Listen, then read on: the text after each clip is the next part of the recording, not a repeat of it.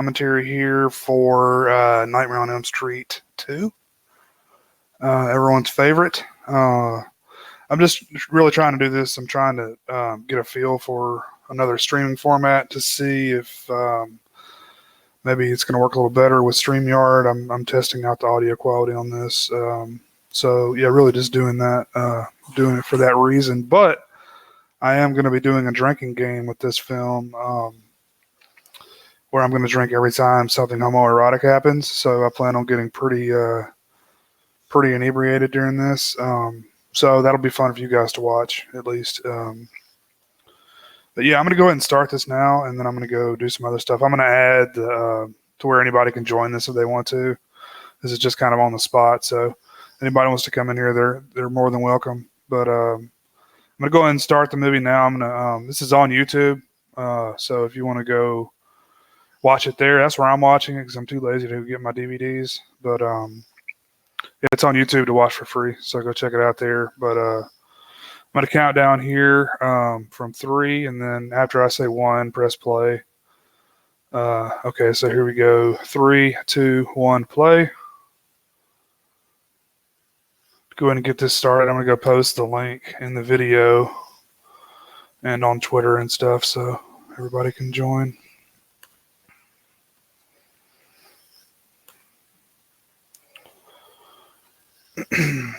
But yeah, Cole and I did a commentary last night on Amityville 2, and we're using a service called I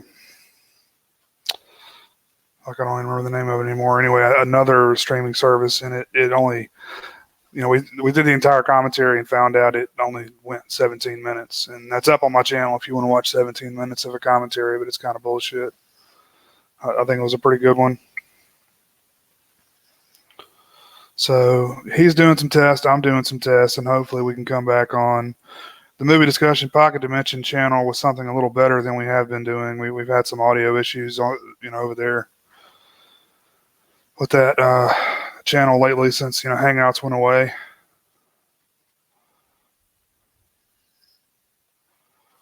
But looks like we got old Freddy driving the school bus there. That's a nice touch.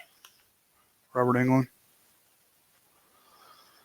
Hope Mark Patton doesn't do anything too homosexual for just a minute, so I can get this done.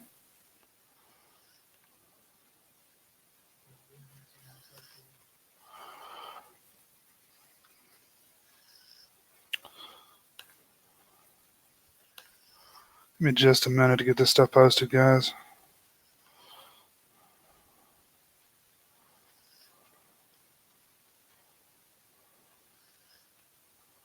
Shit.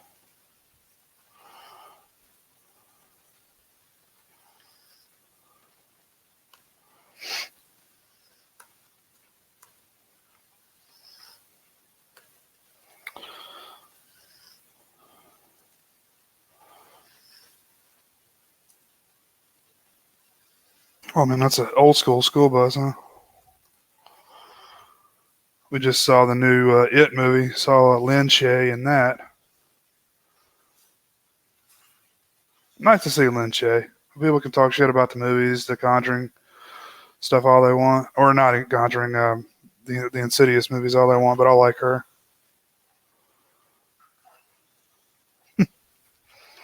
So it's got some kind of crazy subtitles on it. I'm not sure even what language that is.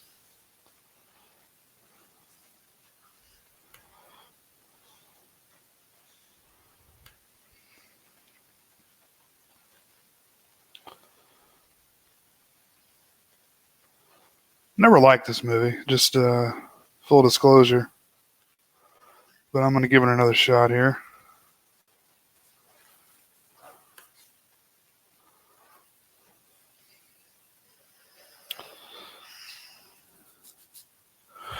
And Twitter has changed up their fucking format. I can't even figure out how to do a goddamn post on here.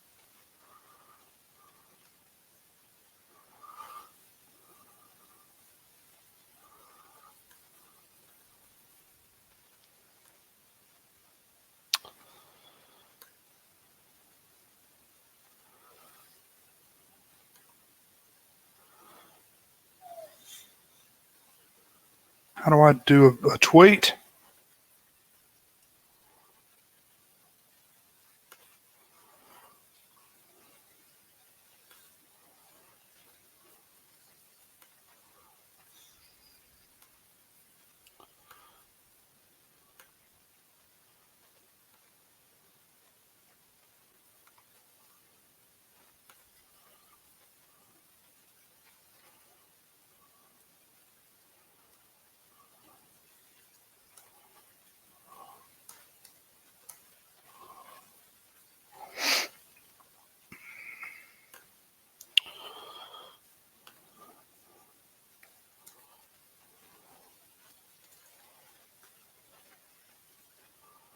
Okay, I posted this in the video live chat.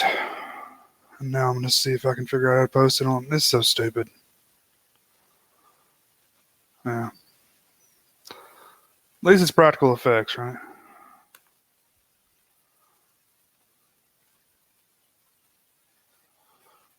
This is a dream sequence, I think.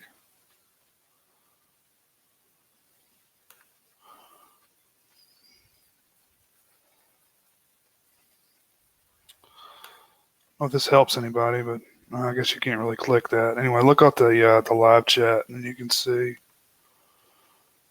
the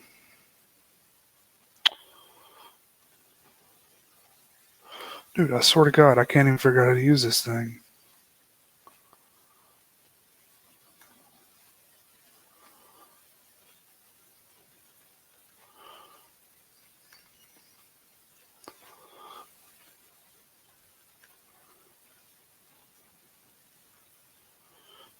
Oh wait, maybe this is it. No.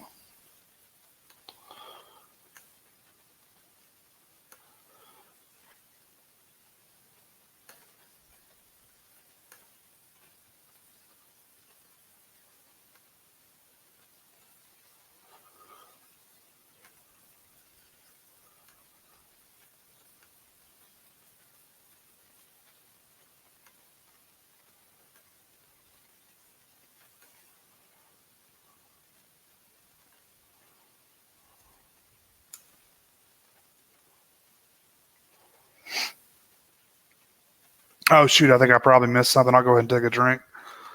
I'm sure Mark Patton did something in the bed there. We'll go ahead and go with just being in tidy whities qualifies, right?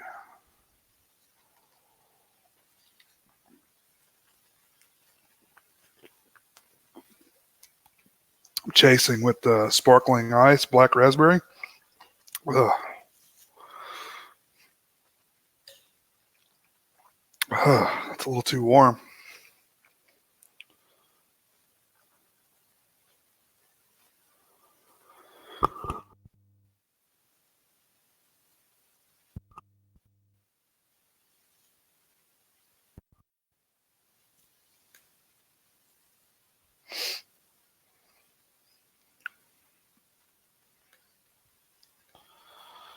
Oh, I know what I can do. I can respond to it instead of posting something new. Okay.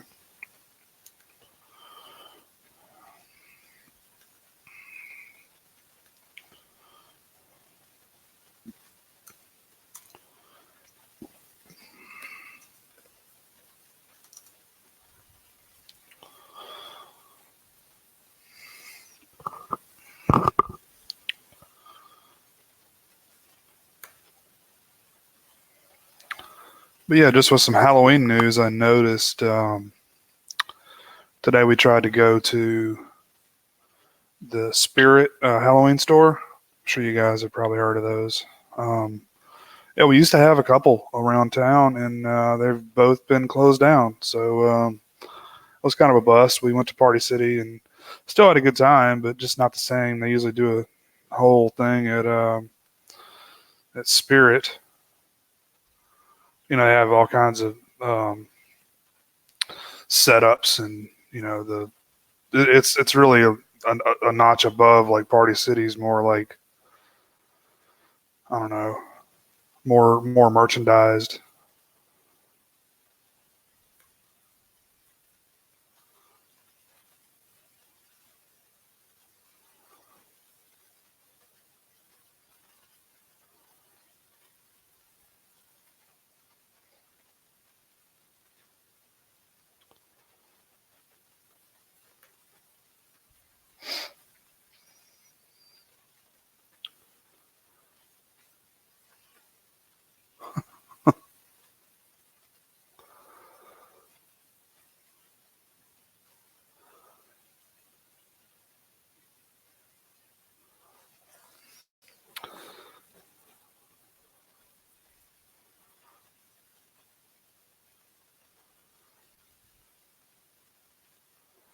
I've got auto-generated subs on top of. Oh man, I don't know that Portuguese maybe. So I'm doing my best here. If I miss anything, please let me know in the comments. Okay, there we go. We'll call that one. Okay. That's probably more than one, but I'll go with the one.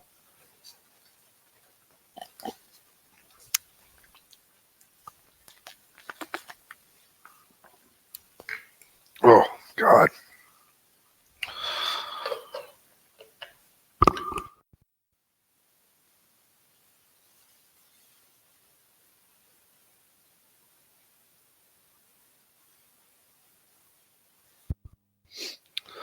Those are some weak push-ups, by the way. This guy's going to be the death of me right here. This coach. Everything he does.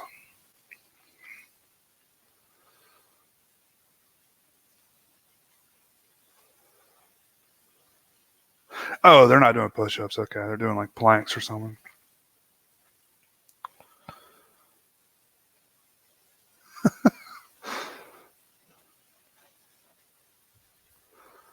I still can't believe this movie got made.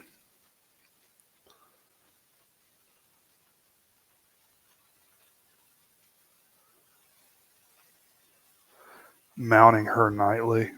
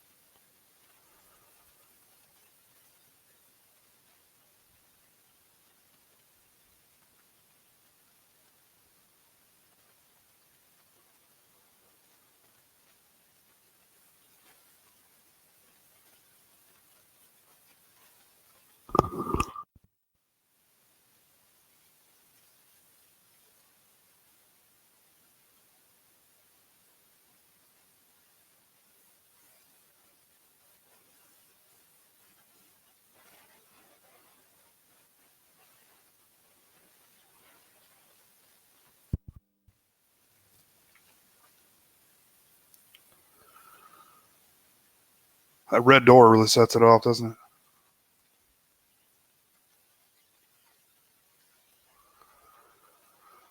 Is that new Coke? I believe that's a new Coke we have, folks.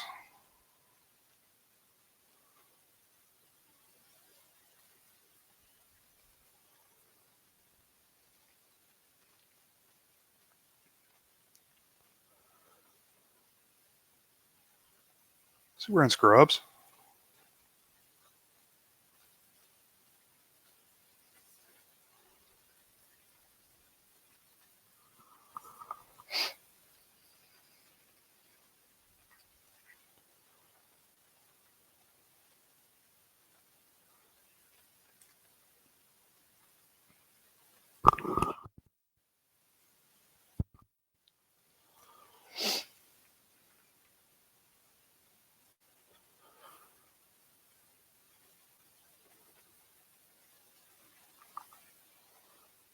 It's directed by Jack Shoulder. I'm actually a pretty big fan of his.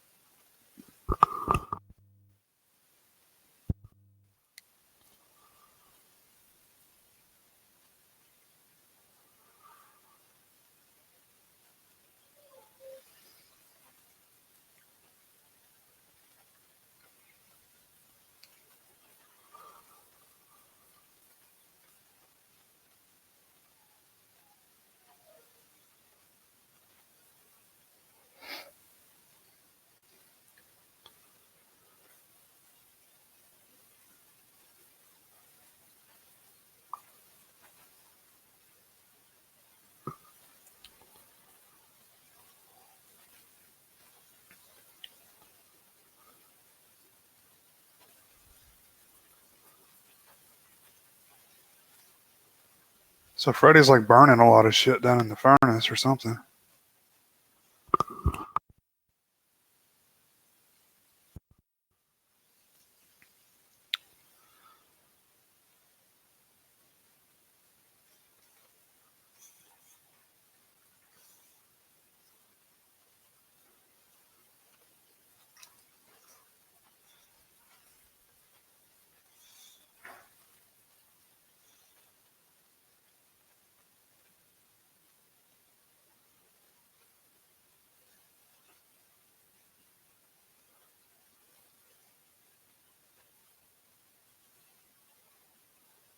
Whoa. Oh, that's fucking awesome.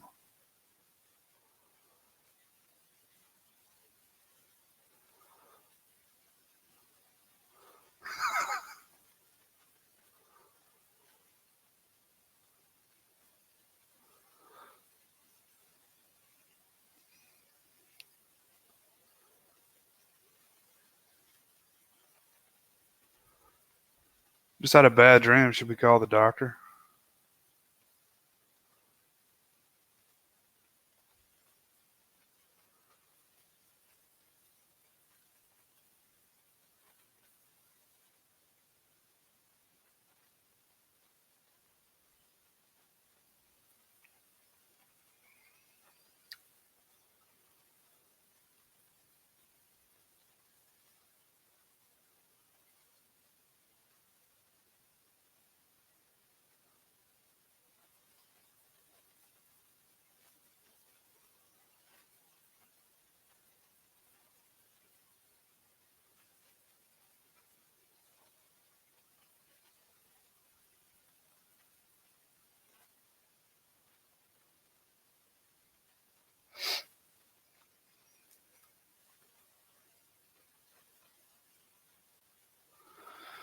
Uh-oh. This is not going to be good. Yo, look at this queer falling asleep over here.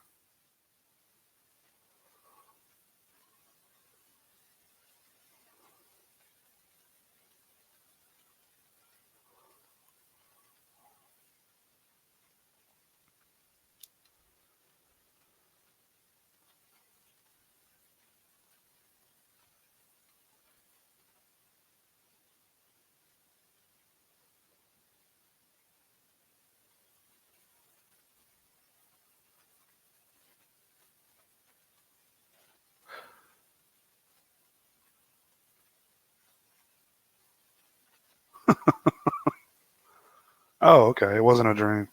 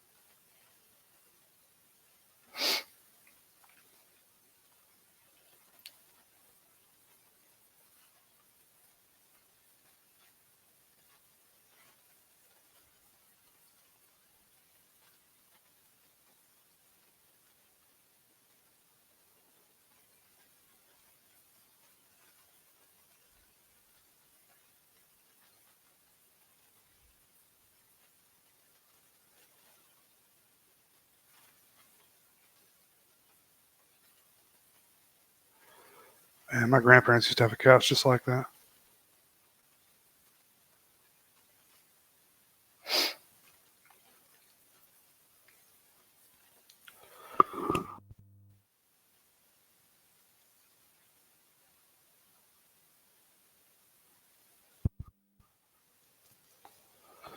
All right. That's packed.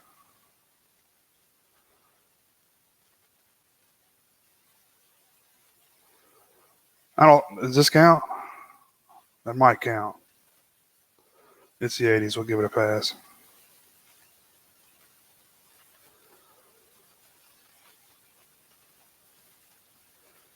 When he does his dance, I'm going to have to drink. Oh fuck. Oh fuck. That's it.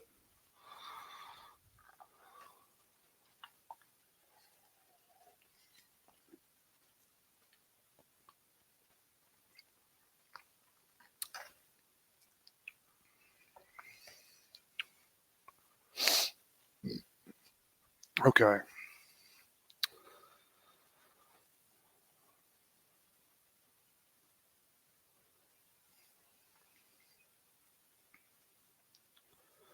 Store says no chicks.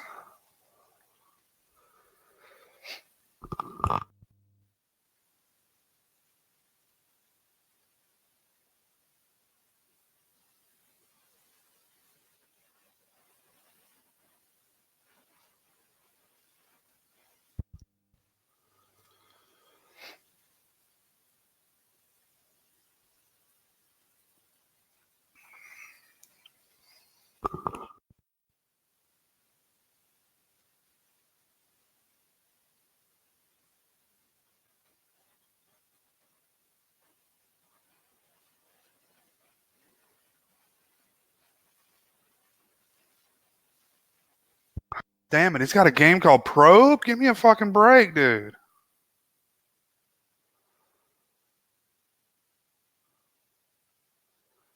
Where do I put all these copies of Man Meat Magazine?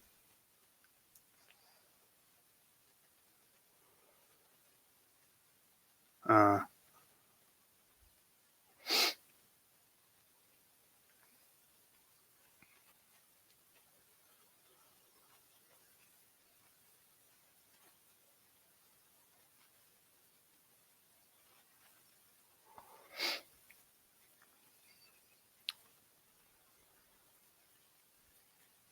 oh, talking about that Johnny Depp.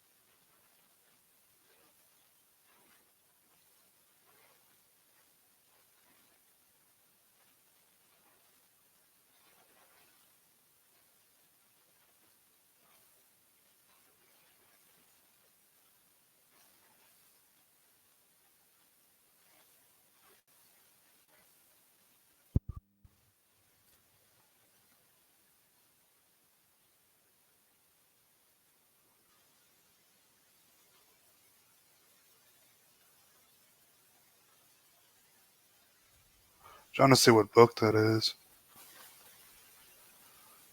Oh, that's cool.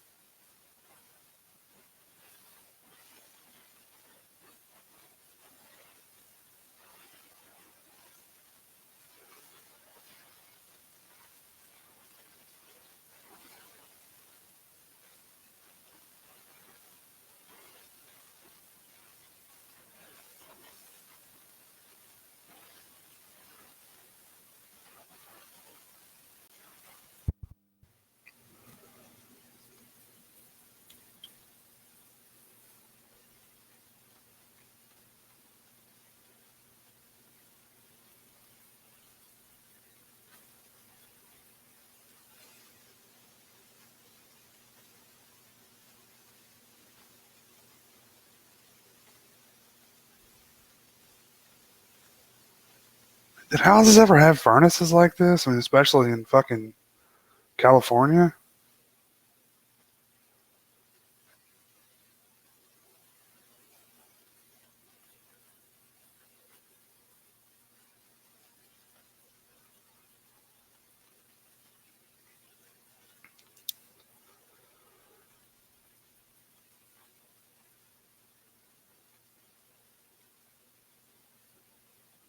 Yeah, so he's in one of the nightmares right now. So I was gonna be like, I'd keep that shit. Put that shit on eBay.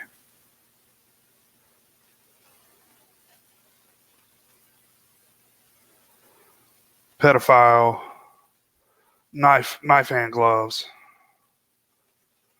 $500.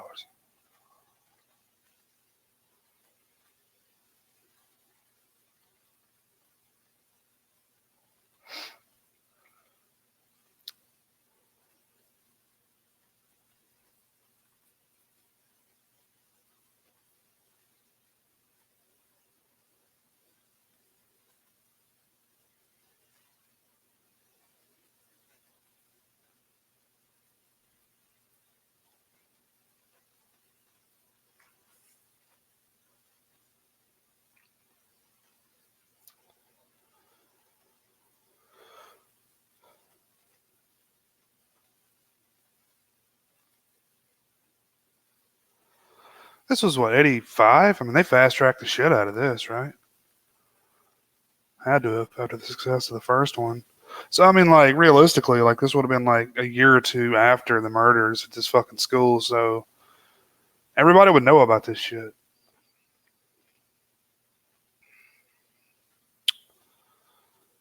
This was 80, 85, yeah.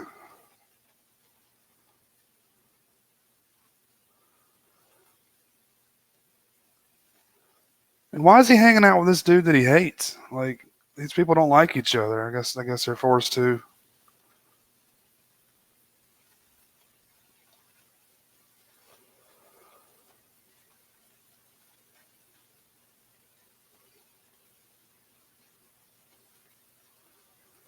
Oh shit. Uh, oh yeah.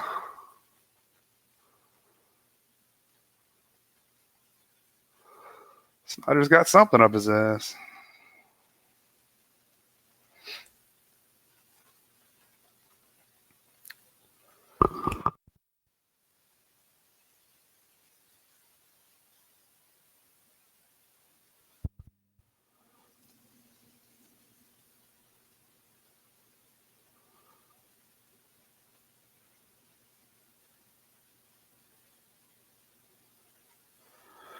What do you guys think that these films would have been like if like they wouldn't agree to pay Robert Englund enough to reprise the role?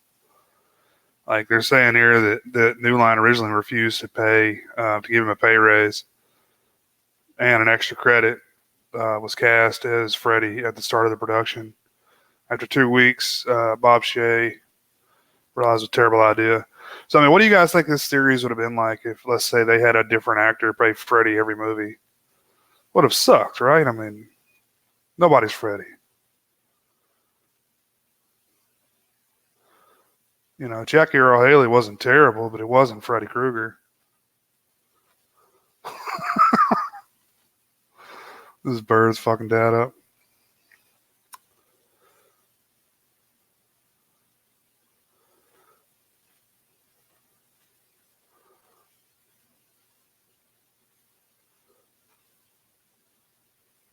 Man, his back is covered with sweat already. He's stressed the fuck out. Oh,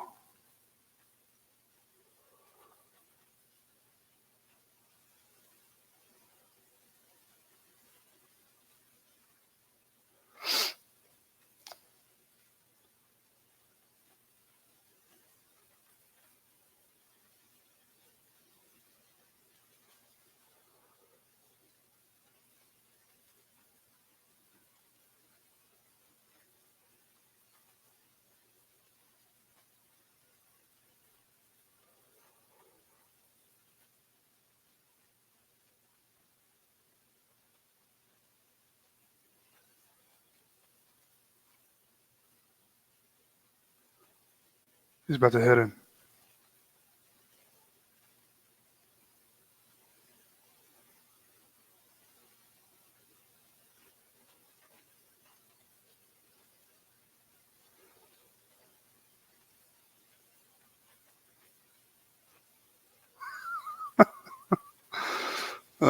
Gotta love domestic violence.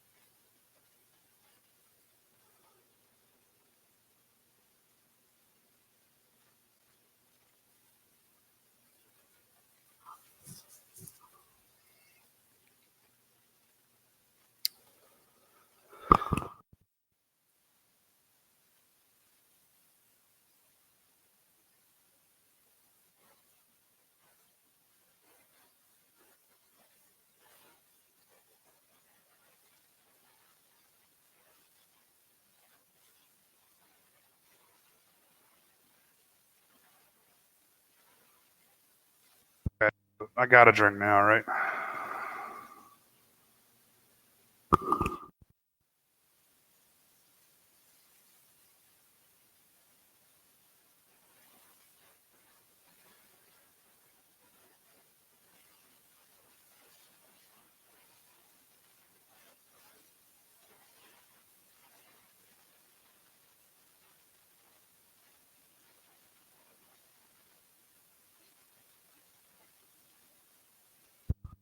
Got to get some ice. I'll be back in like 40 seconds.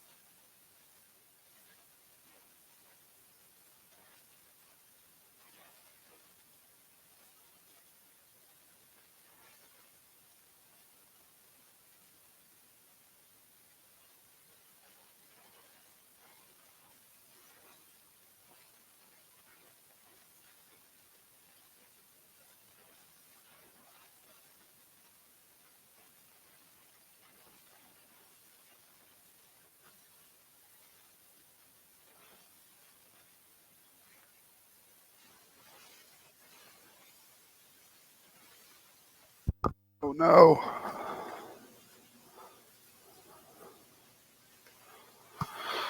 I just realized what I walked in on.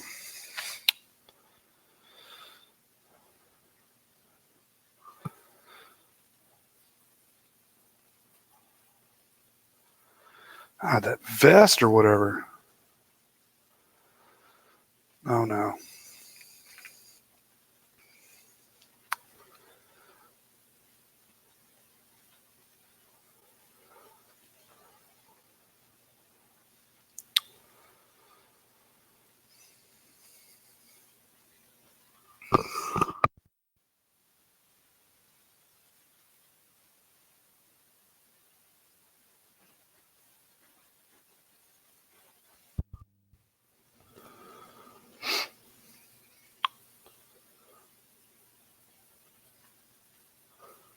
Oh, not the dodgeballs.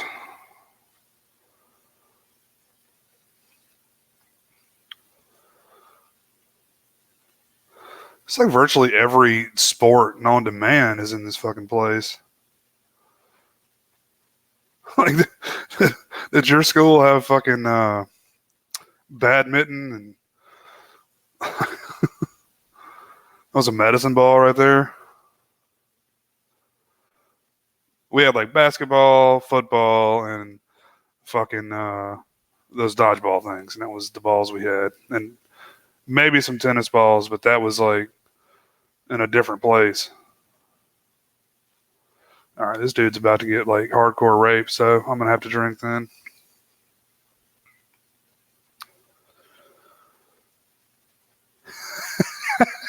This is my favorite part of the movie, by the way. This really makes it for me.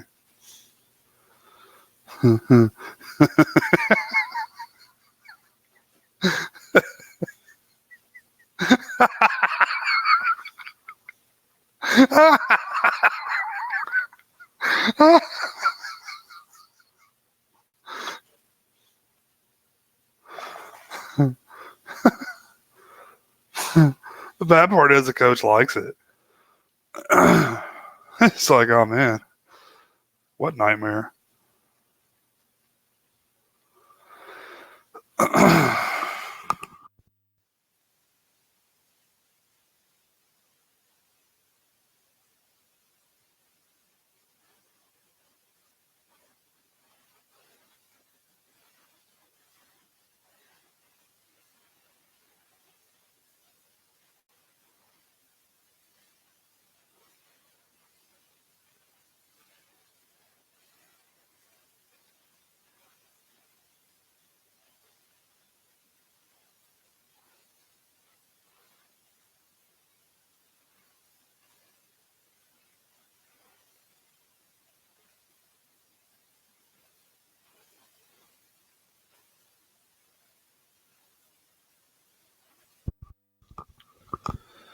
Oh man, that was great.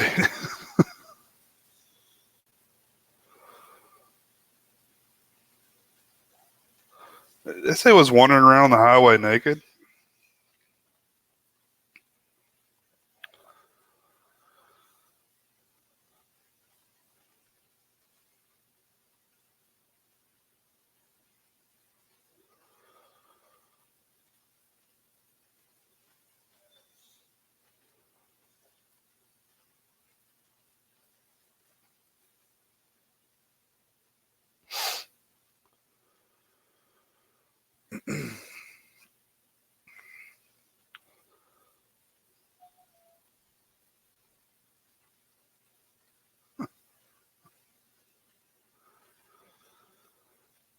Oh man, I'm gonna slow down. I gotta get some more vodka.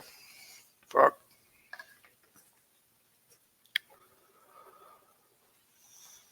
Jesse's gonna make me sick tonight.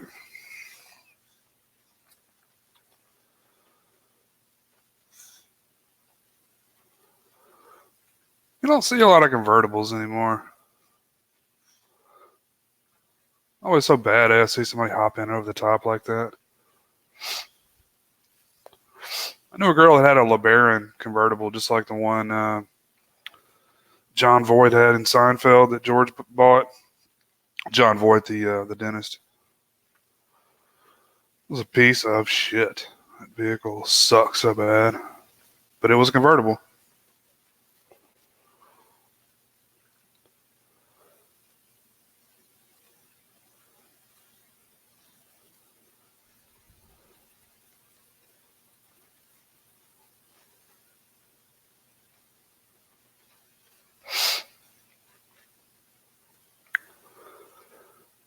I guess like unless you lived in like Arizona or somewhere, it really wouldn't be functional. It rains too fucking much here,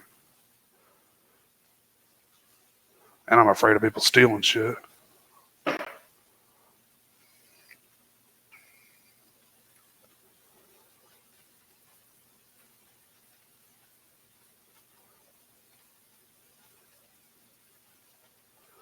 Oh shit, Jesse, what did you do?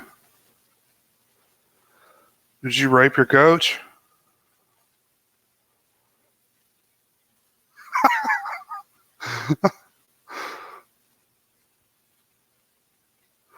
God damn, I've seen this kid in his underwear enough.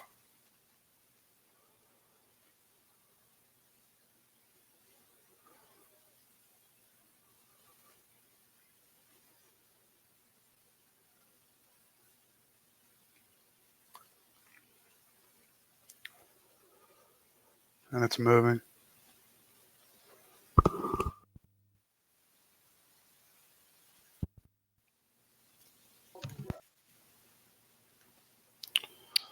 What is Oh, up? hey, what's up? You guys hear me? You got two at the same time. Hey, Joe Bob, what's up, man? I hear you. No, I can't complain. Getting ready to go to the beach in a little bit. Cool. That's Myrtle Beach, right? It's good to meet you in person. Yeah, this movie's cracking me up, man. So you're watching Nightmare 2, huh? Yeah. Where you at? I'm Leaving sorry, North Carolina. I've been heading down North Myrtle Beach Oh, for yeah. a little bit to see my uncle. I'm at 41 minutes, 25, 30 seconds, 41, 30. Okay, I'll try to get there. Yeah, I'm going to be on here for a little bit, so. Cool, man. Yeah, blah, blah, What's going on with you, Jay? Not much, man. Just getting ready for the Halloween season. I know that feeling. Trying to find a decent streaming platform to use so our videos don't suck more than usual. Yeah. We tried. We got, what was it? We only got 17 minutes last night? That was so weird. I don't know if I'll trust that anymore. I know. That was light. Yeah, I think I saw that the other day. I was like, Yeah. wow. It did not inform us. I mean, we did the entire thing, and yeah. I already missed lots of gay stuff I can see as I'm going through it. Like there's one. Yeah. When you're going at top speed, it's just basically a montage of homoeroticism. It's so impressive they managed to get it produced and released because the homosexuality. Yeah, well, I mean, it's so much. There's so many people that say like they had no idea at the time, and I get it because the '80s had a pretty gay vibe going, so I get it to a certain extent. I guess, man, but it's some obvious stuff in there, like he had a video game or a board game called Probe. Yeah. I mean, it's just one thing after another. Okay, I'm almost there. I'm at 43:10. Okay, catching up.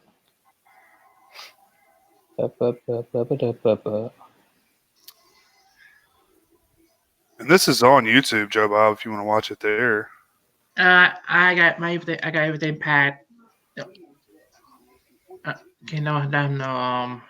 So they're packed the car. Pulling up in the convertible. Yeah. Getting to the old. Oh, this is like the place where his like hideout was when he was the Springwood Slasher, right? Something like that. I think so. Yeah, it's been so long since I've seen this. It's been at least 10 years. Really? Yeah, I never really liked it very much, but controller's dying. I just found it weird. It is, yeah. Especially with the gym coach. Holy cow. Yeah. I don't remember how to add subtitles without stopping it. Oh, I must frame here. Yeah, I've got the auto-generated subtitles, so they're pretty funny. Yeah. I just can't remember how to do it while it's still playing. I don't want to stop playback. Is it, AJ, do you got that Blu-ray set? I just have the DVDs. I got the Blu-ray set. I got this. Is this what you got? Yeah. Yeah. Oh, that's cool. Yeah, it was pretty cheap. I think this maybe. I just have the first film on Blu-ray. A long time ago on Amazon. Yeah. I probably need to get it. I like Dream Warriors okay, but I mean, the most of those movies I can give or take, I could probably watch Dream Master. I really like the fourth one a lot, more than probably most people, even though the fourth one's quite silly. Yeah. Fifth one is just terrible. That may have been the first one I saw, too. When you were a kid? Yeah. Wow. Okay, there, I got them on. Which is the one that has, like, Roseanne and Tom Arnold in it? Freddy's dad. Yeah, it's like the last one. That one's the least watchable because it's just so fucking crazy. Yeah. with the power glove. Oh God, that's the worst thing about it. Now we're playing with power. It's kind of weird that Yeah, I've Freddy got has a them lot more dialogue these days. approaching the cabinet thing. Yeah, exactly. Oh, I did a pretty good job then. Hmm. Ha!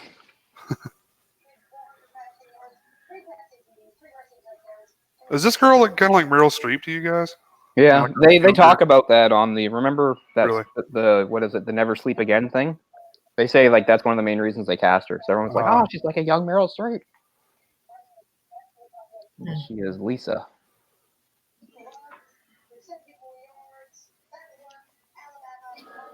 Is my volume too loud? Yeah, it probably is. I'm gonna turn it down. Maybe just a tad. Alright, I got it down. Hey Jay, did your Bulldogs play yesterday? Yeah, they did. They beat Kentucky. Oh my goodness. Yeah. Finally, man, we lost last week to somebody I'm not familiar with, so I'm not very excited for the season. Got the college team? Yeah. Yeah. Like, they lost to like Western Illinois or someone like that. Like a team that is not even like we shouldn't have lost to.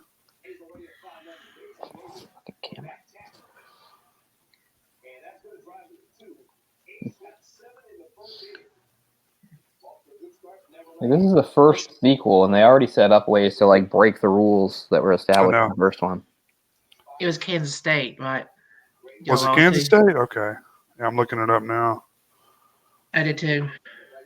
Yeah, Kansas State. Yeah, I'm not familiar with how good they are. The one that had that quarterback do that amazing spin. I was like, wow, that's kind of cool. Yeah. He's got the same haircut as Kevin Bacon in Footloose. Yeah. He has kind of a Mark Hamill vibe too. Yeah, he does.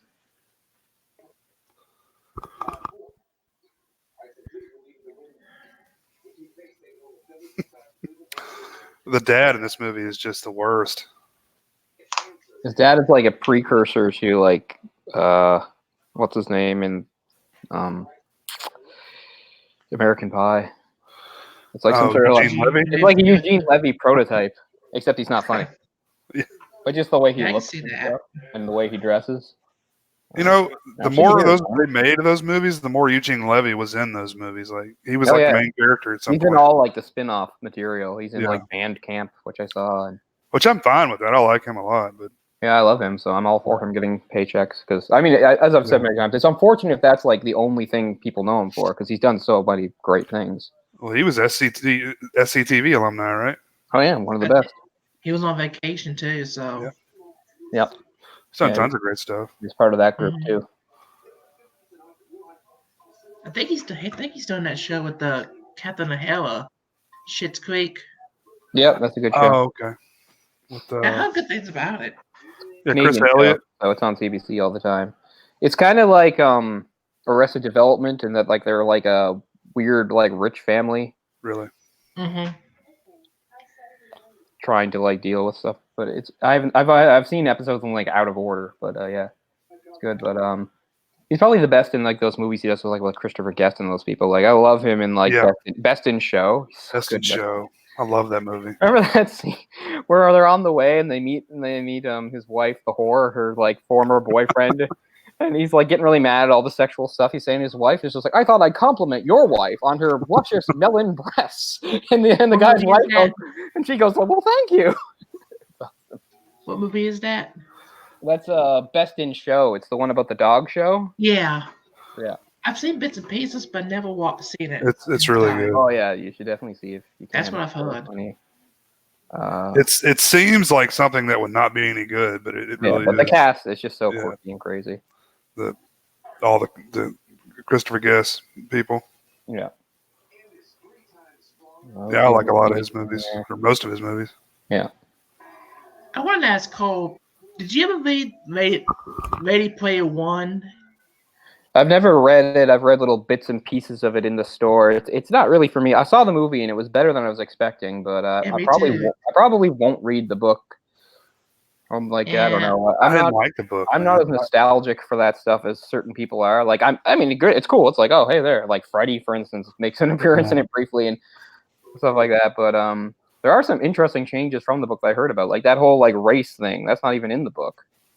So I almost feel lot like it's for people maybe a little younger than us. yeah, it's for people a little younger than Like us that like 90s didn't really kids. live in the 80s, but they heard about the 80s and like, oh, it sounds awesome. Because that's pretty much what the main character says at the beginning, right? He's like, I wish I'd lived in the 80s instead of this crappy world, which you understand because he's living in like this craptastic future. Because I think the book it's set in Oklahoma, Yeah, something like that. and the movie's set in Ohio.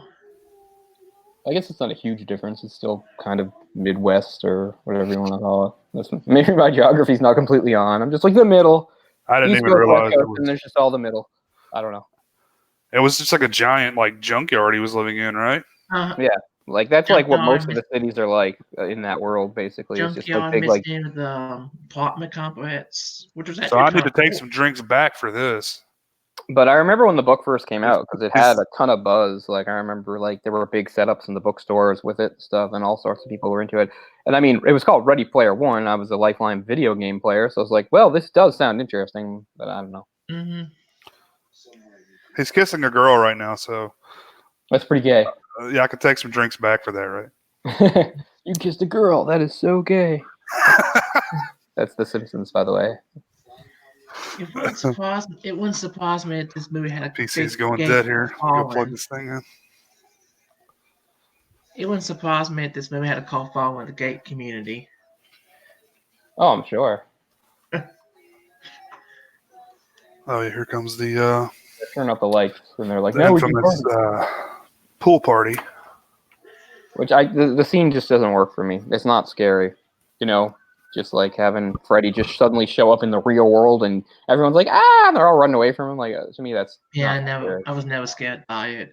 I just have a big problem with like big groups. Like what makes like slasher type movies, and I know these are a little different than slashers. It's the isolation of it. It's not scary when you're in a big group of people. A killer comes at you. That's why one of the many reasons I hate the Hatchet series. And the Hatchet series, they're never really getting picked off. They're always in a group running around getting chased, and I don't know. It's ridiculous. It seems more slapstick than excuse me, scary.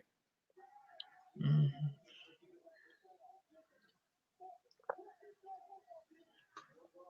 I guess that's some pretty good acting because the actor himself is gay, right? I'm not sure. I think he is. Again, I'm going by my memories of the section they did on it in the Never Sleep Again documentary, which is like 4 fucking hours long, but Which is actually pretty good, by the way. I've seen that. oh, it's very informative.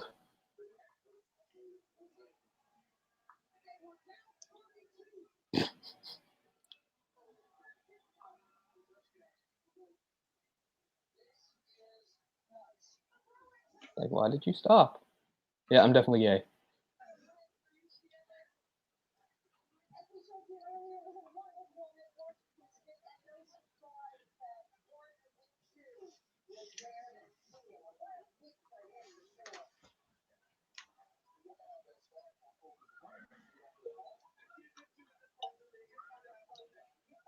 '80s pool party.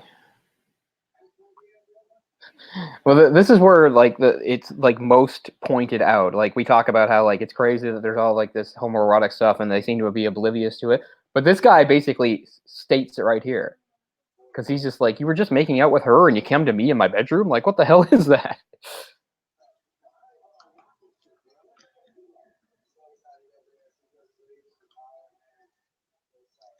To be honest, the only thing I remember about the sequel is what's the character's name?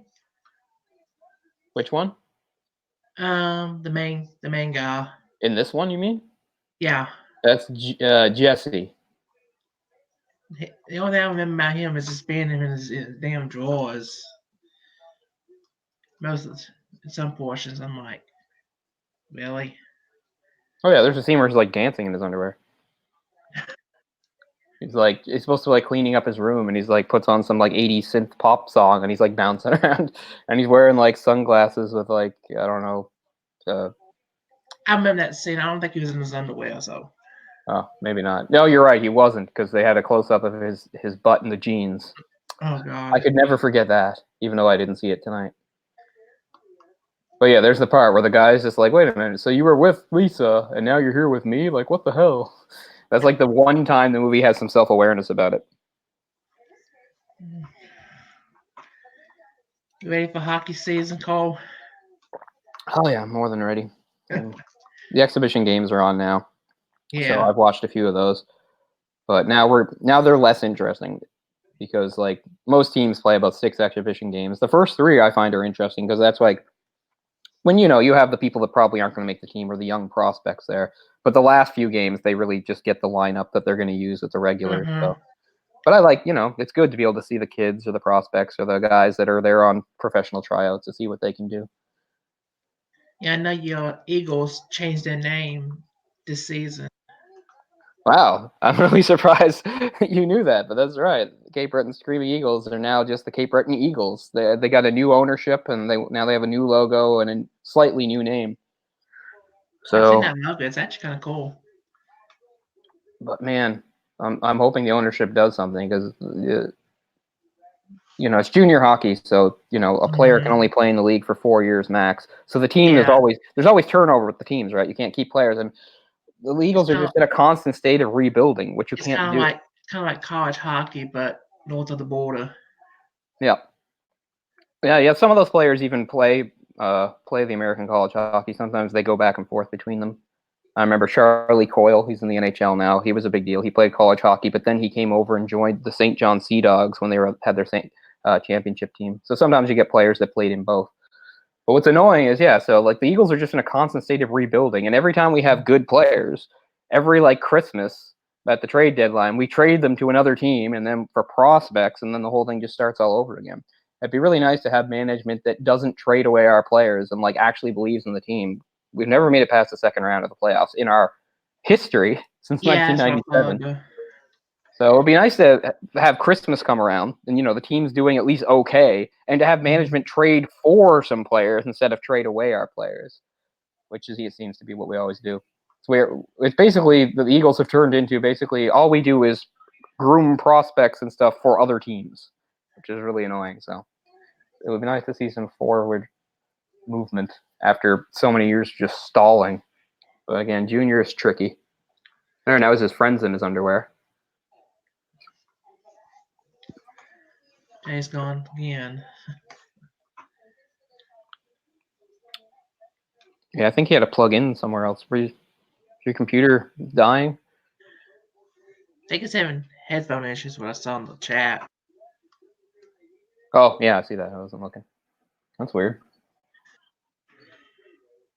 It looks so painful. He's getting the claws coming out of his fingers. Yeah, that's right. Okay, yeah. So the premise of this one is like, Freddy attacks people in their dreams, blah, blah, blah. You're dying, your dreams are dying for real. But here, Freddy has somehow managed to possess Jesse, and now he's breaking through his body to get into the real world. So that's what's going on here. A little bit of body horror, which is interesting. I mean, the first movie didn't have that.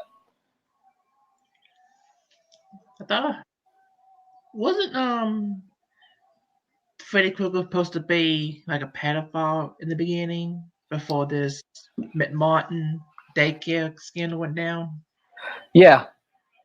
I mean, I don't think it was so bad that they didn't say it, because there's still subtext there in the movie, because the fact was he was a child killer, and the fact is most killers that go out of their way to kill children, there usually is a sexual component to it. So I think it's okay. I don't think it was like badly censored that they didn't use the word pedophile or whatever, because to me it's implied and you get it anyway. That's something they really fucked up in the remake, and they do this thing where it's just like it's just like for one thing, he's not even a killer anymore. Now he's just a run-of-the-mill pedophile, which I hate to say it, but they're a dime a dozen, so it's not very special. It's not like being the Springwood Slasher. And then you have that whole plot where, like, well, did he do it? And, remember the lead character's like, oh, man, our parents killed him, and he wasn't even the right guy. And so it's like, oh, no, wait, he was the guy. But, yeah, so. Kind of like those teachers. That case was huge in the early 80s. Yeah, they made a good movie about, if you mean that daycare one, there's a TV movie starring James Woods about it, about how like that just wrecked all these people's lives and there wasn't any truth to it. There was no molestation going on at all. It's all part of Jay and I were talking about the satanic panic thing. That actually of the 80s, that actually seeped into this case where you had kids saying that they saw, not only were they being molested by their teachers, but they saw their teachers like summon devils and witches and stuff. And it was crazy. That was around the time of that episode of Different Strokes about the bicycle owner. I watched that episode just recently on YouTube. I'd never seen it before. I always heard about the 2-part episode. It's weird because like the studio audience doesn't know what to make of it, so they laugh in really weird, awkward places. It's like, why would you laugh at that? But at the same time, you understand that the studio audience doesn't understand where the episode's really going yet. So just like, okay, I guess that's a joke. It's really, really awkward. But yeah, you can watch those on YouTube. Yeah, I wasn't even alive when it actually aired. I was born in '86. Yeah. No, that's not a show I ever watched or remembered. That was already come and gone, and it wasn't like in syndication or anything when I was It was I think it was all on NBC except for one season was on ABC. Yeah, I don't know. There's certain shows from the 80s that I saw that were like aired and got repeated and stuff, and then there's certain ones that are just a black hole, like something like Silver Spoons. Like I had no idea Silver Spoons even existed. That show. I never had the opportunity to watch it. It was just never on any channel that I got, as far as I could tell. Which is weird because sometimes I got major networks like NBC and ABC, of course, but sometimes I think the programming was different. I don't know. Can you guys hear me? Yeah. Yeah. Just now, or were you able to hear me before? Only just now. Okay. I don't know what's going on, man. I've had problems with the audio and my microphone, so. God damn. Anyway, I need to get to drinking a lot because I missed a lot of scenes there. The thing with him and Grady. Yeah. I'll be right back. I mean, it starts with him like jumping on Grady when he's all asleep on the bed. That's how it starts. I was trying to fix this problem, and I was like, I know I'm missing a lot of quality programming here, but I'm leaning forward too much, I'm breaking my back. Here's something I can't get used to. I shouldn't even be looking at myself about StreamYard is that it's reversed. So when I lean left, it goes right when I look at myself, and it screws me up all the time because I try to center myself on the camera. It doesn't matter now, but like when we're trying to do the other show, I'm always moving my head and going the wrong way. Mm-hmm. I like this one way better. It's good when it's working. The problem is it was doing some weird like audio thing where it was going like all the time. And it seems to be happening because of something between Jay's mic. Because I did a test stream just tonight, and I didn't have any issues, so I don't know. So I don't know what's going on there. Jay said he emailed them to ask them about it. So, but in any case, he hasn't had that right now. So I know he's having issues, but we're not hearing a sound. Before you were hearing like a sound where it would go like. It was super annoying and distracting. Yeah, no, I emailed those guys to see if they could figure out what was going on because we tried everything I could think of. Yeah. Oh, there's a close-up on the wieners. Is that homoerotic? You could argue a lot of this is. I mean, it wouldn't surprise me. This was scary because I know my nephews weren't scared by it at all. They thought it was silly, and they're under the age of 10, for God's sakes. They should have done when the first one she picks the phone up and a tongue comes out, like a dick should have come out of the phone in this one. Yeah. Oh God, that'd be what? And it wouldn't surprise me if that happened. Oh. This movie doesn't have Freddy's inside me. It's not even scary at all. It's just like, please let this shit end. Okay, they're reading Nancy's diary. Like Nancy moved out of the house in such a hurry she left the diary. I mean, I guess that's believable, but seems like a weird thing. Yeah, she was talking about how hot oh shit, what's his name? Johnny Depp was in the beginning of it. Yeah.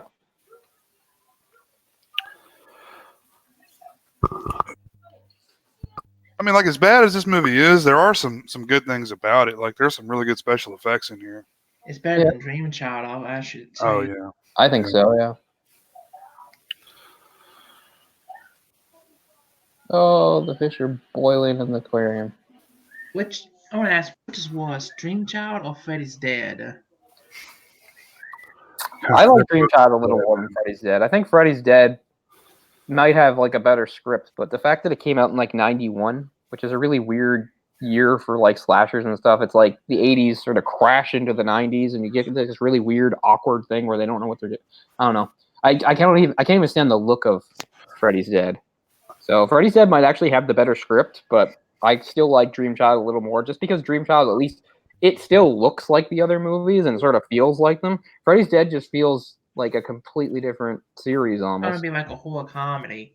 Think about it. It really is. And the only reason I kind of respect Freddy's Dead is it's directed by Rachel Talalay, who was kind of behind the scenes on all of these films. So she finally got her chance to direct, but it was not the best film in the end. What do you guys think of New Nightmare? Not bad, actually. I mean, it's. I think it's probably aged better than you'd expect it to. Yeah. I haven't seen it about a year. I mean, it doesn't quite live up to its concept, but it's still pretty good. I like it. I think I've heard people often say like, "Oh, New Nightmare should have been like the first sequel," but no, it only works if it only works the way it does. It needed the history to make it work. The idea that there were a bunch of sequels and some of them weren't as good, that feeds into it. Like, it wouldn't be good if there just only been one expecting movie. Yeah. I like the makeup too. I never understood why Freddy's face looks so wet all the time. It looks terrible right there. I don't know what that is. Implying that his face is like burnt, right? Like because he was burned alive, and yet like wetness does not come in with burnt. I mean, I guess if you have blisters and they burst, but I don't know. I never liked the wetness they do for his face for some of the movies. It's just that shiny latex. Yeah. Even his hand is like that. Yeah. New Nightmare is almost before its time. Like, knowing that Wes Craven was going to do Scream next, it really makes a lot of sense. Like, he was probably you can see how it probably got the wheels turning with some sort of like meta self-aware type thing. And if you think about it, Scream really needed to come out when it did, because slasher genre was really I mean, even if people don't like Scream, you can't overstate how important it was and the timing and everything. Then it mostly spawned a bunch of shitty imitators, but it still got things going. Mm-hmm. Yeah, I mean, he kept the genre alive. Mm-hmm. I'm not the biggest fan of Scream, never have been. I mean, I like the film okay. I still watch it from time to time. I watched the first one. I actually watched the second one too. Yeah, part 3 is not that great, but yeah, I like 4 better than 3. I like 4. I like 4 too. I think 4 is better. I don't think I've seen 4. It's not bad. It's better than 3. Yeah. Although once again, it has kind of an unbelievable sort of resolution. Boom! I see. This is just too silly to me. Like, look at him. He's like, ah! We're like, ah! And he's like, ah! Yeah, I mean, it's silly. It's not scary. It's not like this lone man stalking you in your nightmares down like shadowy paths and hallways. Yeah. It's a pool party, and suddenly he's like, I don't know. I just can't find. They really ramped it up. And he's gonna be like, "You are all my children now." I'm like, okay, sure. So I missed it, but he's actually came through Mark Patton, right? Like that's like the main thing going on in the movie, right? It's like he's using him as like a vessel to break through into like the waking world, and now he's done it. Mark Patton's actually kind of interesting. It is. But that's like kind of his way into the real world. Yeah. But I mean, I wouldn't even mind like that. It's just like this is a silly reveal for it. Oh, I mean, yeah, he is stabbing a few kids, but still, it's. Cole, are you watching this on YouTube? No, I got the set. Oh, you got the set. That's right. That's right. I'm so curious what language these subtitles are in. YouTube has weird subtitles. Well, it has subtitles in grain, but it has the auto. I'm watching the English auto generated. My stupid YouTube is obsessed with the Catalan language, whatever it's called. Because every time I try to do anything on my channel, it just resets itself to that. I had to look that up. Yeah. When you told me about what that language is, I'd never heard of it before. Wasn't it like a Basque language? Isn't it something that they speak like between like Spain and Portugal or It's something? a very small area that actually And yet, for whatever reason, my YouTube constantly resets itself to that language. No matter how many times I put it to English, it goes back to it. It's like Catalan, Italian. Oh, shit. Yeah, I don't like the look of Freddy here. At the beginning, he was okay, but this is weird looking. It's strange. I don't know if they're trying to make a point of saying he looks a little different because now he's out of the dream world. I don't know. Or if it's just inconsistency. Oh, I love that girl's red bathing suit. That one piece. That's great.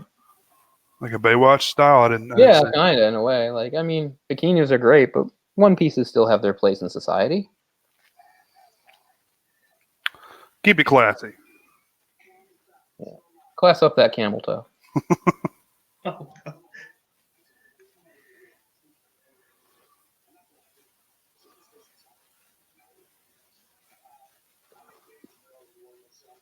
Yeah, I was talking before you guys came on that you don't really see convertibles anymore.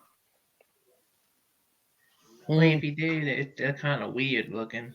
Yeah. Kind of like station wagons. Yeah, you don't see those anymore. That's for sure. Or minivans. His family had a old school station wagon when we were kids. They got rid of it by the time he was like a teenager, but he had like the old school sort of station wagon. Wow. Like the wood paneling or whatever it is. Yeah. Oh my God. We used to hang out in it sometimes because it had that weird sort of like extended back seat where the part would, where the back window, that part was like much bigger than in most cars. Like you could actually almost crawl up in there if you were small. Yeah. Like, I can remember us like playing like games there and stuff.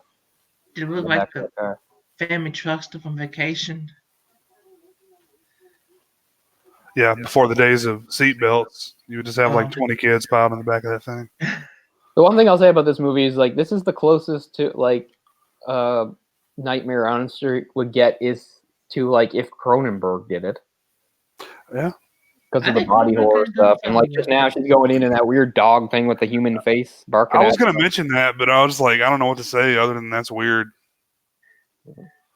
It's like there's no, like if there was an alternate universe where Cronenberg had done the movies, this is the closest that we get to that. This is the guy that did The Hidden. Have you ever seen that? No.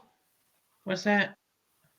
The Hidden, it's a pretty fun film. It has the guy from Twin Peaks, can't think of his name right off. McLaughlin. Yeah, McLaughlin. Yeah, Kyle McLaughlin. That's right. Yeah, which is a show I've never seen before. It's not my take. I like it a lot. It's like an action horror film. It's got a lot of really cool body horror stuff in it too, though. I think I've heard the title, but I've never seen it. It's like batshit crazy, like 80s cocaine, special effects, fast cars, guns. It's kind of like Massive Overdrive. Sure, yeah, it really fits into that vein, and I like it a lot. It's always been one of my favorites. It's just like an alien that keeps jumping bodies. Oh yeah. I wanted to mention this. I know you two watched It. Mm-hmm. Have you seen It Chapter 2 yet? Yeah, he just did. I haven't seen it yet, but he did. I actually saw it yesterday. Yeah. Oh, I've heard it's actually better than people's. I heard it's actually better than the miniseries. Oh yeah. I think it's loads better than the miniseries. I really like the first one, so I'm gonna see the second one. Although I'm less interested because I like the kid's story better. I thought that are part of the story, but I mean there are a lot of the kid stuff in this film, but yeah, I think one of the kids from Stranger Things is in the first part. Can't think of his name. Yeah, isn't he the kid who plays Richie? Yeah, I think so. I've never seen Stranger Days, but I remember that. Oh yeah. It is Richie. Yeah, and completely different role than the Stranger Things. I know one of the kids is gonna be in the new Ghostbusters film, which is kind of cool. Another Ghostbusters. Is this that weird like do-over Ghostbusters they were talking about? This is like Ivan Reitman's son, right? So this is the one that like makes all like the feminist types really mad because they're just like, what you're trying to do is like erase the other Ghostbusters. I don't know. Because he made like some tweet about it and everybody took it wrong and they were like, so you're just saying you want to wipe the other one from existence or something. It's like, well, he can't. Yeah. You can make 15 more Ghostbusters movies, but it doesn't erase that one. It's the same thing people say about remakes. So why are you bitching about a remake? You know, like it's not going to erase the first film. Yeah. It to me, it is what it is. I mean, I don't like bad remakes. They do upset me, but not quite to that extent. I mean, considering they made that movie, I would be totally cool with them making another Ghostbusters movie. You know, because that was not a good film. I think this new one's gonna be a lot better than. I wouldn't doubt it at all. I think I can make a better film than. I mean, if Leslie the newer Jones film. would have called out the movie with the kids involved, Yeah. she would have got her ass into trouble, big time. I think that was a whole. I don't remember what the hell that means. He's like bleeding. She's gonna. Yeah, it got political when Hillary Clinton joined the cat was wrong with the cast of the movie on Ellen's talk show. I think you probably remember Hillary Clinton dressed up in Ghostbusters attire and Trump's head on Slimer. Okay. I thought that I was like, okay, they're desperate, big time. It was more like a push for feminism, and I think a lot of people gave it a pass because of that. And you know, anything I say is going to be taken as something negative towards that feminism movement or whatever. But I just didn't think it was a good movie. I mean, I haven't seen it. But... Well, I mean, it's the same way I feel like when they sometimes change when they do other like comic book characters and stuff like that, and they give them maybe a race change or a sex change. It's not like I think that that's a bad thing. I think the female cast could have been cool, but it was just miscast. That was the problem. I mean, I like a lot of those actresses. I just don't like the way they went about it. Like they did Paul Feig has this way of just rolling and them ad-libbing. They ad-lib for, I mean, a long time, and then they take the best cuts of that ad-libbing. And I just don't think that doesn't work. I don't think it's going to work in a film like that. No. And it didn't. It didn't work. I think it bombed in the United States. Do what? Did it bomb? I know it bombed big time in the United States. I'm not sure. I know it didn't get released in China, so that probably hurt it pretty bad. Yeah, I saw the broadcast. But that's just for ghost stuff. Yeah. There's certain things you can't do or say about ghosts in China. I ain't afraid of no ghosts. I ain't afraid of no bitches. I don't know, man. It's just that turned into more like an agenda than a film, really. Mm-hmm. Like a statement. I think one of y'all said that people were going to forget the movie in about 6 months. People forgot about the movie a month after. Yeah. That's what I was thinking to myself watching that broadcast. I watched it. I think it came out on like Stars or something, and I finally did watch it just because I was curious. It was on FX one time, and I was like, "Should I watch it?" But it's really not good though. I mean, I heard Chris Hemsworth is actually pretty decent in it. Yeah, I mean they kind of played him up as like the male like sex symbol, right? Yeah, it's just like a one-note character. He's like, oh, he's pretty stupid, but he's attractive. You're the Annie Potts. A man can be objectified too, I guess. Yeah, okay. Sure, go for it. He was actually pretty funny in that Vacation movie with Ed Helms. No, I never saw that. Not as bad as I thought. Really? I didn't like it. Christina Applegate was in it as well? Yeah. It's just called Vacation. Yeah. I did not like it. It had a few jokes that were decent, I guess, but as a whole, I did not like it. The younger brother, God, he was a nutcase. So she just like... it's the same old thing you see in these movies. I know you're in there somewhere, and she like kisses him, and then like, I don't know, her love like burns him off him or something. Because here he is, emerging. Such a cliche. I think he really should have just given her a hug right here and then gone and like made out with the other guy in the short shorts. Oh God. That would have style. I mean, if you're gonna go, do it big.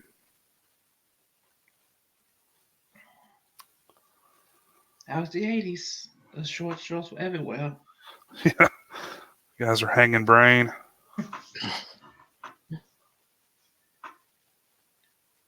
She has the same like cry face as Streep too. Her nose is not quite as jacked up, but I think actually when she's crying, she's the most like her.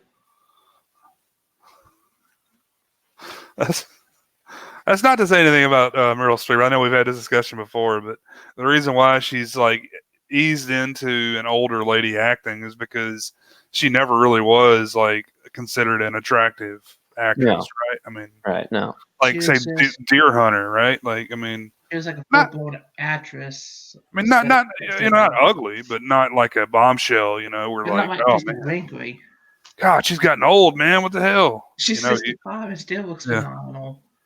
I mean, she's great. I mean, I Mm-hmm. just don't like a lot of the film she makes. Is really not my style. She was in Famous like probably the one I could watch a lot sometimes. Sophie's Choice. She was good. I've always wanted to say that. It's probably her best role, I would think. It's interesting too. Like I was more interested in Kevin Kline because he's so playing against type in that movie.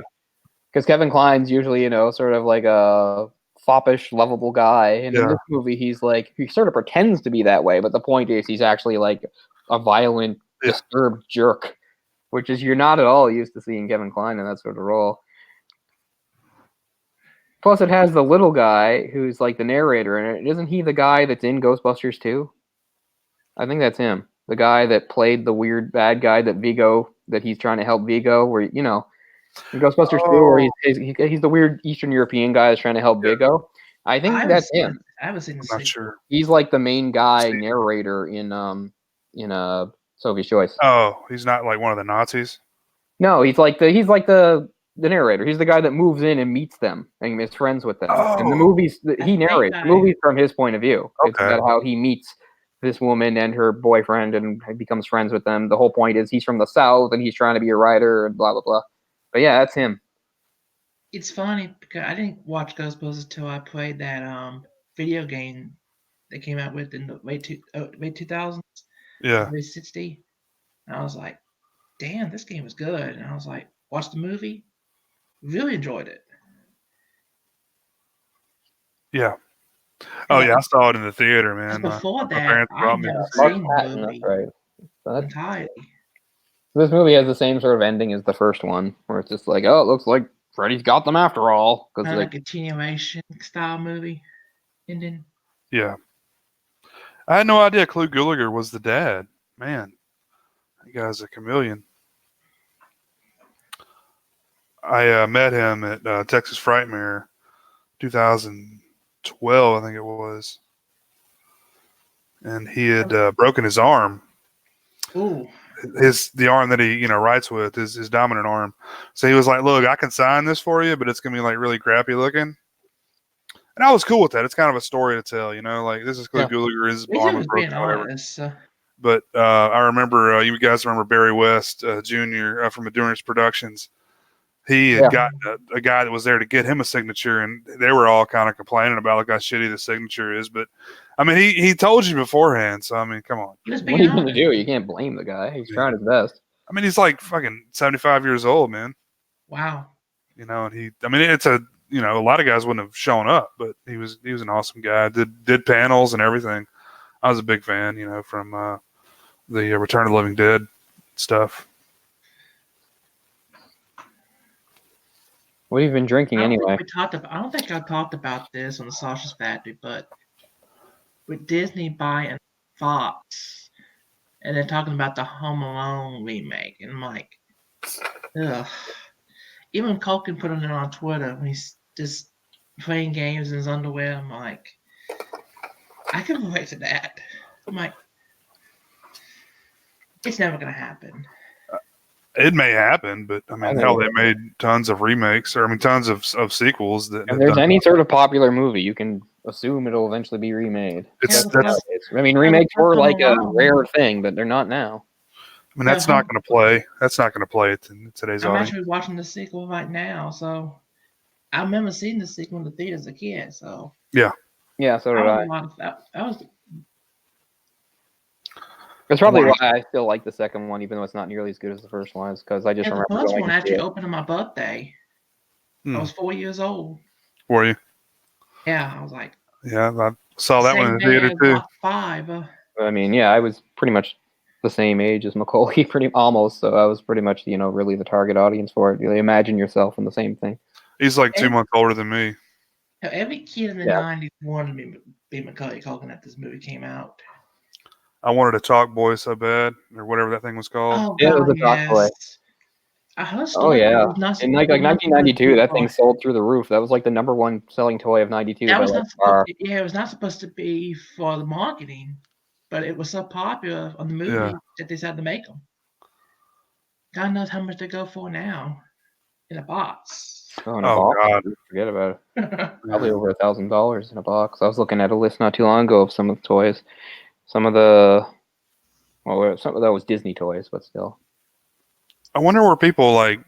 I don't know. Back then, people didn't think to keep things in boxes and stuff. Like, I've got tons of toys in boxes that is not worth shit right now. Yeah. Because we all, our generation realized that and kept things, in mint condition and stuff. Yeah, exactly. That's why it's so hard for anything coming out, even in the last while, to like be considered valuable because nothing's rare. Yeah. Like the most recent thing I can think of that's like considered like valuable is probably maybe like Walking Dead issue 1, which came out in 2003. And the reason that is because it was a limited run.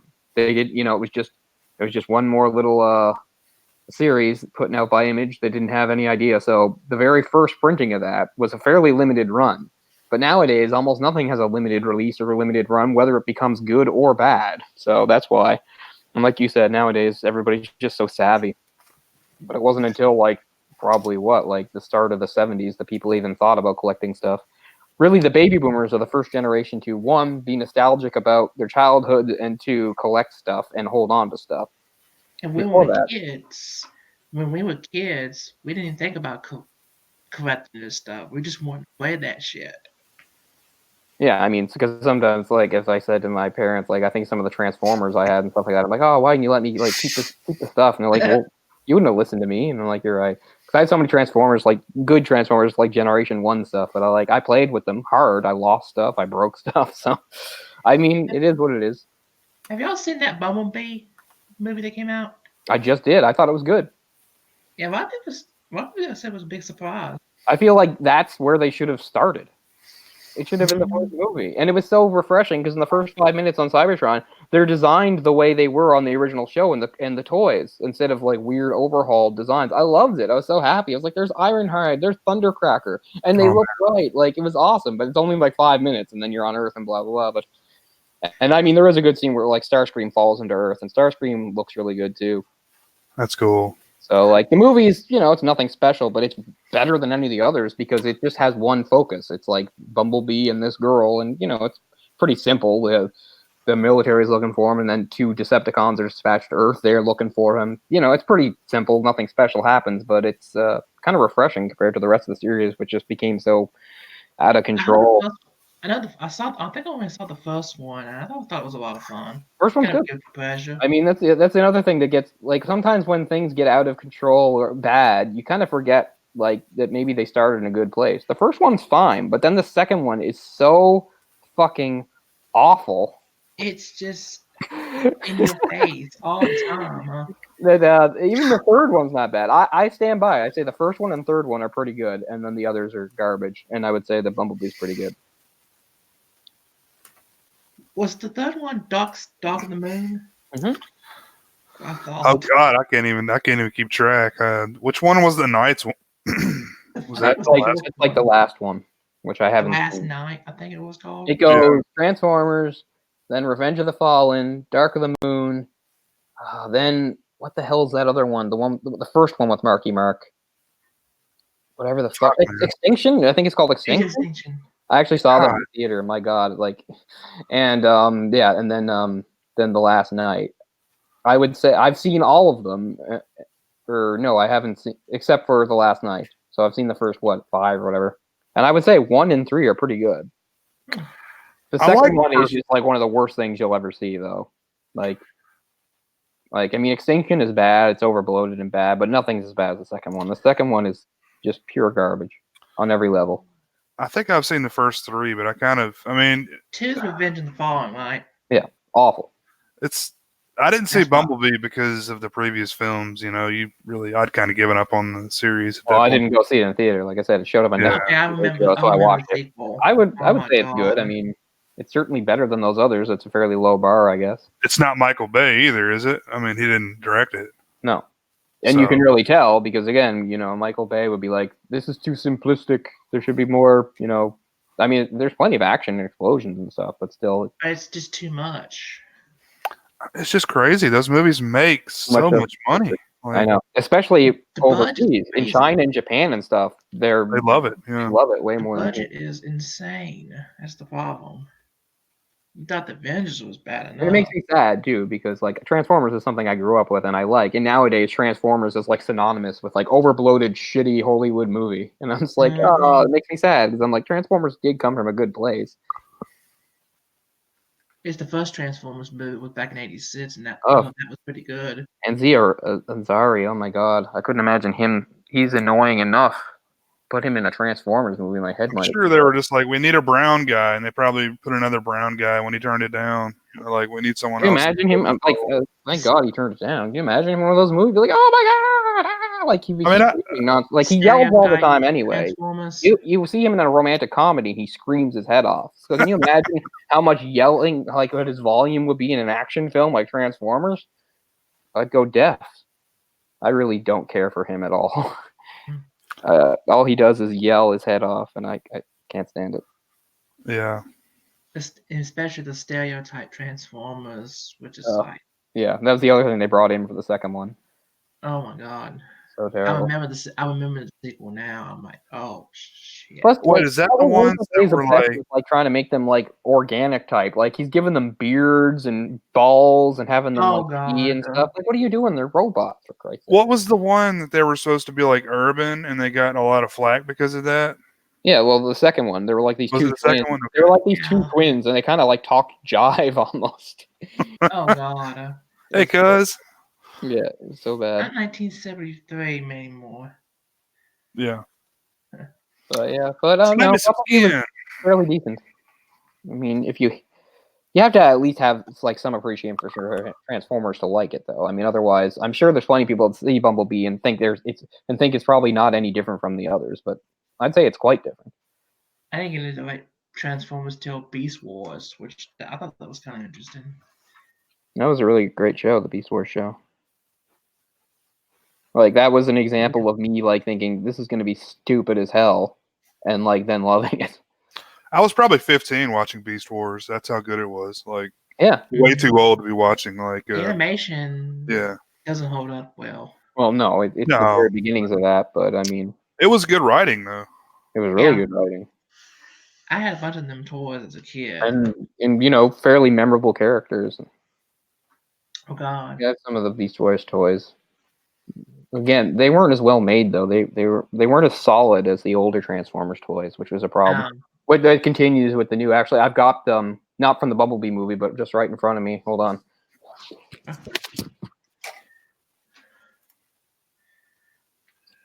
Here's Bumblebee from like 2007, like from the original movie. So this is the 2007 Bumblebee from the original movie. There's more versions of Bumblebee than any other Transformer, even Optimus Prime. Really? There's like 150 Bumblebees or something. He was never my favorite. I like Starscream the best. Starscream's my favorite by far. By far. I forgot who Startrain was when he vehicle. What kind of vehicle was he? He was one of the seeker jets. Like an F-16 or something? Oh, okay. F-15, whatever. Jets. But I love Starscream. He's like the template for like the scheming underling. Always trying to undermine Megatron, always trying to take over. Till he actually does get killed in the first movie, the 1986 movie, which is really good. That's a really great part too. It's like I people said that Megatron and a whole bunch of the others after they lost the battle are like, thrown out into space to die. Unicron transforms them, turns them into different things, and he comes back as Galvatron. But meanwhile, on Cybertron, they're having a coronation a coronation ceremony for Starscream, who's declared himself the new Decepticon ruler after Megatron dies. And all of a sudden, Then all of a sudden, Galvatron, his guys show up, and he goes, "You as the ruler? This is bad comedy, Starscream." And he goes, "Megatron, is that you?" Galvatron goes, "Here's a hint," and blows him to ash. I love that. That was Leonard Nimoy doing the voice of Galvatron for the movie. Oh wow.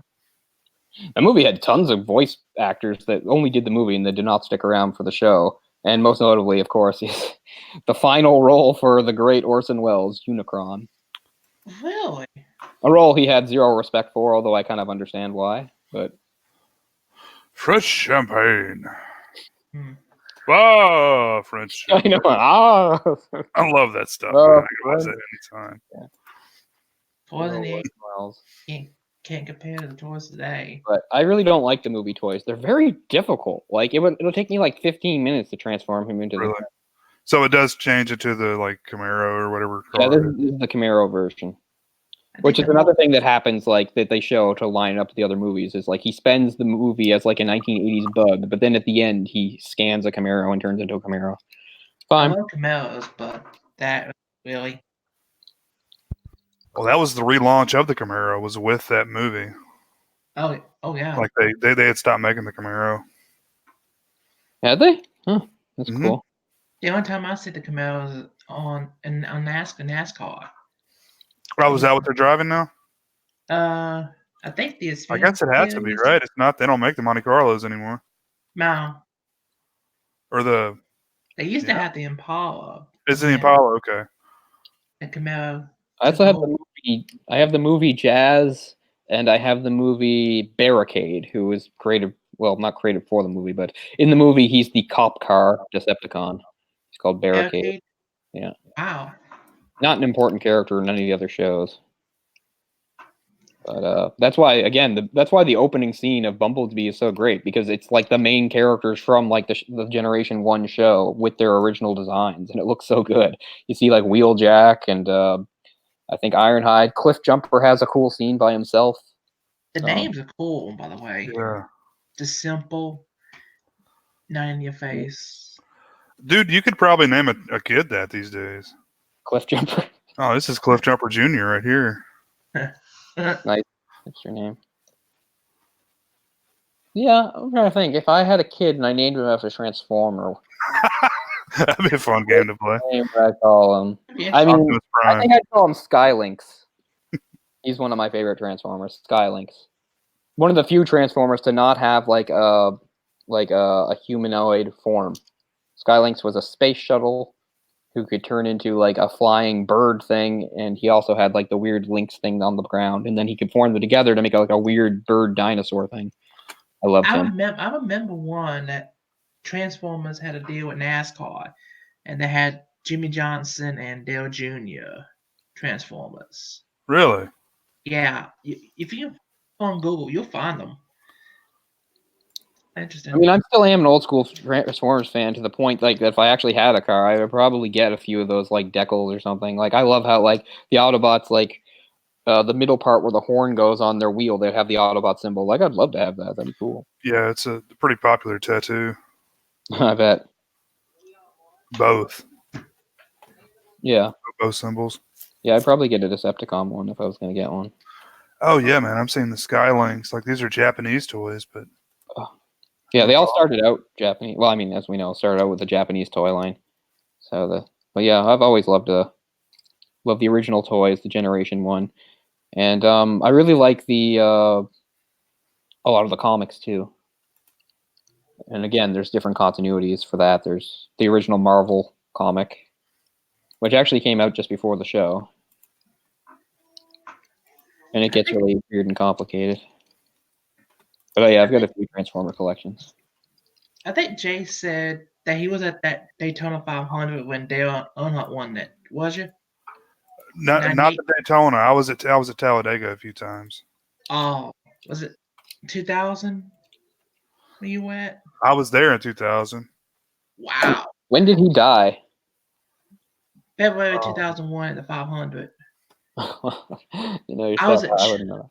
I was at church when that happened. I was at the last race he won. I think I was there. Yeah. Okay, cool. That's even better. Yeah. I remember watching that 500 he won.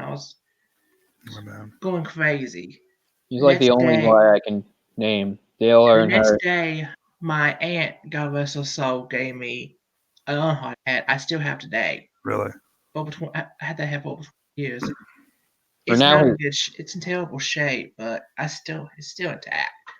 or his son races now, Junior. He's It's not retired. retired. Okay. Yeah. And there was a guy called Jeff Gordon, and that's all the racers I can name. Was Jeff Gordon retired? I don't even know. Yeah, Jeff Gordon retired a couple of years back. I figured he probably had, yeah. The only reason I know them is because they get name dropped on King of the Hill. Uh, I know It's Jeff not a Gordon's world doing name. commentary for Fox, and Dale Jr. is doing commentary for. Oh wait, NBC. there was a woman, Danica Patrick, yeah. Oh, the woman. she mounted nothing. She came from like what, IndyCar? IndyCar. Yeah. Pioneer or whatever. It's like a lot of other sports. It's really changed drastically. Like basically since then. I mean, they've made a lot of changes. The system itself is a joke. Yeah, You win, you're in. It's so different than when I used to like to watch it. Yeah, me too. It's I know a lot about F1 because my mother watches it, which seems so weird to me. But for like the last 20 years, my mom's been a big F1 fan. Yeah. So I know all sorts I of like F1. Formula One. I know NASCAR's got. I know Canada's got a NASCAR series up there. Mm-hmm. F1 has better tracks. They don't just go in circle, which I like. Yeah, those cars handle a little better though. I think the one to go to is in Montreal. That's a cool track. Yeah, there's a Montreal one. And then Bostonville. There was a pretty famous F1 driver from here for years, Jacques Villeneuve. Yeah, that's the one that they named after in Montreal. Remember?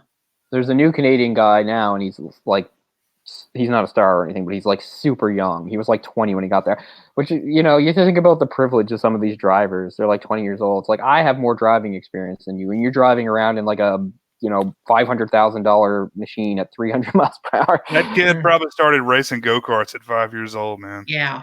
That's the way these guys are. That's how most of these drivers got started. They're all so young now. It's younger and younger. It's not something you can just break into after talent. You need to know somebody or have a sponsor or be rich or something. And Bill Elliott's son Chase, he's in NASCAR and he's doing a hell of a job. Yeah, I used to be a big fan of Bill back in the day, man. Oh God, he was cool. My mom's a big Ferrari fan. That's who she cheers for. The team. Ferrari. I love all them guys, but back in the day. Daryl, Michael, they're both retired. I mean, I know Daryl is. Michael retired too, though, didn't he? Daryl retired from broadcasting earlier this year. Yeah. He's actually just entertaining. He's the only driver I've ever actually met personally. Oh, DW? Yeah. I've heard he's a really good guy. Oh, yeah. Super nice guy. I know we're boring cold to death here. That's fine. I contribute where I can. Yeah, I'm just watching Home Alone too, so.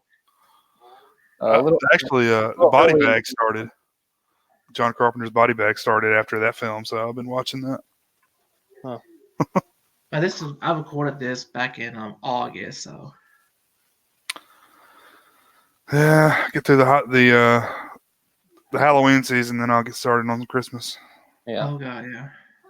My nephews. I can watch Halloween movies all year round. I can't do it with Christmas. I really need Christmas to be at least close to Christmas for me to do it. Yeah, my oldest nephew dressed up as Michael Myers last year, which I was like blown away.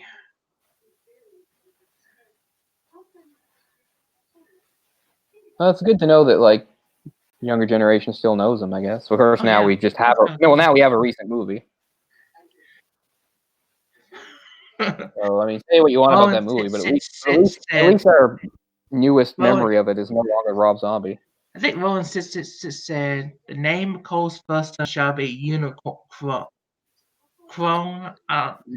Unicron, yeah, that's the big Transformer god thing that eats planets. Sounds appropriate to me. That's what what's his name played? Who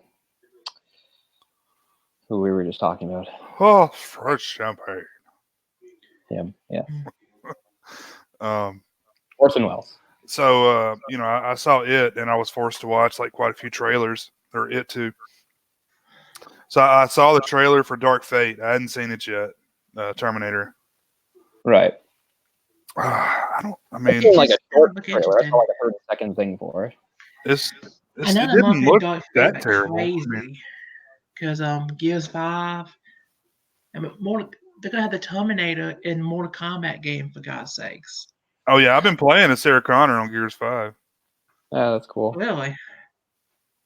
I mean, might get that game when I'm down there. It's good, man. Add me if you get it or I think we're already friends on there. But yeah, I need somebody to play with.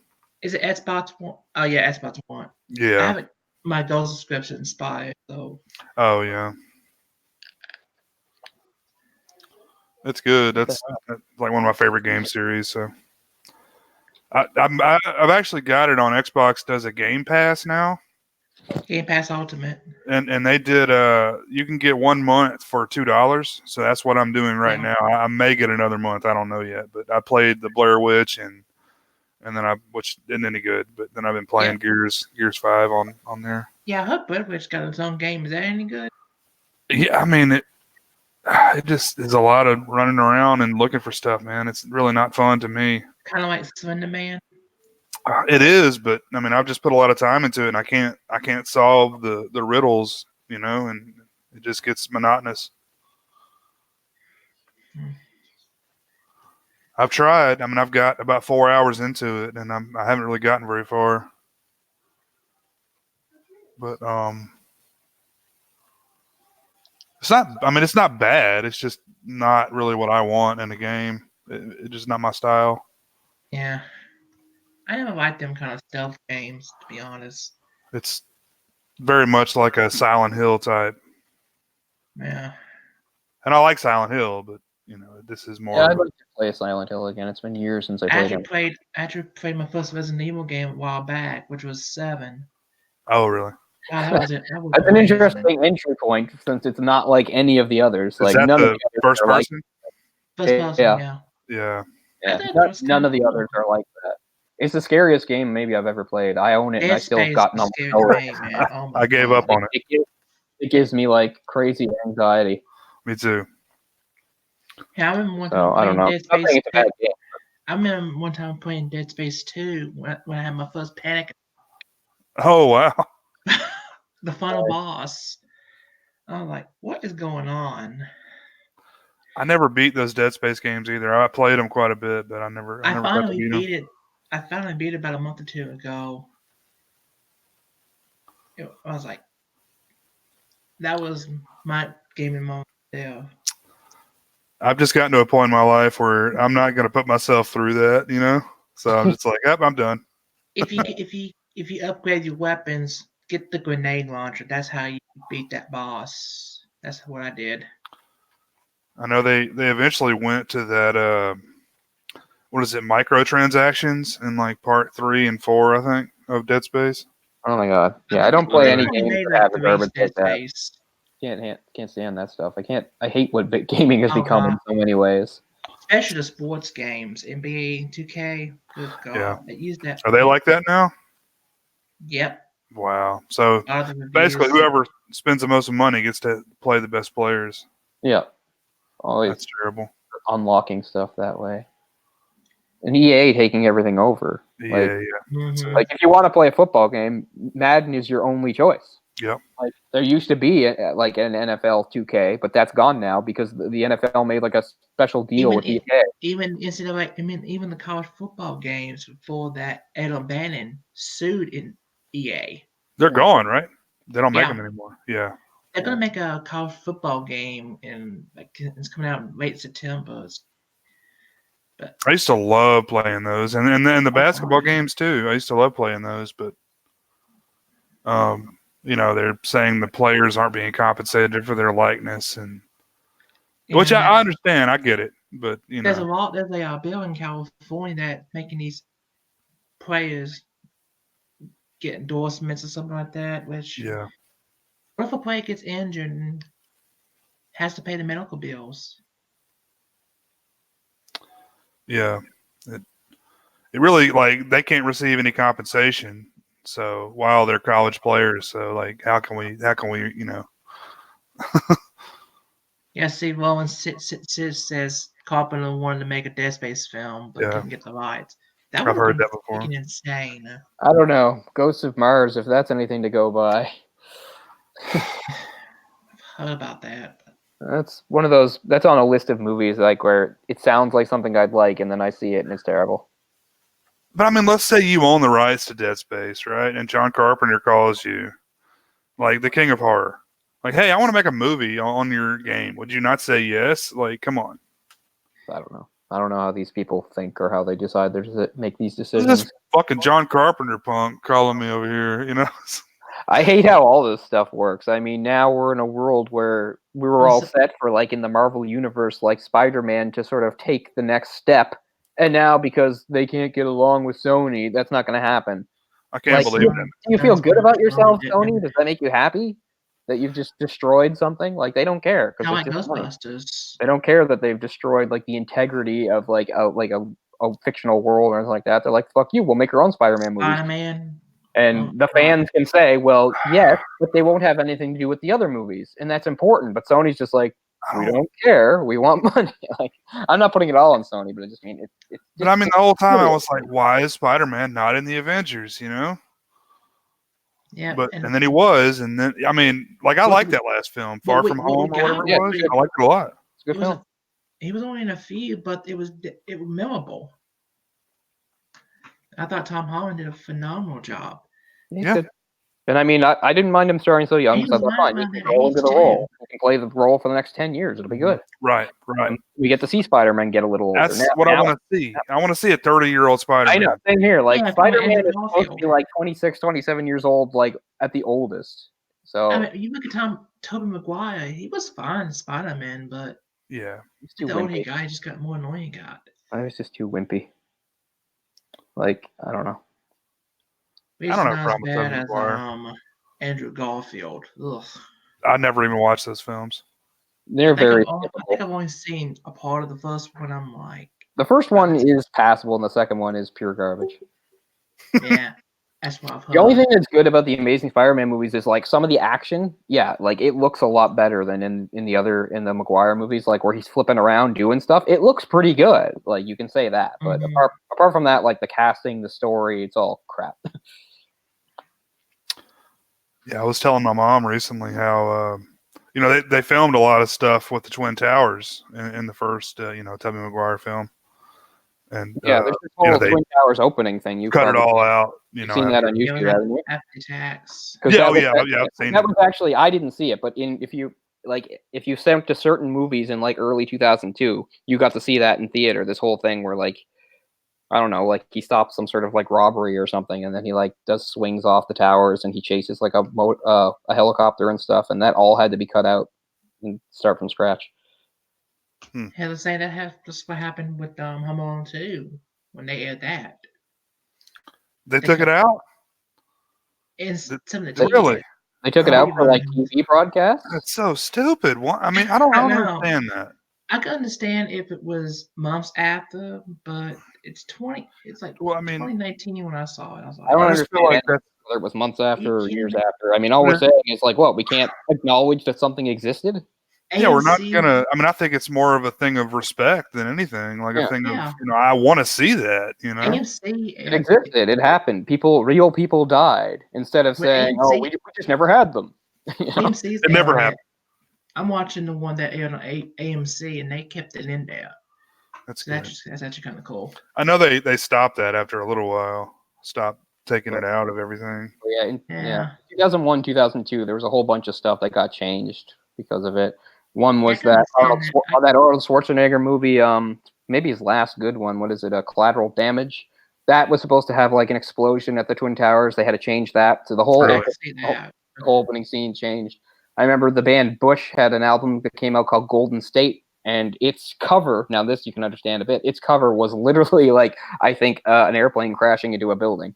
So they had to change that. But then there were weird things too, like the 2001 Jimmy Eat World album. It's called Bleed America. They like bleeped out the bleed. Wow. I mean, that's crazy. It's just bad timing. But I mean, I guess so. But to me, it's like a big reach. It's a huge reach.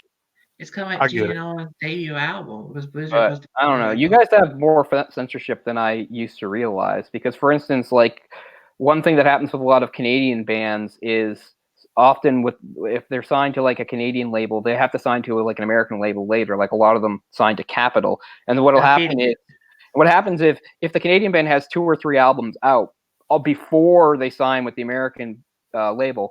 Usually, what happens is when they release their first album on the American label, what it will be is like whatever their latest album is, but it'll be cut up because it'll include like stuff from their other albums, almost like it's a compilation. So there's a few times where I noticed that when I was on school trips, like when I was in Boston. One of my favorite bands, Matthew Good Band, their album Beautiful Midnight had tracks from the album Underdogs from like 4 years ago. But what was really interesting was the censoring of the album, because one of the songs is called Born to Kill. It was called Born to Star, Star, Star. It was one of the songs is called A Boy and His Machine Gun. It was called A Boy and His and I couldn't believe it. Like, that's dumb. Like I was just surprised that like that the American markets would do that kind of thing. And that's pre 9/11, by the way. I was in Boston in 2000, maybe. Yeah, I was in Boston in 2000. So it was in 2000 when I saw that particular phenomenon. And that's just one. And because of it, I looked up more, and I found out there's a whole bunch of albums, not just Canadian, but like British and stuff too, that like have like things changed or bleeped out in the US releases. And they're just innocuous things. Like, we can't have the word kill on an album. Are you kidding me? Isn't like 15 of Eminem's songs have like kill in the title? That was an odd time, man. Yeah. It was an odd time. Like, I know Walmart always used to put out the edited, like a lot of rap albums and other albums where it would be the Black beats. Crowes album America. The album cover was very controversial because of a Hustler magazine. That was supposed to be the album cover. The bicentennial issue. Oh, really? Yeah, it was basically a woman in a bikini with her pubes hanging out. Oh, wait, who was that? The band. Yeah. Black Crowes. Yeah, I remember that. Really? It wasn't. I mean, you could see the pubes for sure, but it's not like that was supposed to be gratuitous. You know what's funny? The album was not supposed to be called America.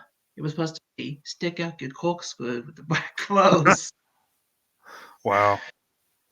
Never been a big Black Crowes fan, but no, I'm all for it. Always sounded like they're playing the same song to me. Counting Crows, I like. Black Crowes with the guys are basically Aerosmith, like dipped in like Kentucky Fried Chicken. It's kind of how they sound. Well, weren't they like two brothers that always argued, kind of like Oasis or something? That's what I heard. I think it was from Georgia.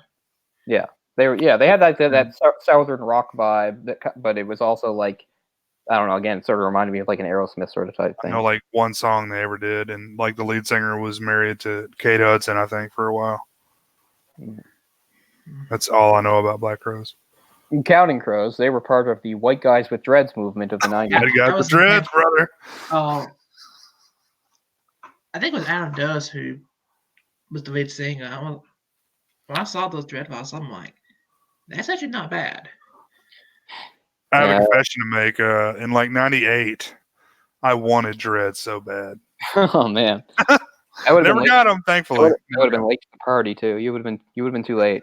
I was like, man, 96. Yeah, that was the time. That's when you leave it to the brothers and sisters. They do it better than us.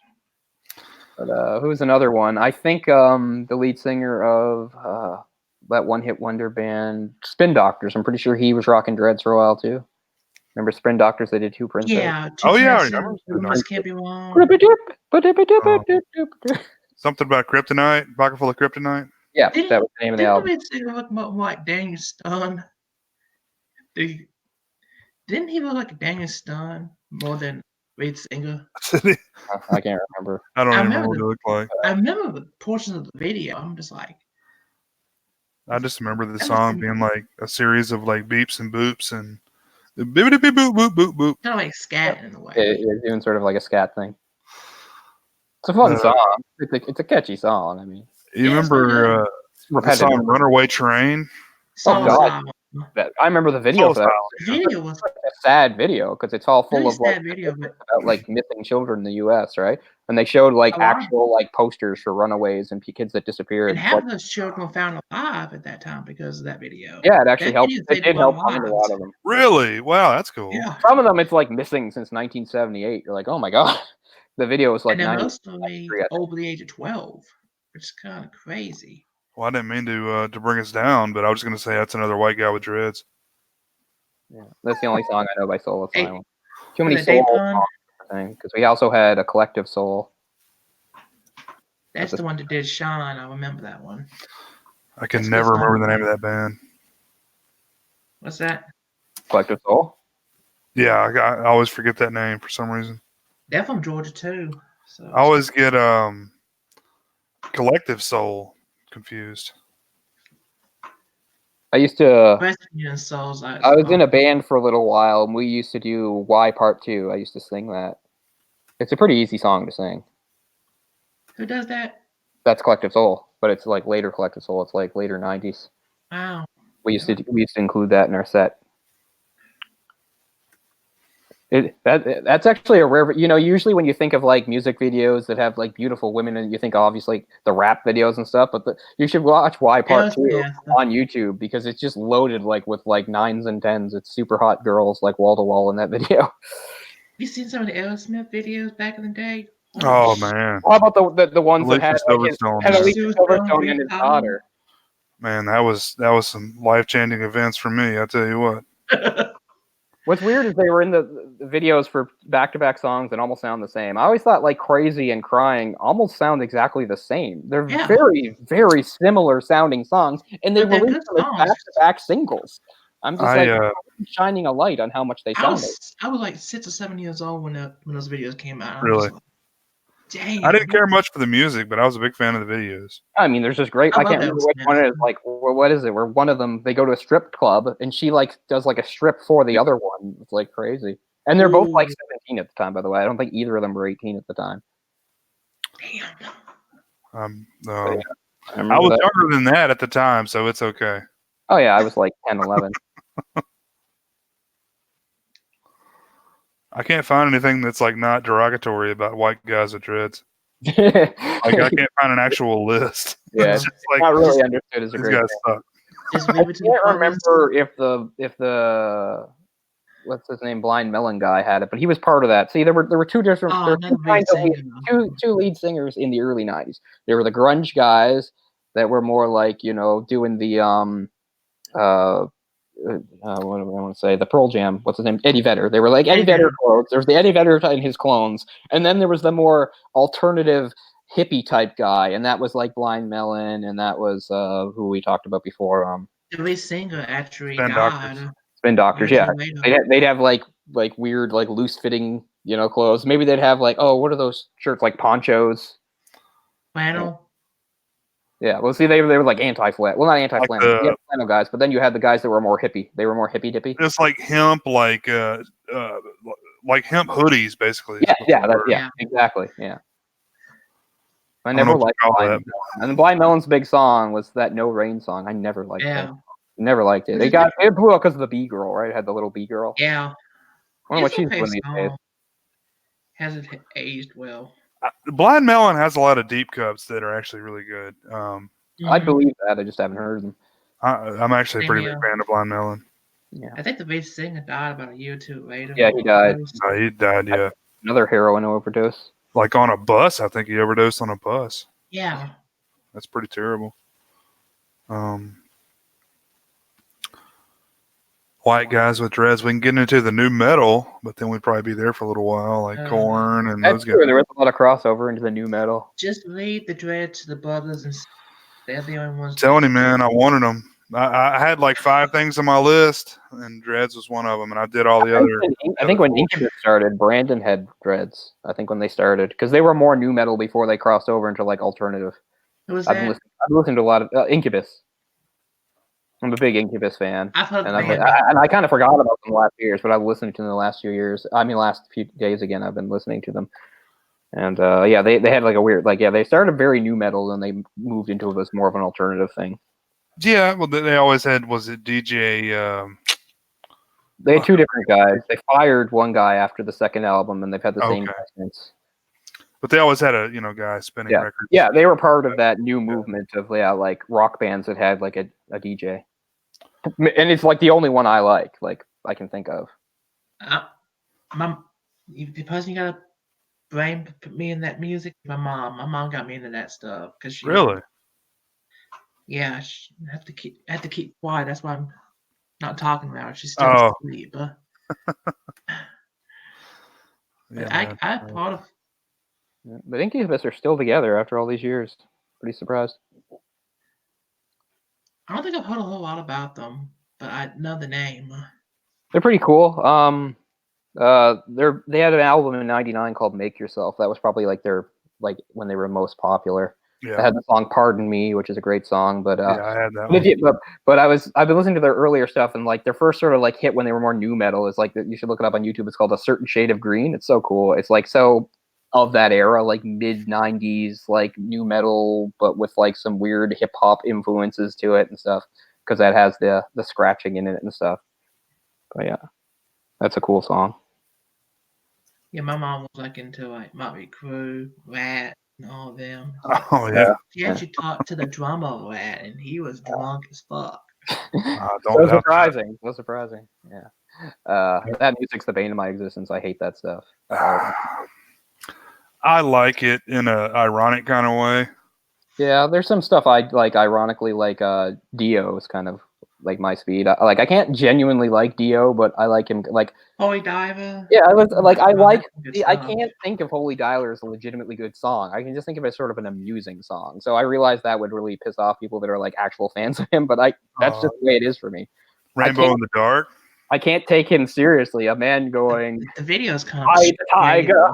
You can see his spots, but you know he's clean. Like it just sounds so ridiculous. I mean, he had a great time, man. But it's the time. Yeah. It's kind of like I was born in 1980, right? My brother was born in 1971. Whoa, that's so like he was like right on the cusp of he was pushing all that 80s hair metal down my throat for a while, and then all of a sudden, like he was like right on top of like Nirvana, Pearl Jam, like right when they came out. So like we switched rather quickly, That's interesting though, because a lot of those people that were like that age and really liked the hair metal, like they like absolutely hated the grunge when it came in, because the grunge was kind of like the anti that. And the grunge, hair metal hated the grunge. He would have been like early 20s when grunge hit, or very early 20s. Yeah. So, and I would have been like 10. So. Yeah. So I mean, as much as I like grunge, like it was really the post grunge that was my first favorite bands. My first favorite bands weren't the actual pure grunge; they were the post grunge from the few years later. A band like Bush, who I mentioned. Yeah, Bush. Like I was like Bush was the first album I ever bought for myself on CD was 16 Stone. That's a good one too. I think I've heard that album. Oh, it's full of great riffs. Right. You go into any like hockey game or probably basketball game or whatever, you're going to hear like Machine Head. Yeah. And, I like the few of the albums after that too. Yeah, me too.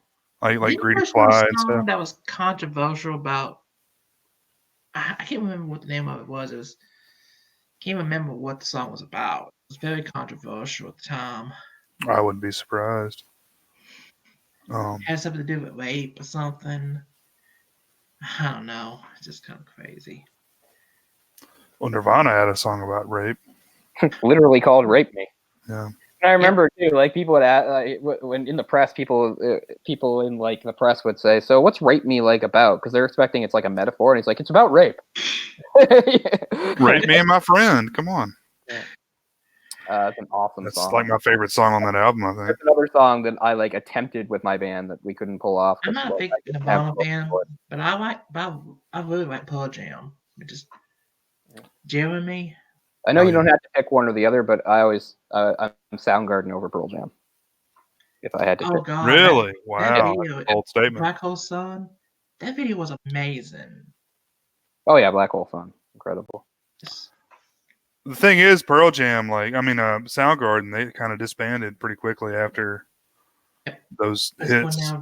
Yeah. And then Chris Cornell went on to what? Audio Slave? Audio Slave with the Splinters of Rage Against the Machine. I didn't like Audio Slave. They just sounded really bland. That was disappointing because it was guys from bands I liked combining, but they just made something very bland. I mean, they were better than the other supergroup of the era, Velvet Revolver. Velvet Revolver, yeah.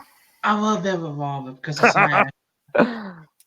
See, here's my big That thing was pretty about the good, 90s. though. Like, you've heard me trash various 80s bands. I'm a 90s guy. Here's the 90s band I couldn't stand. It was Stone Temple Pilots. Like, they have a few songs I thought were fine, but I mostly thought they were overrated as hell, and I couldn't stand Scott Weiland or whatever his name was. I thought Scott he was Weiland. like, people thought he was like a rock god. I was like, Another really? one that's passed away. Like this drug addict Yeah. prancing around in like a feather boa. Like I couldn't stand He him. was a I feel bad he Revolver. died. Of course, I feel bad he died. But I was a huge STP fan. no, I never was. I like See, him. I was on the front end of that stuff. So I mean that may be why you didn't like them as much. But like I was a fan I of don't their. think so, because I mean, name all the contemporaries of them, and I liked them. So Yeah. it's just more of an anomaly. And again, I'm not saying, oh, they were a shitty band. They weren't. I never got why people thought they were awesome. They never clicked that way for me. But I mean, you're talking about like Yes, they '92. were Like those great, guys yeah. blew up. All those guys, you know, like everybody was huge. Like by '91, you know, it was Nirvana and Pearl Jam. But then '92, it was all these other guys, Soundgarden, you know, Stone Temple Pilots. I listen to it from time to time, but I'm more on the classic rock. Yeah. I guess it depends on what people mean by classic rock. My classic rock is like 60s. Most people, when they're talking about classic rock, they mean like 70s. 80 or something. Yeah. 50s, Elton John. Because I'm a hardcore Beatles fan, for instance. Like, I'm so not diehard. that's I the like other the thing. Beatles, but I'm not diehard in the Beatles, but I have a lot of respect for them because they changed the music genre. Yeah, you can't say they didn't. Like, there's it's just ignorance. Kinda like that people think they Elvis. didn't change it. Yeah, but Beatles, I'm glad fuck we them. talked about them because I know that like in some of the shows that I've done, people think that maybe I'm some hipster and I don't like popular things. I like lots of popular things, and the Beatles is a perfect example. Like the Beatles are literally the most popular band to have ever existed, and I love them. So there you go. I like. Oh God, yes. I mean, I'm not the biggest Beatles fan, but I can respect what they did. You know, Yeah, I'm not gonna put them down. Elvis. Yeah. Some people like they just don't have a good enough grasp of how music progressed to really understand like how the Beatles laid foundations that they did. Like, because you'll take a song from like 1975 and compare it to like one of their songs from the 60s, and it's so much more complex or whatever. It's like, well, yeah, but that's 10 years later when a whole bunch of other stuff and shit went down. The Beatles were the first band to actually use feedback in a song, and it wasn't even on purpose, and it's only for a second, but it's still there, and it's still them. And like some bands like The Who were using it like in concert, but the first band to actually put it down on a record were the Beatles. It's what song is it? Is it Ticket to Ride? Anyway, it's one of those songs, and it's just one of the amps is in front of one of the others and picks up the feedback. I don't know. It's only for a second. It's just like, and then it goes into a normal song, but technically it was them first. Which is pretty funny. Well, they probably made the biggest like leap from where they started than any band ever. They were together for just less than 10 years, and they changed the world. I know. They were only together for a little over 7, when you think about it. So you just can't overstate like how fucking productive they were. Like they made an album like faster than the pace of every year for the first few years. Like from 1962 to 1965, they toured it like nonstop and cranked out like 6 albums or something. And which is why later in '66 they retired from touring and playing live, which is why which is kind of sad because there's so many great Beatles songs, like ones like classics that people name as like their best that were never ever performed live ever, which just seems so weird. Just like the way they made albums was different too. If you name like a whole bunch of their number 1 hits, about a quarter of them weren't on any albums. They were just non-album singles because that's the way British bands used to record. They'd release like a single that had an A-side and a B-side, and it'd be a hit or not. But when they record an album, even though nowadays you'd be like, well, put that on the album, they'd be like, no, we already did it, make an album. So all sorts of Beatles songs you can name actually don't even appear on their albums. So a very different approach to recording. The first Beatles song I ever heard was Free as a Bird, which was the video aired on VH1. I was like, oh, that's a very different one. That was on an album back in '95. Messed up, I think. No, that's Leonard Skinner, I believe. What's that? Well, that's Leonard Skinner. Well, that was a no. It was what it was in the '90s. They did an anthology thing, and Free of the Bird was like it was recorded back in the late 60s or the 70s. Yeah, but it was never released back then. It only got Oh. released in the 90s. Yeah, it was one of their hidden things. Yeah. So yeah, I remember. Leonard Skinner's Freebird, by the way. Yeah, I know. I'm just joking. Yeah, I know. Freebird. I like Freebird, sure. I love Leonard Skinner. Yep. The original lighter waving song. It's definitely Freebird. Do you guys think they would be as big if they hadn't, or if the lead singer hadn't died in a plane crash? A whole bunch of them died. In I that plane think so. Was it a whole bunch of them? Okay, Might have been know. I think almost all of them. Van Zant, Is this Yeah. the brother that's still doing it, right? Johnny. Yeah. Are you sure you're not mixing up with the Allman Brothers? Because one of those died, and the other stayed. I think it was Dwayne Allman got killed in a motorcycle. Yeah. Yeah, no, it's a Van Allman Sant, I died. think, still doing for Okay. Leonard Skinner. Johnny Van, yeah. But yeah, He does a really good job, by the way. He sounds like his brother. Yeah. I'm just saying, you always wonder if people would be as popular as they are if they hadn't, died prematurely. Like, I don't think Leonard Skinner would have been. They would have been more remembered as like almost what hit wonders in a way. It's Kinda like, like you with, got Sweet Home Alabama and Freebird, but like how many people know songs beyond that? Give Me 3 Steps. what's the specials? 38 Special. The 38 special. That's a good band. It's more pop, southern rock, but not my main. But like Richie Valens, he didn't even have that many songs, Well, he was so young. Yeah. All He those was guys 17. Yeah. Buddy Holly was young. Buddy Holly was like 21, and he's another one that I think The people don't oldest- understand like his impact. Like he was like the original like rock band guy. The oldest was the Big Bop, and he was in his late 20s. Yeah. Wow. Yeah, he was I think only like 27 or something. And like that. in the movie, they say he was 29. I think he was 27. I think he's one of those ones that died at that magic age. Movie. Kurt Cobain, 27. Janis Joplin, 27. Jim Morrison, 27. Amy Winehouse. Amy Winehouse, 27. Really? Wow. Yeah. I didn't know Janis Joplin was that young. That's crazy. Yeah. I think, who was that other guy? The guy that was in the Stones that died. Oh. Forget about it. Brian Jones? Is that his name? Something like that. I think so. Anyway, a lot of people don't even realize that the Stones had a member that died. But yeah, they did. I didn't realize that. So did Pink Floyd. The guy that founded Pink Floyd died. Like, he was gone by the time they got he left. He wasn't dead yet, but he had left the band by the time they're getting famous. Can't remember his name all of a sudden. Sid Barrett, that's his name, Sid Barrett. Sid Barrett's the founder of Pink Floyd and was there for like the first 2 albums, but he left because he had all sorts of mental issues and stuff like that. And he died a few years later, but he is a lot of people, you think like Pink Floyd, obviously think of Roger Waters and the other guy, David Gilmour. But Sid Barrett. Brian Jones was the one that died. I think he drowned. Yeah. Big Bopper was 28, by the way. Okay. For some reason, Okay. I was so sure it was 27. Okay, so he's not in. He's not in the 27. Mamba, they say he was 29. Yeah. It's kind of. I've seen La Bamba, but it was 1,000 years ago. All I can remember from the movie La Bamba is that scene where like he's in the recording studio and they make him do the take over and over and over again. That's all I can remember. Yeah. The O'Donna song. I know most Bobos did a cover of that La Bamba. Oh yeah. Yeah. It was fantastic. Yeah. That's probably the first version I heard. Maybe. Yeah, me too. That got all sorts of radio play. Yeah. Yeah, Simple Man. DJ Boy. Simple Man was great. What band? It might be like Deftones or somebody that I have that did a cover of Simple Man that's pretty good, but maybe I'm getting that wrong. Deftones are another of those straddling the line between new metal and alternative in the 90s that I like. I know Pezzel's a big fan of them. Orc fucking hates them. Kind of in the middle. Yeah. I mean, actually, at the band Chicago. Oh, Chicago were great until the 80s when they just turned into like saps. All they did was make ballads. Yeah, actually, White does ballads. It was kind of a guilty pleasure of mine. Oh, sure. I mean, like, what is it? The Inspiration is a fucking wonderful song. That's a great song. I'm trying to think of the one. You're the Inspiration. I'm trying to think of the one that actually nearly killed himself. No, I don't remember anybody's name in Chicago. I know about I'm not sure. They were- Jeff. And they were a big band with a lot of members. They had like 7 or 8 members because they had horns and stuff. So They had a bunch, by the way. Yeah. But no, Chicago's really cool.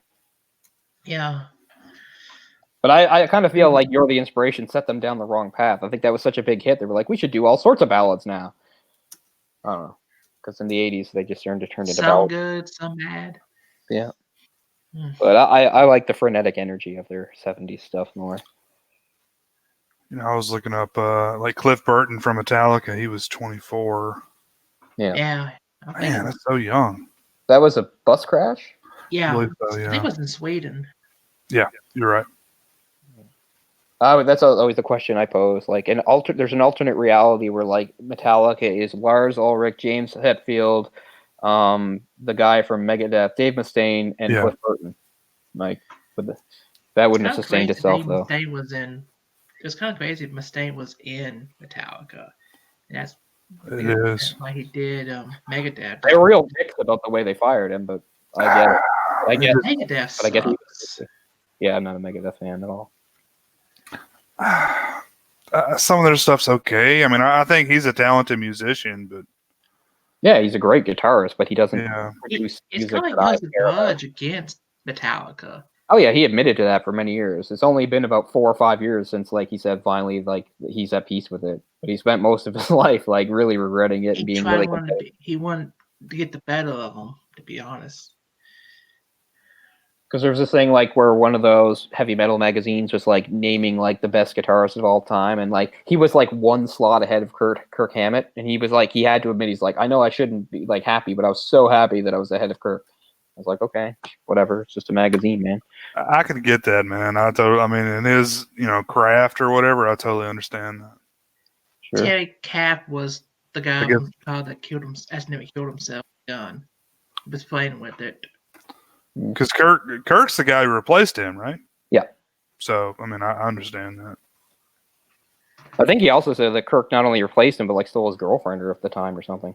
Man, that sucks. I know. The way they fired him was like terrible because they didn't have any talk with him. They didn't say, "Look, things aren't working out."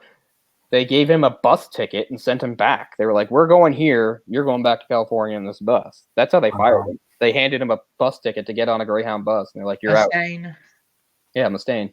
Oh God, that kind of sucks. But again, you get kind of why if you look into it. He was like he had a real sort of drinking issue. He has some problems. They drank too, but the difference was when they drank, they didn't turn into complete assholes, and apparently he did. Like when he drank, he got really loud and violent. And he was doing drugs too. Yeah, I think they all probably. They all were, but the difference was like he was like more out of control than they were. Apparently, at least this is the story. At least Metallica kept themselves cool. Yeah. But no, I've never been into Megadeth. I mean, it just sounds like a speed metal nonsense to me. Peace Cells. I like Peace Cells, but that's pretty much it. But who's buying? And I've never enjoyed his weird squeaky vocals. He's really not a lead vocal guy. I know, but he was in a powerful enough position to like get a good vocals, but I think was too much of an ego maniac for that. Again, I don't care. It doesn't mean anything to me. I'm not even really much of a Metallica fan, but I mean, if I had to pick, obviously Metallica definitely over Megadeth. Yes. He's not a bad guitar player. Oh, he's not at all. He's a great guitar player. He might be one of the best of his era, but at the same, but like I said, he's terrible. He's terrible. Yeah. It's just kind of hard to understand what some of the stuff he's saying. Yeah. I was a fan of Megadeth like in like 96, some shit like that. I wouldn't have even known him in 96. Like early 90s, like I know Wes Craven's Shocker has a No More Mr. Nice Guy cover on there by Megadeth, which is fun to listen to. Yeah. I don't think I've never seen Shocker, to be honest. Oh man, I've heard it. You're missing out. I know that they and a lot of people. It's a lot of fun. Oh man, I know Piers. I've talked about that so much. That's 90s gold right there, dude. Shocker, right? Do a double feature. Watch Shocker and People Under the Stairs. They're great. I like people. I do like People Under the Stairs. Great. I do like that, but I can't stand Shocker. And it's another movie that sets up its own rules and breaks them, which I can't stand. The whole thing about like how he travels around, like they establish stuff and then they just throw it out the window. Mm. No, I hate that movie. That movie like was a big failure too because they were like, "Oh, it's gonna be a big deal. It's gonna have like this great rock and roll soundtrack." Like they thought it was gonna be like this really great marketable movie that was gonna sell all sorts of merch and stuff, and it just completely Did it not? Did it not do that? it did not do that. Man, I think Wes I think it Craven had a lot of was like potential. Wes Craven, like he managed to change with the times. I think like he did those films like which are like so 90s, and then so early 90s, and then went on to do like Scream and stuff, Yeah. and New Oh yeah, Nightmare, absolutely. which are so defining of the time. Has anyone seen My Soul to Take? Because I've heard that's Mhm. terrible. Which one is that? It was before Scream 4, right? Is that the one about the That was one of the last movies he 6 did kids before he that were passed born away. on the day of some murder or something like that? I think so, so. Yeah, I I've thought never it seen it. was okay. It's barely memorable. You'll watch it and then you'll immediately forget it. I didn't hate it. I mean, Yeah, I didn't hate it, but I like think it's not much I there. remember that because my friend Creepy Kentuckian was supposed to do a Dead Pit on the Road, and his cam, I think it was Uncle Bill's camera, got stolen. oh, You There's a remember movie that? from around the same time called like Soul Survivors that's like 10 million times worse. So if you want to go by souls again, Soul Asylum, Collective Soul, My Soul to Take. Yeah, avoid Soul movies. yeah, Soul Survivors is Oh man, really bad. Soul Man, yeah, well, that's a good one though. I don't think I've seen it. isn't seeing that. It's Don't think I've seen it. I remember it. I know what it is, and I remember when it came out. With I think Thomas C. Howell. see Thomas Howell. C. Thomas Howell, yeah. I love him, but I'm trying to think of that girl's name who maybe. Oh, what's this name? Lenny Kravitz. Ray Don Chong. God, I've heard that movie's kind of a guilty pleasure. Yeah, Ray Don Chong. I actually And met her a few years ago, and I asked her why she didn't have any 8x10s of that movie, because that's what I wanted. I don't know who that is. Who is that? Tommy Chong's daughter. Oh, he had a okay. I didn't know his daughter. That's Tommy Chong's daughter. Yeah. Oh my god, I didn't even know that. I didn't know the Tommy Chong kids did anything. That's interesting.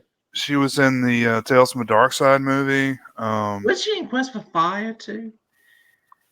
If she was, I I don't. mean, you I can't wouldn't. understand the damn thing they I've seen said. Quest for Fire, but I can't remember anybody in there except Ron Perlman. I remember It's a lot Ron of- Perlman. Canadian movie. There are a lot of Canadian. Another actor I remember for Quest for Fire was Ron Perlman, aka Hellboy. Yeah, Ron Perlman. Mm-hmm.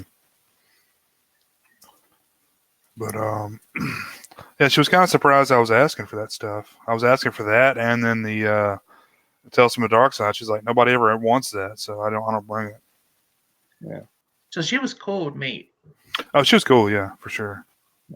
I don't think I'd recognize her if I saw a picture of her. I don't. Yeah, I think you would actually. Because I haven't seen Tales from the Dark Side. She was a Commando. You would know her from that.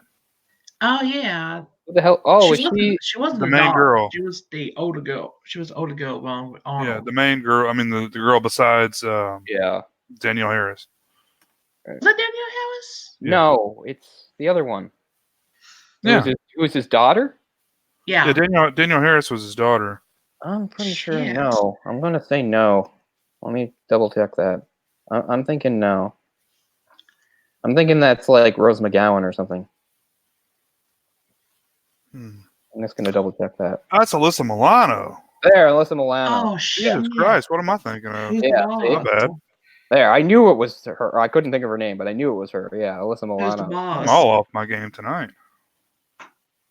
I remember on Who's the Boss, which is Can't. But now I'm on the page, so I can look up Ray Dawn Chong. Okay, she plays Yeah. somebody else. I don't remember. She was a Commando, though. I was right. Quest for Fire. Wow. Yeah, she was in Commando. So is she the one that? I can't even remember what she does in that movie. She just basically helps Arnold out. Like, yeah. Trying Okay. to find his daughter. Because I mean, I've seen The Color Purple, but I don't remember. I've seen Quest for Fire, but I don't remember. And then Because I'll she's be in right back. I'm a going to the million. bathroom. She's in lots of stuff that I've never seen. Just tons and tons of stuff that I've never heard of. I'll be back in a moment. I gotta go to the bathroom. Okay. Yeah. No, I don't think I would recognize her. Because, I mean, I'm looking at the stuff she's in, and the only thing I've seen is, like, Quest for Fire and Commando and The Color Purple. Never seen Soul Man or You ever Tales seen from A Fear City? No. That's a great film. It's an Abel Ferreira film. That's cool. Oh, She has a show disease. Oh, Billy D. Williams is in it. That's pretty cool. She has a real memorable smile. I mean, I know that sounds like cheesy or whatever, but it's. I guess I'd recognize her like from Commando. I just can't remember for whatever reason. I don't even remember there being like another female in that besides Alyssa Milano. I don't remember any woman. I guess it's just been too long since I've seen it. But anyway, yeah, and it's also news to me that Tommy Chong had a daughter that was in show business. I had no idea. Pretty sure it's Tommy Chong's daughter. Fuck, maybe I'm wrong about that too. No, I don't think you are. I think I just looked her up. So okay. You're right. Yeah, I'm Alyssa Milano. I always get Alyssa Milano and Rose McGowan mixed up because they were both in movies around the same time. They were both in Charm too. Were they? Yeah. Like, is that Alyssa Milano or is it Rose McGowan in the Double Dragon movie? It's one of them. I would think it's Rose McGowan, but that movie's like all the worst elements of the 90s. That's what Scott Wolf and the guy from Iron Chef. Yeah. Oh, today's secret ingredient. It seems like they took some of the costumes from that movie and put it into Iron Chef too. Mark Dacascos. Yeah. I wish that would appear because that would be a great live commentary. Oh, it is Alyssa Milano. Wow. Okay, I'm Alyssa Milano. There you go. I had no idea. Hey, the only thing I remember Alyssa Milano in was Who's the Boss? Tony's daughter. I mean, I know she did a bunch of like softcore porno stuff that I watched. Yeah, I saw Shadow, or what is it? The vampire one. Mm-hmm. Whatever. It's an awful movie, but softcore scene, yes, please. She was just 18 when she did that movie too. It was like barely legal that she did that movie to do nudity in it. So that'll perk you up. Yeah, I mean, at the time I wasn't complaining. Or is it Kiss of the Vampire? Maybe. And I think someone else was in part 2. Yeah. Like That's something I haven't been able to revisit. Is I've seen a lot of softcore 90s movies that used to come on TV that I watch, but I don't have any way of watching them now.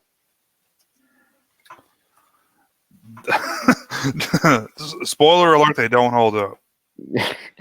They're brilliant, especially not even in the sexy way now that we can just see now that you can see whatever you want. We're really spoiled. Yeah. No. What are the movies? We're talking about one of the softcore films that Oh, okay. That's not my thing. Put it that way. It was my thing at one time. Oh yeah, very, very much so. I mean, your options are limited. So, Embrace of the Vampire. Okay, Embrace of the Vampire. A terrible movie, geez. But I watched it. Yeah, I did. I've seen it 30 times. Guilty pleasure.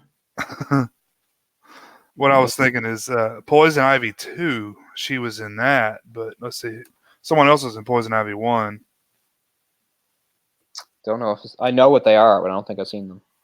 Drew Barrymore was in the first one. Oh man. Oh, during her weird wild face in the mid to late 90s. Yeah. Look how wild I am. She's like one of the first nude photos I've ever seen on the internet. Was I remember her doing. I remember finding a site in '96 or '97 on the computer where she did a nude, and it's a fairly tasteful but still nude. I think it was Playboy. I think she may have done Playboy. It might have been Playboy. Yeah. Amy. Look, I have a tattoo. I never owned a Playboy. I wanted to. Really? I never owned one, but I had access to one that I found that my parents brought back from Europe from 1977. I find that hard to believe. I used to dig it out from time to time. I had my parents. I bought some of my own actually when I was of age, but no, I never did that. I had quite a few that I acquired from various sources. No, I mean I had access to a few from friends and stuff like that, but the only one like that like I owned or whatever was the one my parents bought in 97.7 during their honeymoon. My dad bought it because he was just so amused by the fact that because they were like at like some sort of like cafe, and he was just super amused by the fact that you could just buy a Playboy right there. Yeah, So Yeah, he, you didn't so have he to bought it. you didn't have to show your identification if you. I mean, this was somewhere in Europe. I don't know if they were in Paris or where they were. Like anybody could have bought it. Anybody. I know. Yeah, I went to London when I was 15. I bought like alcohol, like porno, cigarettes, like every. I mean, all the entire time I was there. Yeah, I did that in Mexico. It was great. Drip Emma was doing that shit before she. I mean, I was 16 years old when I went to Mexico. I looked like I was 12, and they let me in every nightclub. They did not care. Oh man, Good times. you were Cancun. born in '83, right, Cole? Yep. Wow, that's a good year from everything. It was a good year. Yeah, Return of the Jedi. Music, television. Good God. What else was 83? You gave me a time machine, I would go back to that year, no matter what. I was thinking earlier today, I may go back to maybe 87. I think that may be a good time to go to. That's probably the most 80s year. Yeah. Like the actual height of the 80s is like 87. But yeah, as I said, we talked about this before. If I have a time machine, yeah, I'll go back to like sometime in the 80s and not to do anything, just hang out. Yeah. See, watch TV, talk to freak people out. Advertise. I say 87. Cocaine may be too expensive, so I may go back to 79, maybe. When cocaine's cheap and available. For me, because I was always fascinated by the advertising. Product. Oh, it's such a great time. People that were around, like our parents and stuff. They're like, "Man, this sucks." Mm-hmm. Like we're infatuated with it. Yeah. Like I said, we all think of the cool things, but think of all the things that didn't exist back then, and all of the stuff that wasn't bad. Oh, maybe early 90s for me. I mean, I certainly don't miss going to places where people were just smoked everywhere. I mean, that was the early part of my life. Anywhere you went, people smoked everywhere. When I was on air, people smoked on airplanes. People smoked in restaurants. Yep. People smoked in convenience stores. People smoked in the cafeteria at the goddamn hospital. The hospital, people just smoked everywhere. I didn't hate it, but I mean, I didn't like it either. Nowadays, it's unthinkable. Well, you didn't think about it being a thing. It just was what it is. You know? Exactly. People, everyone smoked. I mean, I smoked until I was 22 years old. So yeah, I only smoked for a brief period when I was about 20, and I've told that story. It's ridiculous. Never smoked, never will. It's good, man. I don't think I ever did it properly because it was so easy for me to quit. Part of me thinks I was no good at inhaling. That half the time I was just puffing smoke, doing nothing. I wasn't really inhaling it into my lungs the full way because I just quit like that. I was like, okay, I have to stop, and I quit. So I don't know. I didn't know what I was doing. I was doing it just to waste time. Wow. And money. God, cigarettes cost so much. But I remember never will drink. Really? Wow. I quit drinking, but I never. But when I did drink, I felt like I never drank. But nowadays, I'm on medication that just if I drink, it'll really fuck me up. So nowadays, I drink once or twice a year for something special. And when I do, I get pretty drunk because might as well. But I've had asthma my whole life, so smoking really kind of increased that. So. But that's another thing I just never enjoyed. I'm kind of a weird adult, and I never found a beer calming or relaxing or enjoyable. Really, if I was drinking beer, it's because I wanted to get hammered. I was never I'm home from a hard day, I'm gonna have a beer, and that's so satisfying. That never worked for me. It never satisfied me. It never. I don't know. If I was drinking beer, it was fine, but it was just because I'm drinking to try to get drunk. I was Sure. Yeah. I don't know why, because my dad is ridiculous about beer. It's one of his only joys in life. But I did not inherit that from him. But yeah, nowadays I'm so clean nowadays, especially since I quit the pop too. So now I don't do alcohol. I don't do caffeine, because I don't drink coffee anymore either. I drank coffee like a fiend in my 20s. Now it's done. I tried coffee. It tastes like crap. Wow, man, you guys are I could drink a hot chocolate. I'm envious. I could drink hot chocolate, and that's about I'm it. surprised by how little I miss pop, considering like how much I relied on it. Like Mhm. I drank way too much. Caffeine That's was one thing. always coursing That's through one my thing you never system. take away from me is soda. I don't know really how I did it, but I mean, I got to a point where like my stomach couldn't handle it anymore, and I was just like, no more. I was just destroying my stomach. I've eased off on it a little bit because I've had a bunch of kidney stones. Ugh. Yeah, man. Oh, that's painful. My first kidney stone, it was like, oh my god, it was like giving birth to a child. Ugh. Yeah. I can only imagine. I've never had one. I can only imagine. I've had a couple since then, but I passed through them ease. I've never had them, but I've had ulcers. My early 20s, I was like one of the unhealthiest people you ever meet, and I didn't even smoke at the time. Like, this is when I wasn't smoking, and I didn't drink that much, even though I drank, but I just mean because all I ate was like junk food, and all I drank was like pop, and I barely slept, like barely at all. I was like averaging like 4 hours a night. Damn. And I was super underweight. I was like 125 pounds. Jesus. My first like 3 years of university were really enjoyable, but also I was like destroying my body and pushing myself to limits, and eventually it did all come crashing down. You can't sustain that forever, and I couldn't. It's kind of like your brain was telling you it was fun, but your heart telling you it was just hell. Yeah. That's my motto. It's like it always catches up with you. Nobody can do that stuff forever. Yep. Yeah, I've switched to basically diet drinks. I like diet green tea a lot. I tried tea.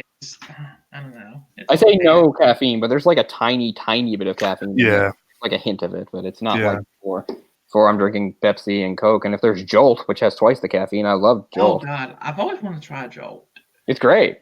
If you're a person that enjoys soda, you're going to enjoy Jolt. I promise you that. It tastes like a flat Pepsi, but it has a ton of caffeine in it. Yeah. Mm. But what's funny is I haven't returned full time to my martial arts for various reasons, but I'm hoping in the next few months I'll finally do it. And I'm thinking, back when I was doing martial arts, one of the main things I would do before I go is I would drink one of those I would never go to Starbucks, but sometimes they sell it in the stores, like those Starbucks like really tall like coffee things in a can, like with caffeine. I would usually like chug one or two of those to give myself energy before a martial arts class. Now I'm thinking I'm not doing that anymore. Am I going to die? But man, that's crazy. I tried one of them Mountain Dew energy drinks. It wasn't bad, but my mom made me stop drinking them. That's the one thing I never got into because I was already on such crazy caffeine. I figured there's no point in drinking energy drinks because I didn't need them. Like I tried Red Bull a few times, and as far as I could tell, it had no effect on me.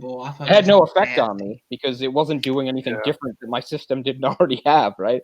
Red Bull is really to help out people that aren't usually full of caffeine anyway. It gives them your jolt. But when you were like the way I was, Red Bull meant nothing. It was just another drink that was very much similar to what you were already ingesting.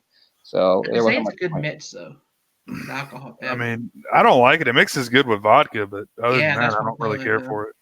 Last time I had a Red Bull was 2 years ago when I went to see a band at a bar, and I thought I got to get something at the bar. I was like, "Hey, Red Bull, that'll give me some energy," but I don't know. It was okay. It's too expensive and it tastes weird. It was also like $5 because it was a bar. Well, like a can that's not even 12 ounces. But I'm still not like a super healthy eater or anything like that. Me neither. I've just really cut down on sugar a lot more. Me too. I pretty much drink soda, water. I go back and forth on it every day. I used to drink more water. I have to get back into water. My mother drinks water. Yeah. My mother drinks water like a camel. I used to have an app on my phone that made me drink every 30 minutes or so, every whatever. It had a timing to it to drink whatever my recommended amount was.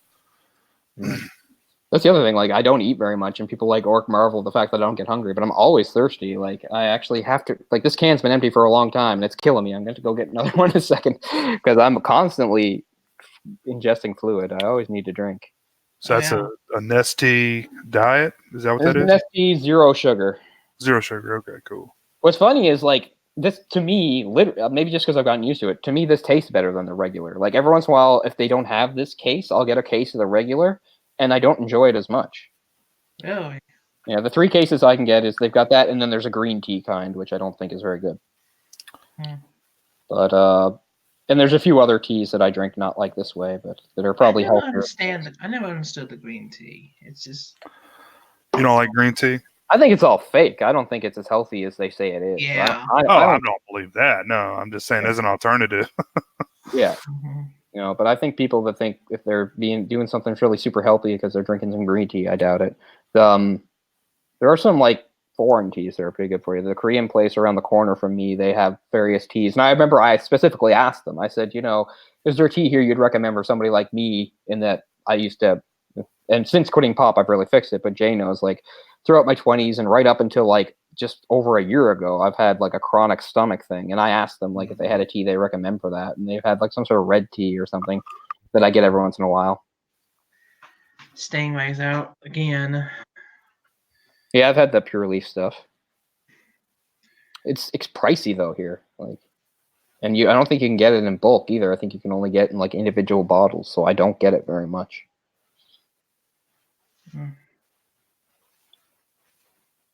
But yeah, like the thing that I drink now with the most sugar is just my chocolate milk.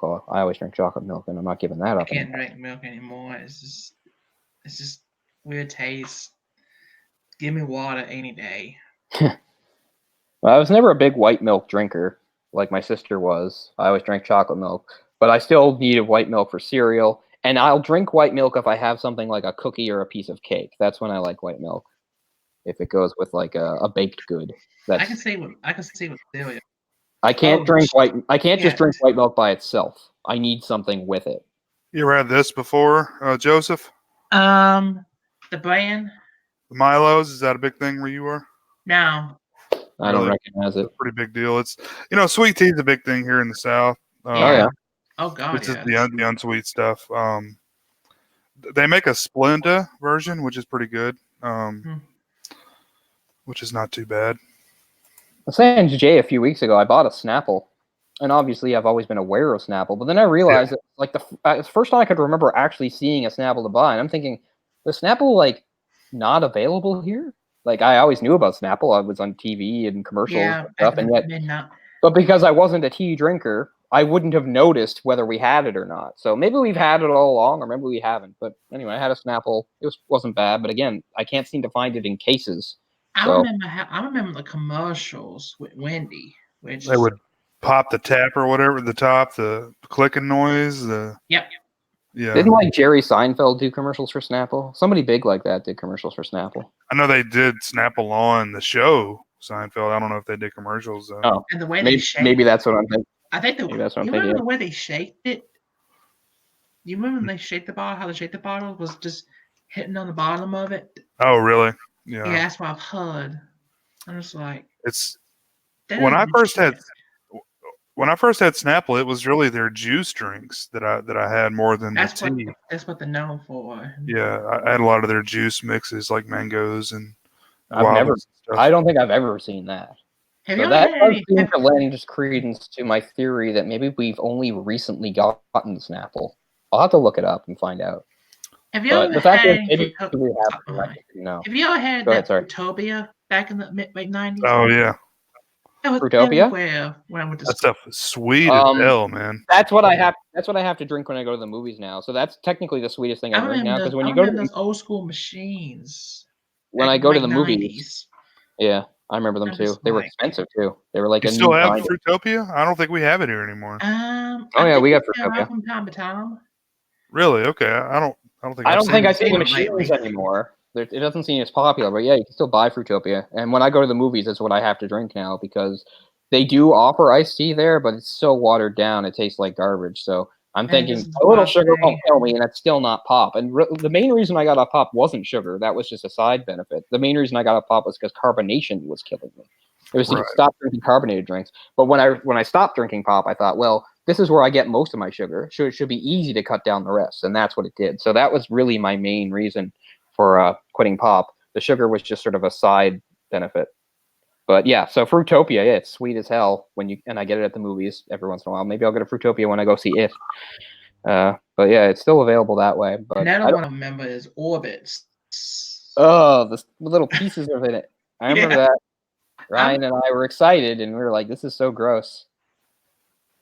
I remember seeing them. I was like, "What the fuck is this shit?" Like it didn't taste bad, but like whoever thought like people want to drink stuff with stuff floating in it? It's gross.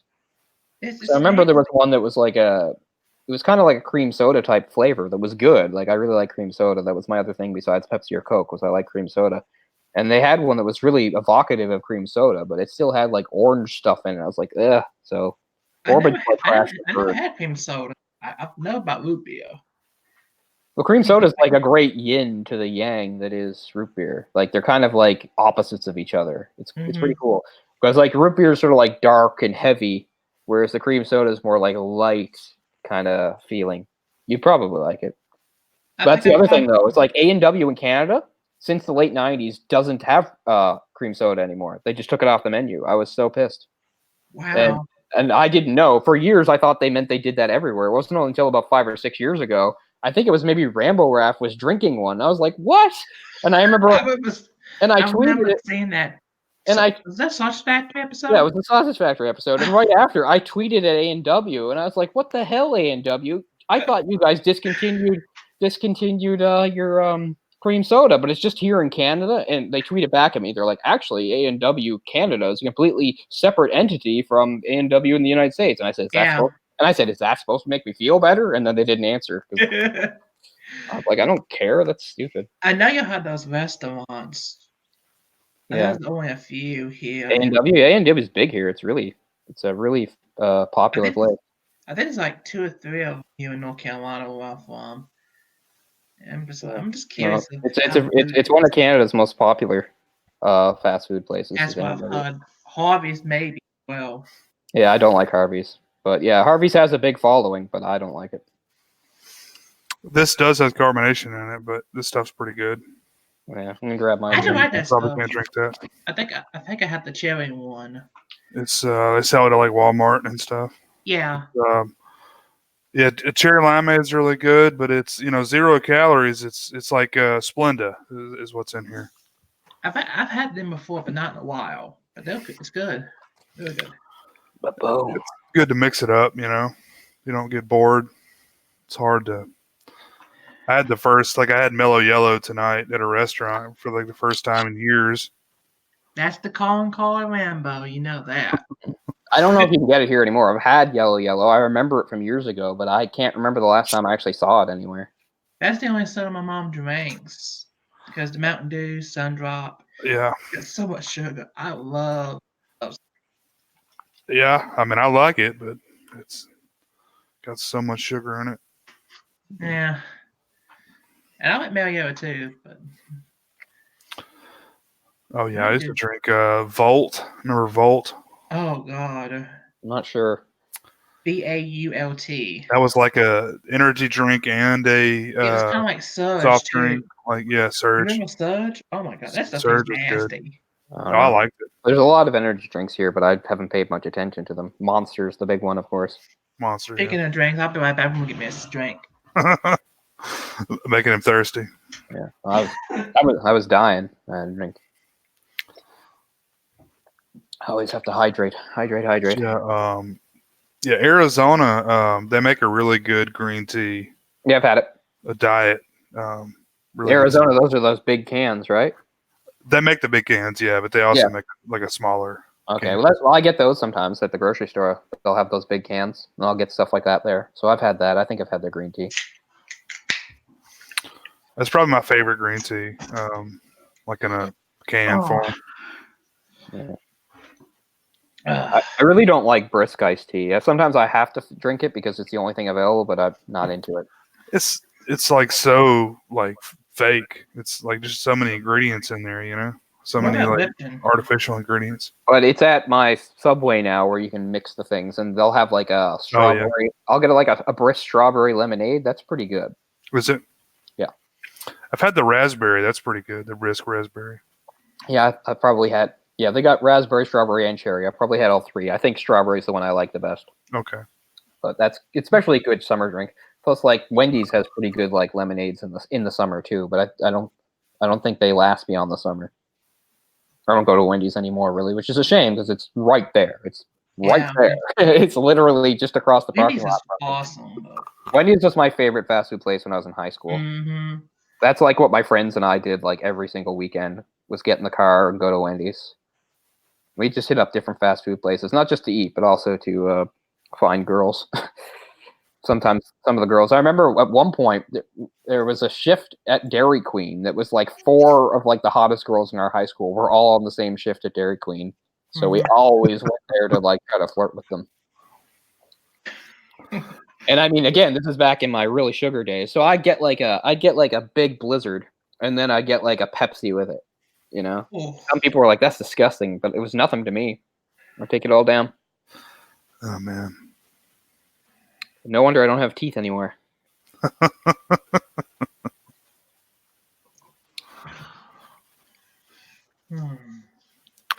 But that's like the one really sweet thing that I can go a long time without is ice cream. But once I eat ice cream, I'm like, why did I stop eating ice cream? I love ice cream. Next thing I know, I'm eating too much ice cream. So that's something I have to worry about. Yeah, because like the last few weeks I was doing like push-ups and sit-ups and stuff like that. And I was like, why was I eating all this ice cream? I'm killing myself. I'm not going to get anywhere. So I don't know. Because that's another thing. Even in the coldest winter, like I'm not a person that's like certain people in a cold winter, like they're like, I don't feel like ice cream. Doesn't mean anything to me. I'd walk to Dairy Queen or whatever in like minus 25 and get a Blizzard. I don't care. Yeah, I agree. Yes, like cold doesn't matter to me. Ice cream's ice cream. You said minus 25. Is that Celsius or Fahrenheit? Celsius. Oh my God. Can't imagine Fahrenheit here. Oh God. I'm pretty good at Fahrenheit above freezing, but once we go the other way, I don't really know what. I mean, 32 is 0, right? Right. 32 is freezing, so yeah. So yeah, so if you're getting negative in Fahrenheit, that's really cold. Because like what, like 20 degrees Fahrenheit is like negative something here, or in Celsius, you know. I don't know. I can do Fahrenheit pretty well, but I always thought Celsius just made more sense because you can actually tell Fahrenheit. If it's 72 degrees out and then it gets to 73, do you feel any different? Like, there's no way. There's no way you can tell me you know what 73 degree feels like as opposed to 72. It's too small. You know, I was reading some stuff recently about the metric system and why the U.S. doesn't use it. It's basically like a stab against Britain's like fuck you Britain, we're not using it. I know, but now it's like fuck the rest of the world because the right. U.S. and Guam are the only people that aren't on it. Knows, if it ain't broke, don't but fix it was when we were established, Britain wasn't using the metric system either. They started after the colonies were a country. We only implemented the metric system in the late 70s. So there's people now who are like in their 50s and older that are will still get a little screwed up and go by Fahrenheit and stuff like that. So yeah, Canadians are crazy. When that metric system started in the United States, mid-70s? I think the same time around we did, except we accepted it, and you guys had people driving on the highways, taking out their guns and shooting down the signs that were in kilometers. That was the American response to that. Oh, man. Yeah. That sounds American, all right. Yeah. I'm not saying that happened everywhere, but it happened enough for it to be a thing. It happened enough to be a thing. People are like, here's what I think of your kilometers. Yeah. I don't know. It's messed up, though, because even though we are metric, we still do different things non-metric. Like, for instance, I say I'm 5'8". I don't say I'm 175 centimeters. I know I am. I know I am. How many stone are you? What's that? How many stone are you? Yeah. Exactly. The Brits are metric, and they do that shit. So what are they talking about? But yeah, see, I know I'm 175 centimeters, but I would never describe myself that way to anybody. I know how many kilograms I am, but I go by pounds. It's interesting, but at the same time, it's kind of aggravating. Is that common to go by pounds? Yeah. And inches? Yeah, although like more official things, like if you're like buying something, it'll go by kilograms. in meters and stuff. You know, But like doctors and a lot of the stuff they do, it's all in metric. it's all metric. Yeah, they'll all be like millimeters, centimeters, Mhm, whatever. mhm. I'm about 310, so it's basically 22 stone. 22 stone. Oh, 310. Wow. no idea, man. 300 pounds. I It's was like that's 350 Greek. over a year ago. Oh, that's great, man. Wow, Yeah, that's a pretty substantial loss. I was actually under 300 last month, and I was like, That's awesome. damn. Yeah, I've been friends with some British folks, and they're always like, I lost so and so stone, and Yeah. like, oh man, that's like a Canadians fuckload are of just weight. we're just as baffled by stone as you are. Yeah, So one stone is like 14 pounds, right? is that right? Yeah. You're telling me, man. I don't The know. main reason I even know about stone is because it's like Oh. it's the name of a Manic Street Preachers song that I like, which is a song which is about it's such a disturbing song. I can barely listen to it because it's about anorexia, and it's for what the hell's it called anyway? But the whole point is it's like sort of like the threshold weight before you're like really unhealthy underweight or something. I don't know. You mentioned the band Bush. That album was 16 stone. Yeah, there you go. Exactly. Most people, when I was a kid, I didn't think that meant anything. I just thought they meant like rocks. Yeah, I didn't think it meant don't weight know. either. Is it?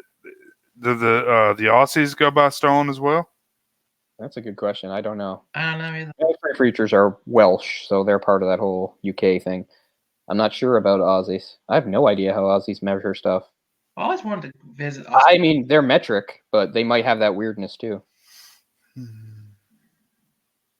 Yeah, Australia seems like a cool place. Plus, it's a good place to go if you don't. Australia's got some really cool vehicles, by the way. Well, they've got crazy terrain, so it makes sense. Yeah, Interceptor for Mad Max. Oh, Oh man, that's the Australia of my dreams. that thing's a beast. Aren't they making a sequel to the latest Mad Max? There's going to be another one. are they? Oh wow. I think so. I think it took them a long time to get like the money together, but I think I they're don't fine. think you should. I think It took like that was 30 his years. opus. Man. It took like 30 years to get Philly Road out. That was a great movie. I'm still pissed that I I didn't get to wasn't see that in surprised theater. how much. Ryan and I went to see that in theaters, but there was like we forgot that one of the two bridges was closed, and it was like pouring rain, so we had to drive over to the other bridge because we were going to the theater across the way. And we got there about 10 minutes late, and the theater was so packed we had to sit right up in front like this. And Ryan's like, I don't think he's like, I don't think I can do this. Can you? And I was like, fuck it. So we left and we went to another movie and we saw Poltergeist, the terrible remake. Oh god. Oh man. Imagine that, expecting to see No. I mean, I eventually did see the movie, but I didn't get to see it in theater because of that. I mean, we could have stayed and given ourselves like a hermit. I would have stayed than to watch that shitty remake. Even though I have never seen it, but I've heard it's bad. It's really, really bad. Like, it's terrible. It's god awful. Like the one positive thing is it has an actor I like, but it doesn't really matter because he doesn't really do anything in it. Yeah. What's worse, the remake or Poltergeist 3? The remake. I can't remember Poltergeist 3. The remake. I remember portions of 3, but not. I like 3. 3 is the one I've seen the least. The crazy thing about 3, the one thing I remember is Cisco Neeble's review of it. When they're screaming, "Hello, it's terrible. It's terrible. Yeah, I barely remember 3. I know I've seen it, but I must have been very young when I saw it. I've seen the other 2 as adults. I saw 2 a while back, and I was like, "Damn, this is good." Yeah. Yeah, 2's better than you'd expect it to be. I think 2 may be better than 1, actually. I put them about even, but maybe again, they're not movies I'm as familiar with as you might think. Right. As well known, as popular as they are, I haven't really seen them that much. And again, the 3rd I've only seen maybe once as a kid. I've never seen it as an adult. Oh shit, I forget her name, but she was like on her deathbed in 3. Yeah. She died by the time like the movie came out, I think. Yeah, she had like she was like 11 or something? 12. 12. Very sad. Yeah, I heard that there's a cuss about that, which I think some of it, but not all of it. I don't know. And what was that guy that had in 2's name? Got his name. I know you're talking about. I can't remember though. I don't know anybody's name anymore. I will. The only good thing about the third one, I'll say, the poster's actually kind of cool. I'll have to look it up. Can't remember that either. Poltergeist 3 poster's actually kind of cool. It's all about like breaking windows and stuff, right? Like broken mirrors. I think she's just staring at the building and it's lightning coming down on it, the building.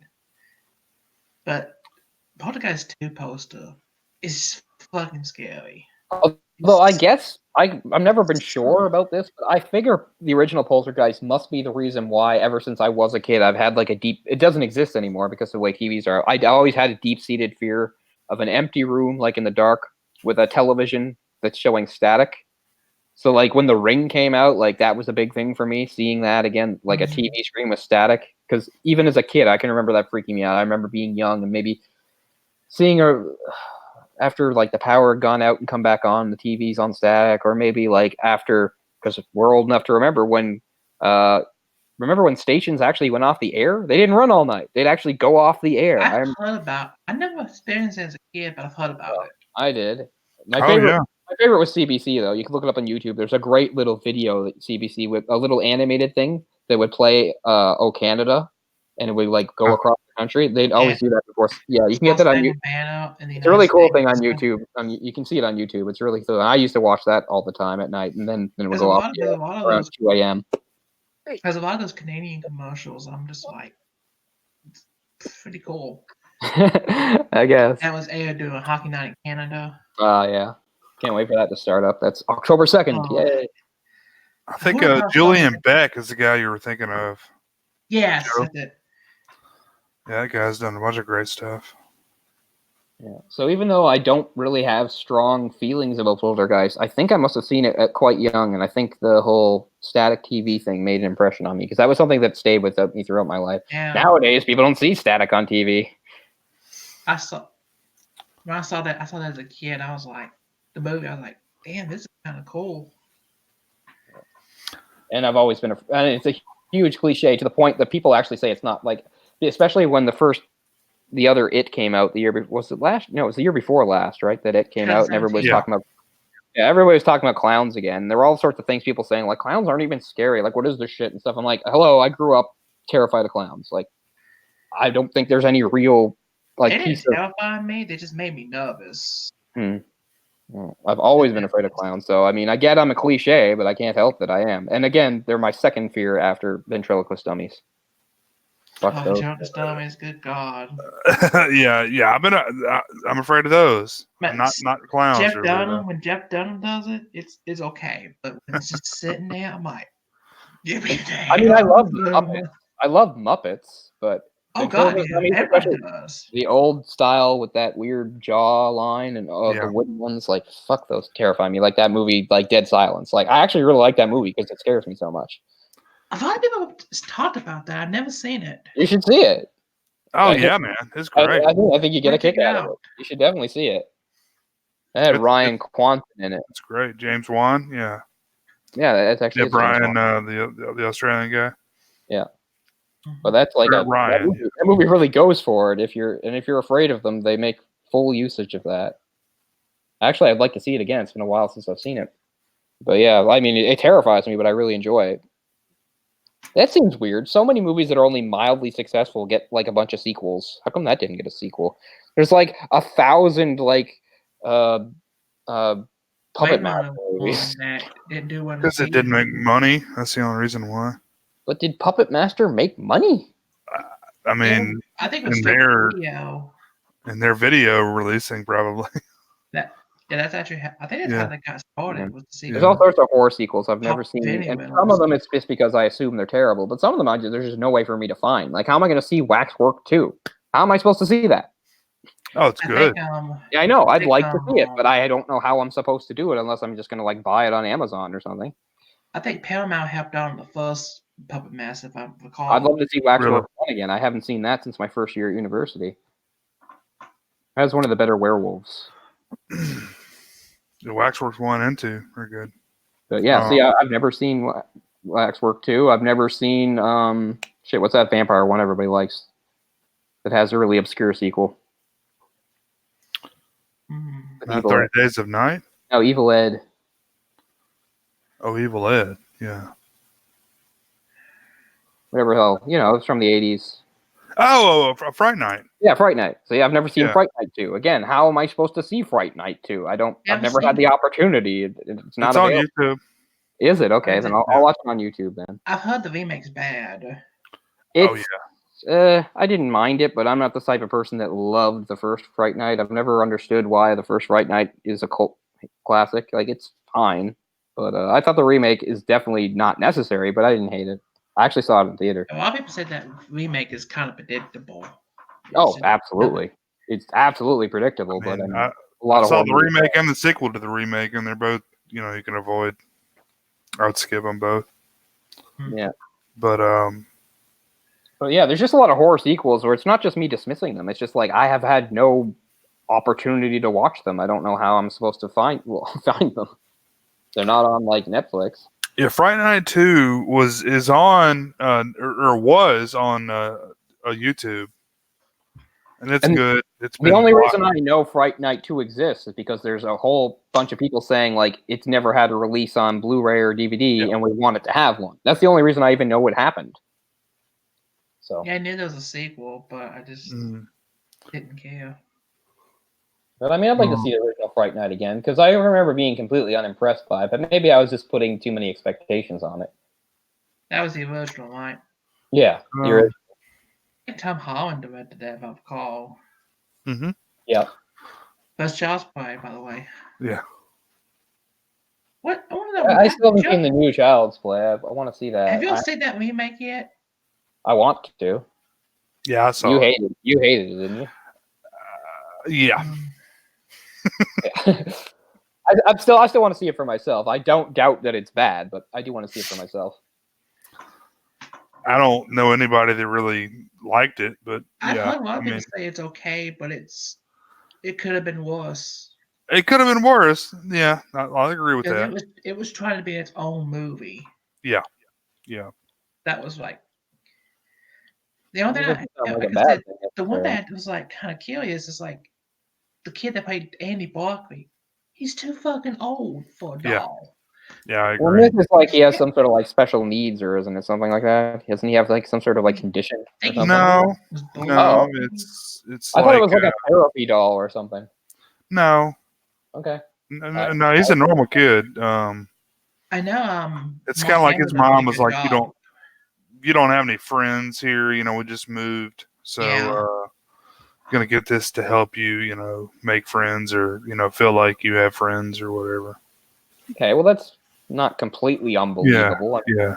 Well, I mean, he's like 13 years old, man. I mean, it's the original Andy was an odd choice. You think he would? Andy was like 5, right? The original Andy. 6. Yeah, 6. Yeah. I mean, yeah, it should definitely be 10 or under. You'd think. Yeah. But I mean, he's not cool with it. I mean, he kind of goes against it totally. But So I guess it just sort of shows his mom's sort of weird out of touch. So I get that. Anyway, I was going to see it at theaters. I can't remember what stopped me, but something stopped me. Well, I mean, like Aubrey Plaza plays his mom, which I'm very familiar with her. I know the name. Yeah, I do too.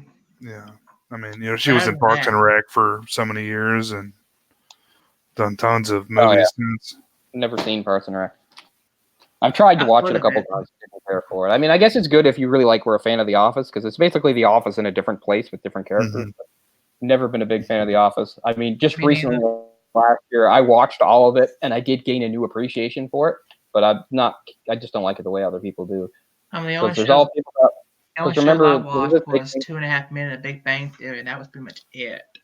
There was a big thing about Netflix not having The Office anymore, and people are like, "Oh, this is really going to cost Netflix." I was like, "Why? Do people watch Netflix to just watch sitcoms?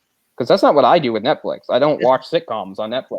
Like everyone's saying, Seinfeld's on there. That's amazing. I guess so, but it would never occur to me. And I like Seinfeld. I'm a fan of Seinfeld, but it would never occur to me to think Netflix is better now because it has Seinfeld. That's just not what I'm looking for on Netflix."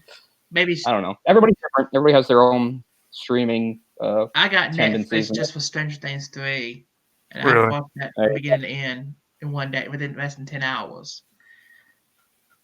I love that show. Really? Mm-hmm. I'm just so happy that they with the the Dark Crystal thing they did. That was what I was waiting for. I And I loved think it. the Duffer Brothers who created it, they're actually from North Carolina. Oh, that's cool. I think they went to the Duke. Oh, really? And I'm a UNC guy. That's cool. I didn't know that. Mm-hmm.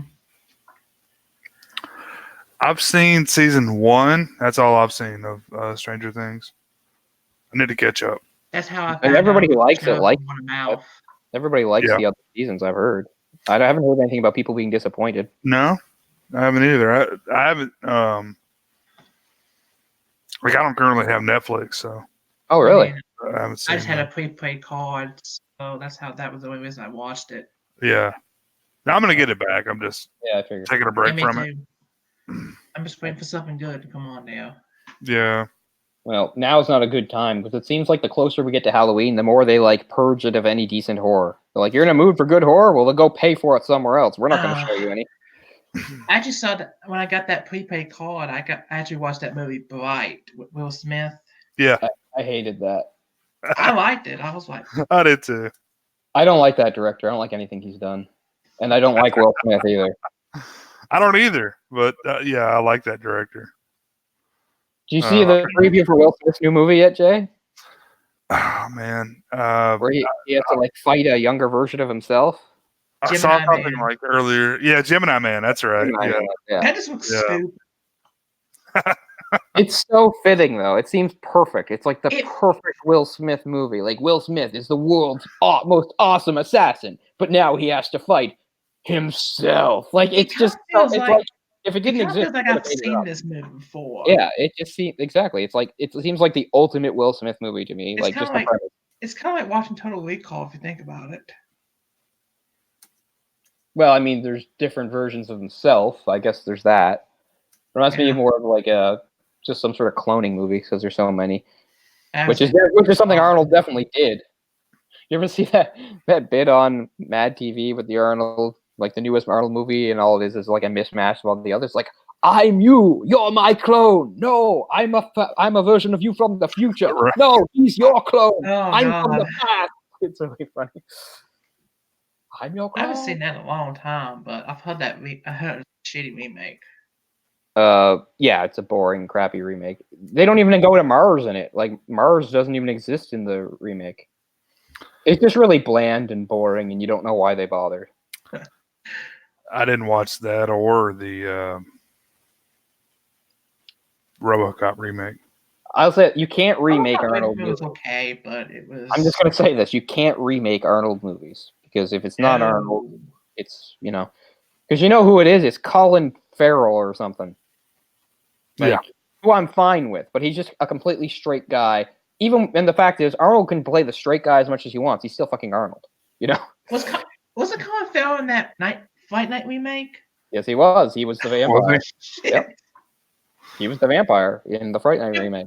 And like the guy from Colin Farrell's a good example of an actor, right? Like the McLovin guy. He was in there too.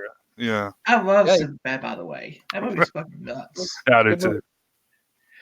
Yeah, I was wondering that Good Boys movie is still in theaters. Maybe I should see that. It's like Superbad with younger kids. I don't know. I'd wait. You'd wait? Okay. That's true. I never go to comedies in the theater. The last time I went to a comedy in the theater, like I was tricked. I believed in Adam Sandler again. I went to see after 15 years of not seeing his movies. I was like, Pixels looks pretty good. I'm going to see Pixels in theater. Oh my god! And I had a lot of potential, but just failed on so many levels. Yeah, I was fooled by Pixels twice. I think. Like I saw it twice. I saw previews for Pixels, and I was like, talk to my mom right quick. 15 years or whatever. I think Adam Sandler's finally made a comedy I'm going to like again. I think I'm going to like this. And I watched it and I was like, no.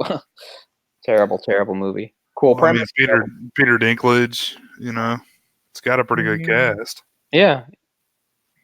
But the only thing I remember him from is Game of Thrones. Yeah.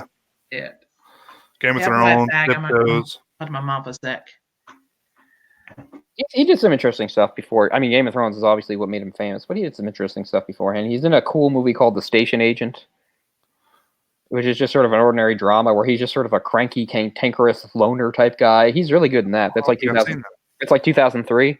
it sounds like if you read about it, it's like, well, that sounds fucking dull as hell. But you watch the movie, and it's a very engaging movie. And again, it's mostly because of him, right? Because he is an engaging actor, regardless of being a little person or whatever. Like, that doesn't necessarily have to pull you in. He's always just very, I don't know. Oh yeah. So that's a cool movie. It stars him. Yeah, I haven't seen that, but I'm aware of that film. It's one of the few movies from the early days too that doesn't like totally objectify him as like a little person either. Like he had to do some of those roles like an elf and stuff. It's like, let's make the joke that he thinks you're a real elf. And Peter Dinklage's like, okay, just give me the paycheck. You know. I always get him confused with Warwick Davis. Yeah. No, Warwick Davis is much older, so if it's old, it was Warwick Davis. And I think he was in the Harry Potter movies as well. So. And let me tell you, they would be very pissed off hearing you say that. I know. They would, because I mean, they might be both little people actors, but they're very different. We're both 3'7", but we're pissed off. But I mean, Warwick Davis is like, he's like the man, basically. I mean, he's made some good characters. It's some amazing characters. I've seen a lot of his documentary stuff he's done with Ricky Gervais and those guys. Yeah, he's friends with him. Mm-hmm. Done a lot of fun stuff. I love Warwick Davis. Like he's like part of like the my life in a way. Like he's in the movies that mattered to me as I grew up. He's there, yeah, pretty much. Yeah, that becomes more of a comedy than a horror film. Oh yeah.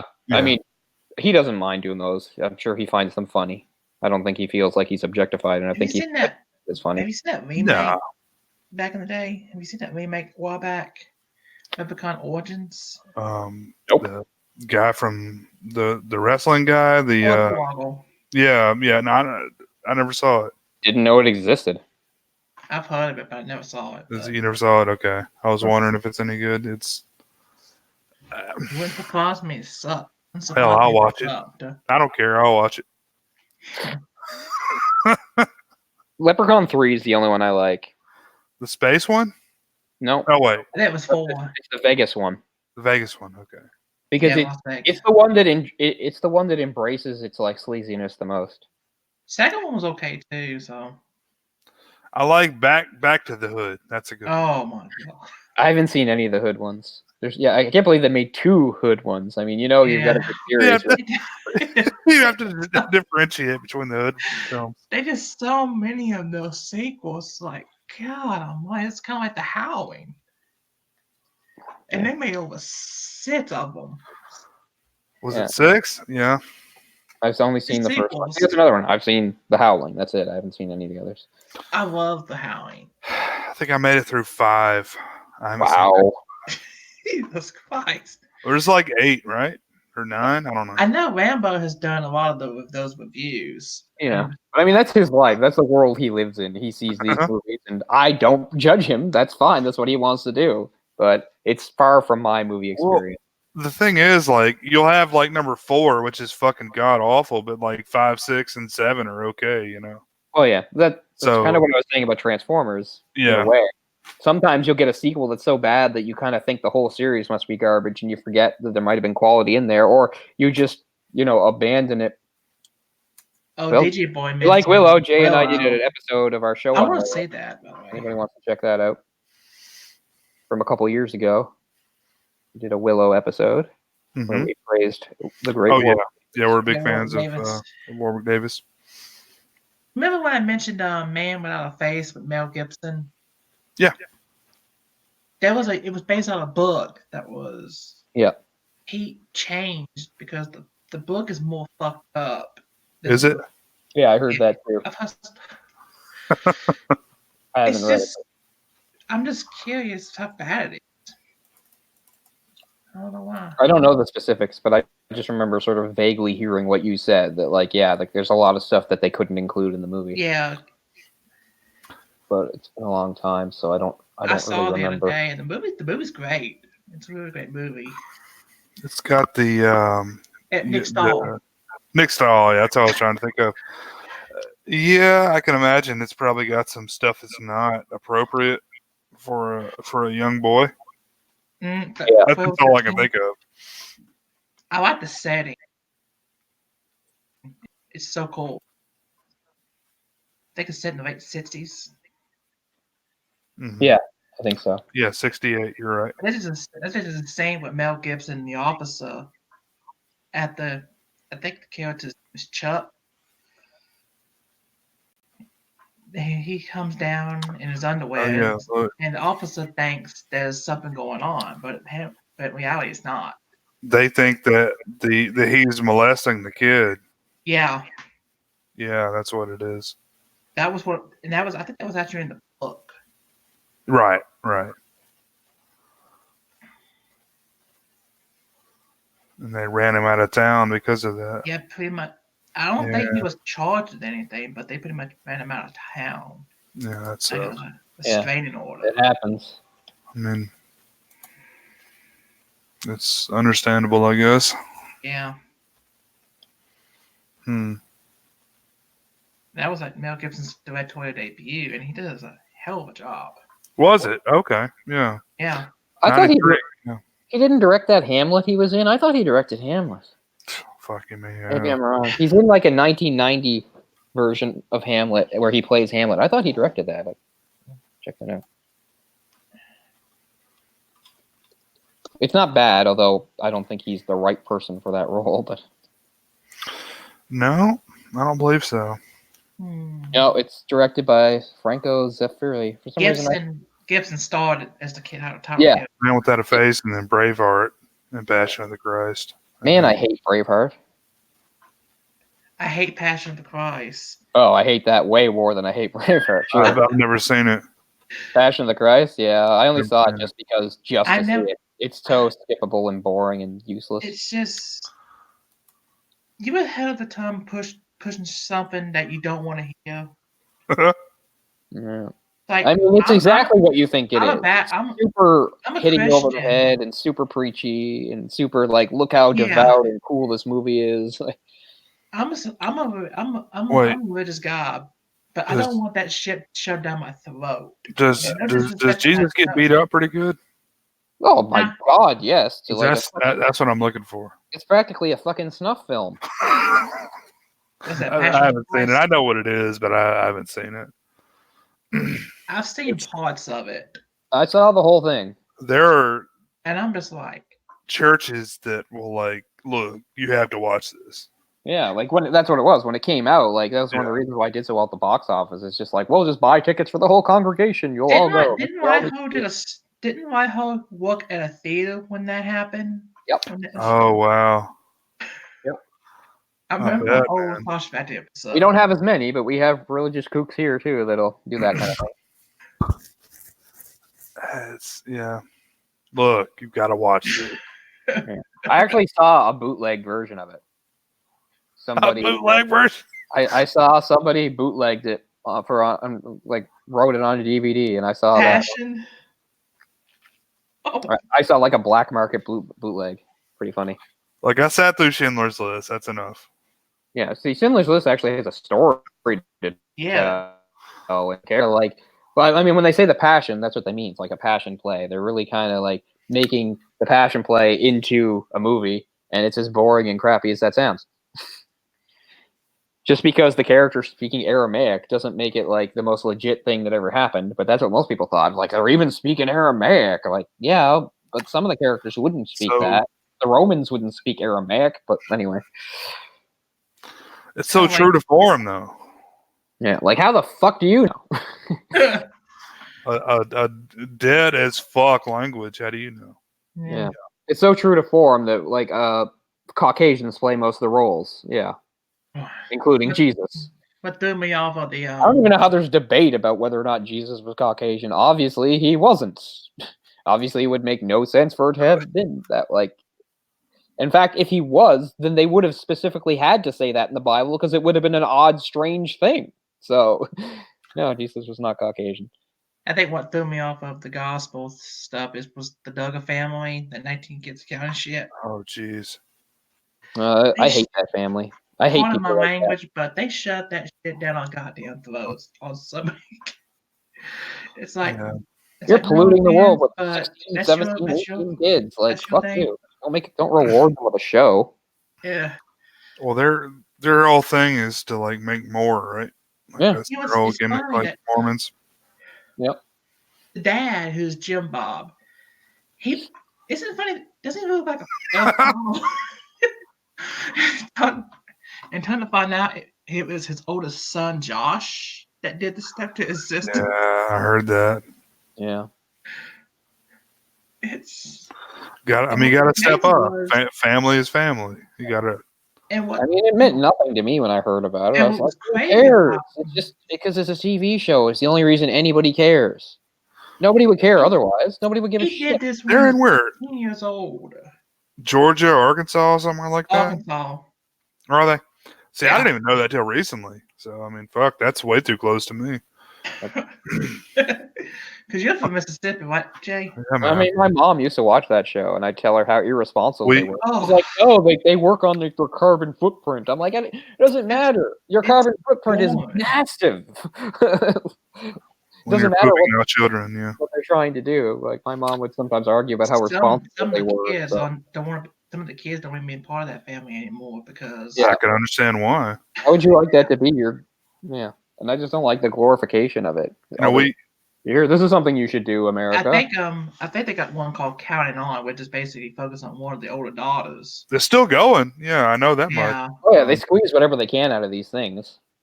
If they can find somebody still willing to do it, they'll be like, okay. I mean, for God's sake, remember that John and Kate +8 thing? They made a show about her after he was revealed to be a big scud. Yeah. They're still going. They're still doing I that. feel sorry for Those kids must be like in their 30s by now.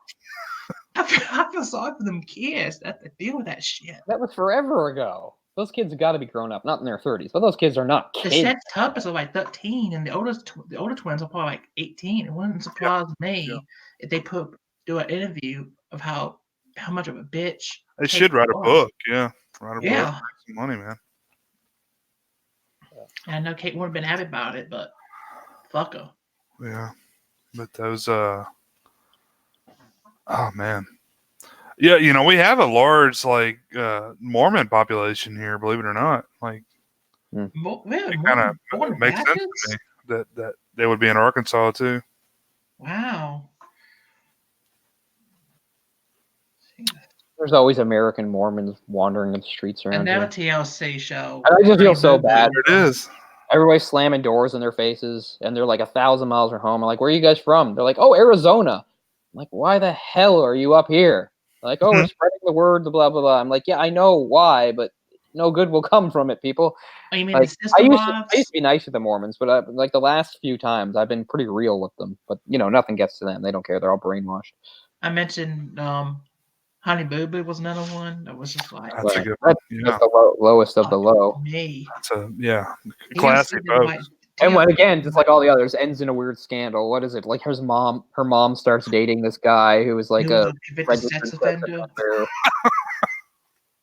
Which, I mean, fits the narrative perfectly. I mean, I hate to like. And he did some stuff to the oldest daughter one time when she was like 8. Yeah, so it wasn't even just like he was just some random sex offender. It was a sex offender that had actually gotten mixed up and done stuff within their circle. And Mama Jim knew this guy because she didn't care. She still liked him. It's even worse. And I remember there was like this thing about like a photo coming out of them like sitting on the bed with the girl or something, and everyone's like, "Oh my god!" I don't know.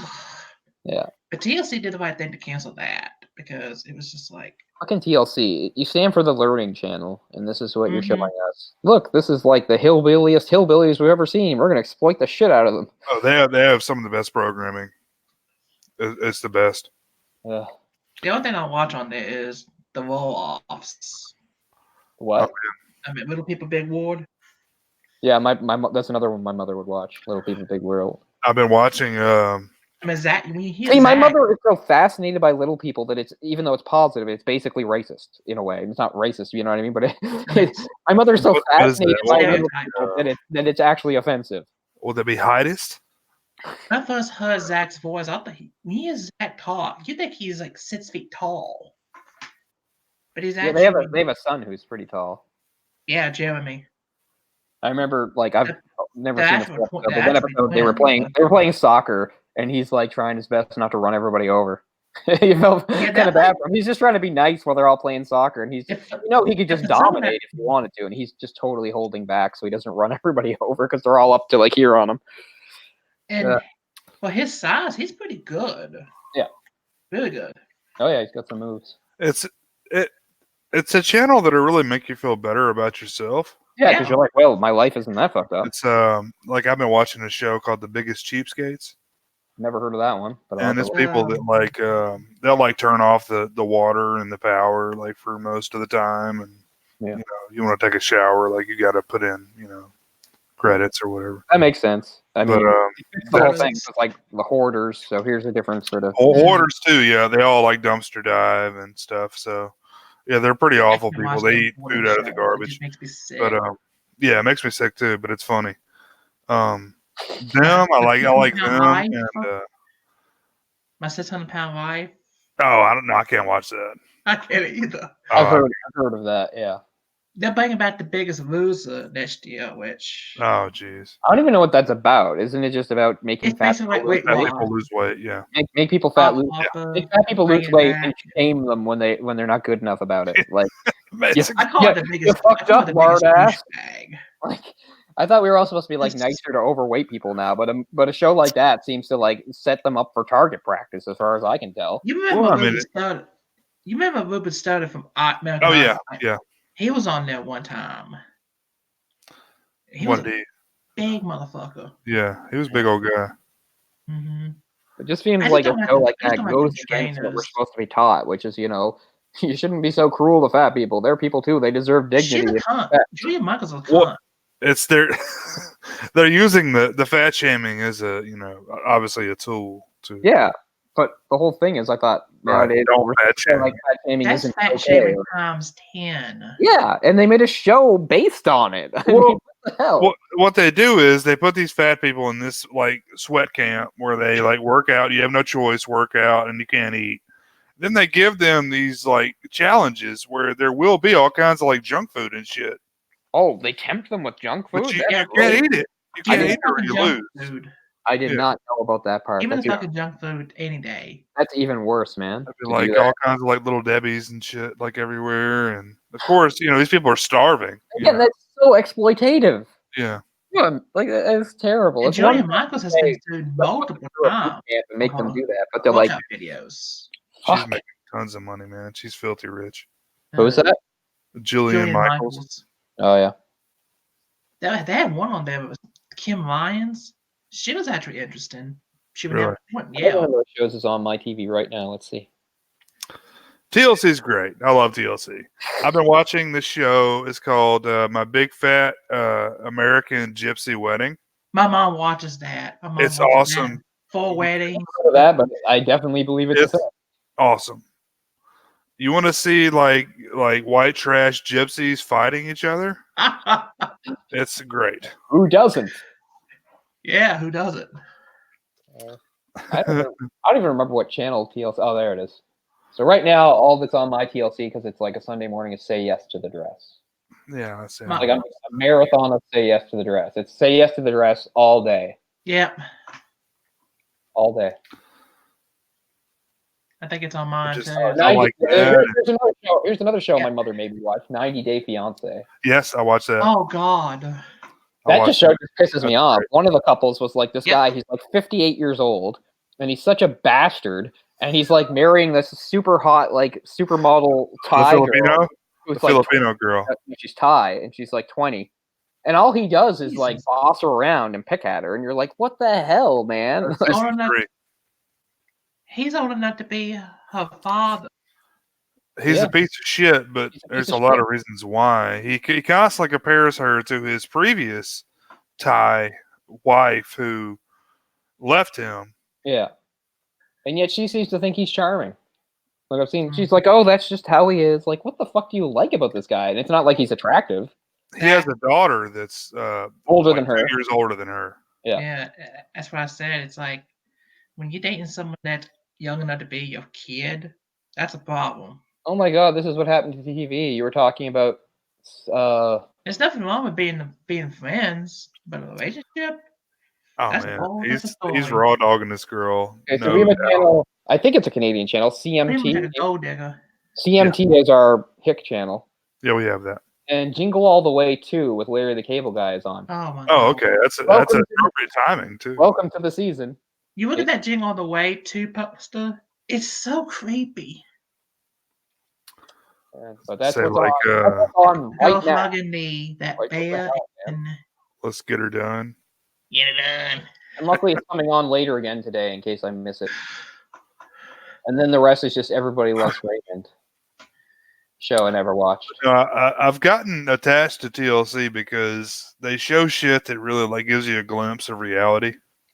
Yeah. To show you How much how is it? messed How up much is reality it can reality? That's the thing. And How much is it makes you feel better about yourself. be. Yeah. You know, you Yeah, can. of course. Yeah, like I suck. I'm a horrible person. My but life I might watch suck, this but and it's I not. But feel nobody great. would make a show about it because it's not interesting. You know, if cameras followed me around, you're not going to get any ratings. They'd be like, "This guy has a boring, stupid life." I mean, if you tag someone, that's gonna go to the booth. There you go. Yeah. There Are you you go. sure? So we got 90 Day Fiance. It was like 6 different spinoffs of that. Got the pimple popper. Oh man, I can't watch that shit. That freaks me out. That's I gross. know. I haven't seen it. tried I've watching seen, one. I've seen it on the guide. I was like, I will Man. avoid this. My kids watch that shit. I can't watch So it. what is it? Just him doing the like most medically disgusting things that exist? It's Yeah. an Asian woman, an Asian doctor. It's kind of I don't remember her name right off, At the but same time, it's kind of disgusting. yeah, it was like, I know. 45 minutes of this is Justin. He's got a problem, and then like here's me popping his like 75-pound pimple he's got on his back. Sis, pus. Yeah. That pus comes out. I guess man. people will watch anything. That's literally true. You can't. I mean, these are things that repulse me, and yet I guess there's a huge audience that's like, yeah, I want to see that. People get off on it, I think. Yeah. Oh, fuck. Yeah. Maybe Again, not get off on it, but like to watch it. see, the shows don't just make me feel better about myself. The audiences make me feel better about myself. I'm like, at least I'm not so morally bankrupt that this is something I enjoy watching. Right. So, I guess it has Better that. living the life. To be honest, I'm happy with what I got, and I don't want no cameras. It's like go it. You're feeling bad. Pull up some Billy the Exterminator. I used to like, watch that. 10 years ago. That's good stuff. I mean, who would have How thought about 10 years Elizabeth ago Taubman? when you're watching stuff like Dog the Bounty Hunter, and your future self comes to you and he says, "This is just the tip of the iceberg." Yeah. It will His get wife so just much passed worse. away. His wife just passed away of Yeah, I know. breast cancer. Yeah, that sucks. That was shocking. I don't know, but that's like I don't think we that show mentioned that single-handedly Eddie taught Bunny me that, like, passed away last week. that Hawaii is part tropical paradise, part white trash hell. Yep. Is what Hawaii is. That's what that show has taught you. Yeah.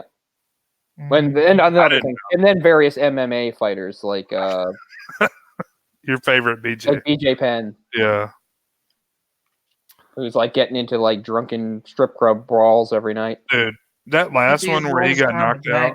Good Some God. fat guy just He got knocked out by some random dude. Like that'd be like me knocking out BJ Penn. Like, yeah. what? I mean, this guy's obviously I'm out of his weight class, but Some random guy just knocked out that fighter. Yeah. knocked him clean out. But I mean, Well, again, he BJ Penn knocked out has so many not been times. he's on like an 8-fight losing streak. He hasn't won a fight in like 9 years. It was finally the UFC have cut him. Only because he had another fight lined up. He was supposed to fight soon. But Oh, has he not been cut? No, he was cut. he's finally been cut. That instant, finally Dana White was like, okay, he's got problems. I gotta cut him. It's like, you think, Dana, you piece of shit? Like, you're an enabling piece of shit is what you are. John The Jones. first thing I been knew like, about UFC is the incident with Conor McGregor and his hooligans attacking Yeah. us. Oh yeah. Well, I'm like, what the fuck did that solve?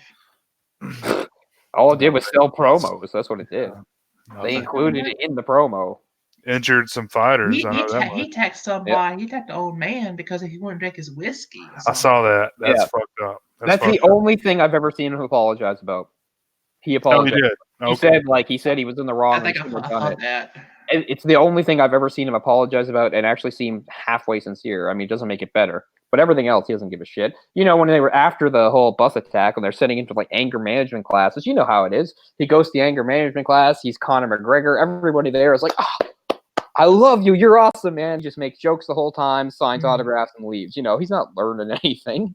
It's the same way anytime a celebrity gets sent to things like that. Everybody's just so thrilled to have them there, you know, that it doesn't become a course anymore. It's just a massive distraction.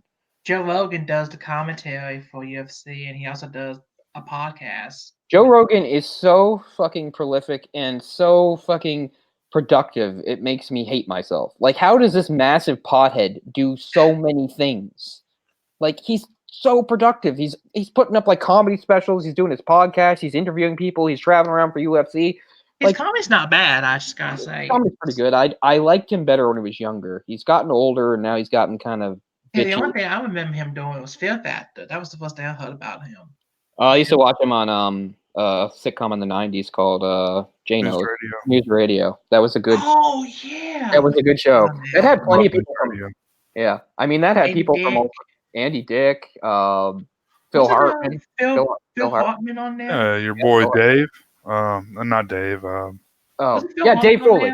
Dave Foley. Yeah, that was his name on the show too. Oh, yeah, wow. that was his name.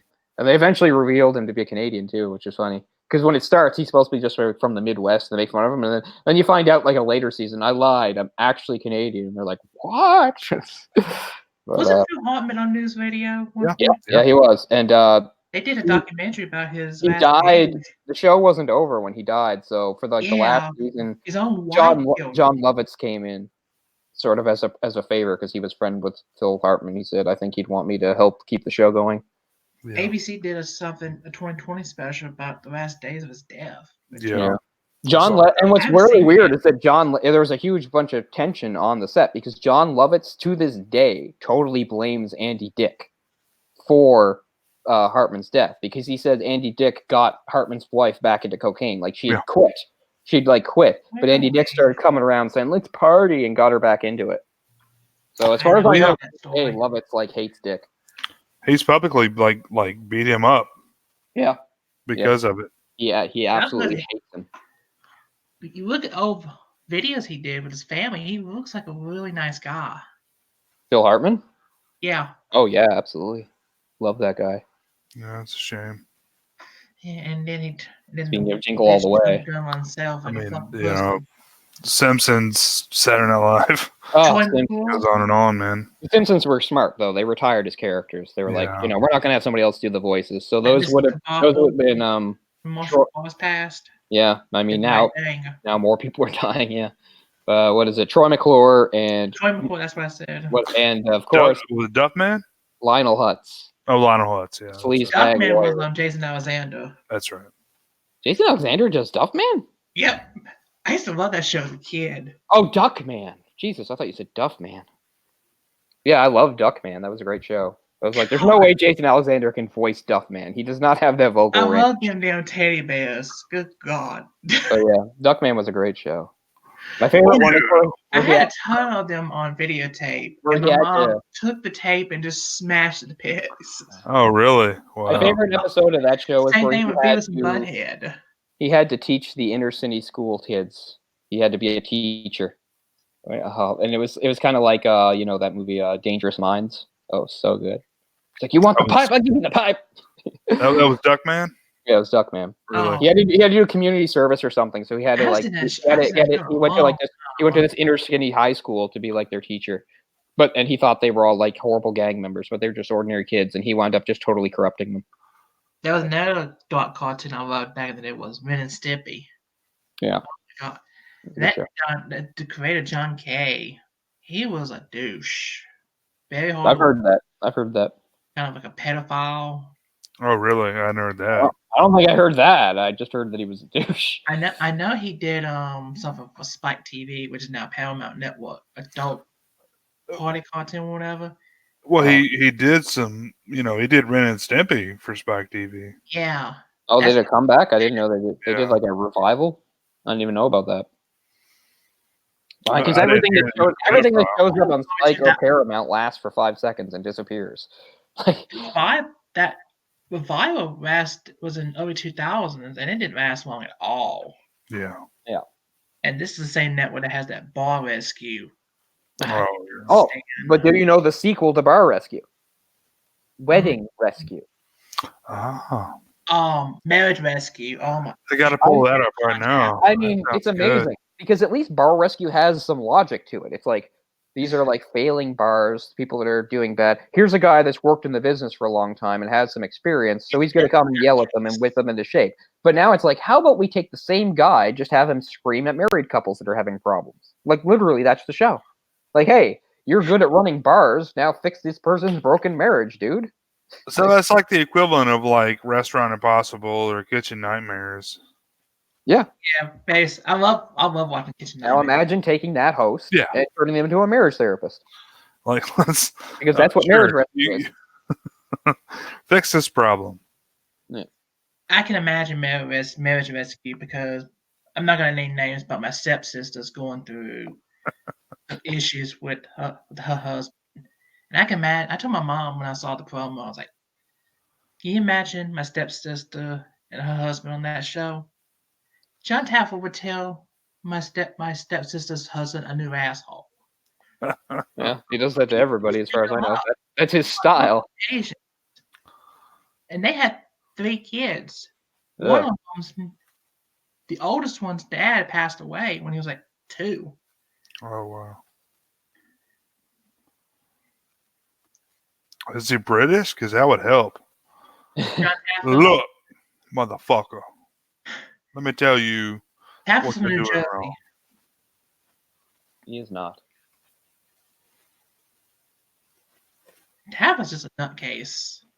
You just want to slap him when he yells at you. I can't stand people yelling at me. Yeah. I'll probably kill him. No. Yeah. I can't put up with it either. That's why I don't understand most of these shows like this, like Gordon Ramsay stuff. It's not professional. I don't care if you're the best goddamn cook in the planet and you think you're helping. It's not professional to scream and curse at people working for you.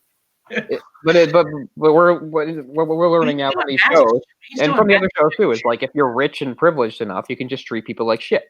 That's what it always is. Chef Jr., that's where we get to see a really good side of him. Yeah, because he won't actually scream at children. Good for him. He won't scream at the children. Yeah, but it's you turn 18, he'll. I would just like to headbutt him one day. If I was on Hell's Kitchen, I would just headbutt him in the head. Yeah, I wouldn't give a shit if I get arrested. Yeah, constructive criticism is one thing, but I mean, there's just no respect. There's no professionalism there. I would not be able to put up with it. I mentioned John Kay, Ren and Stimpy creator. There's like a video of his stories of why he's hard to work with and he's kind of like a pedophile. Oh wow!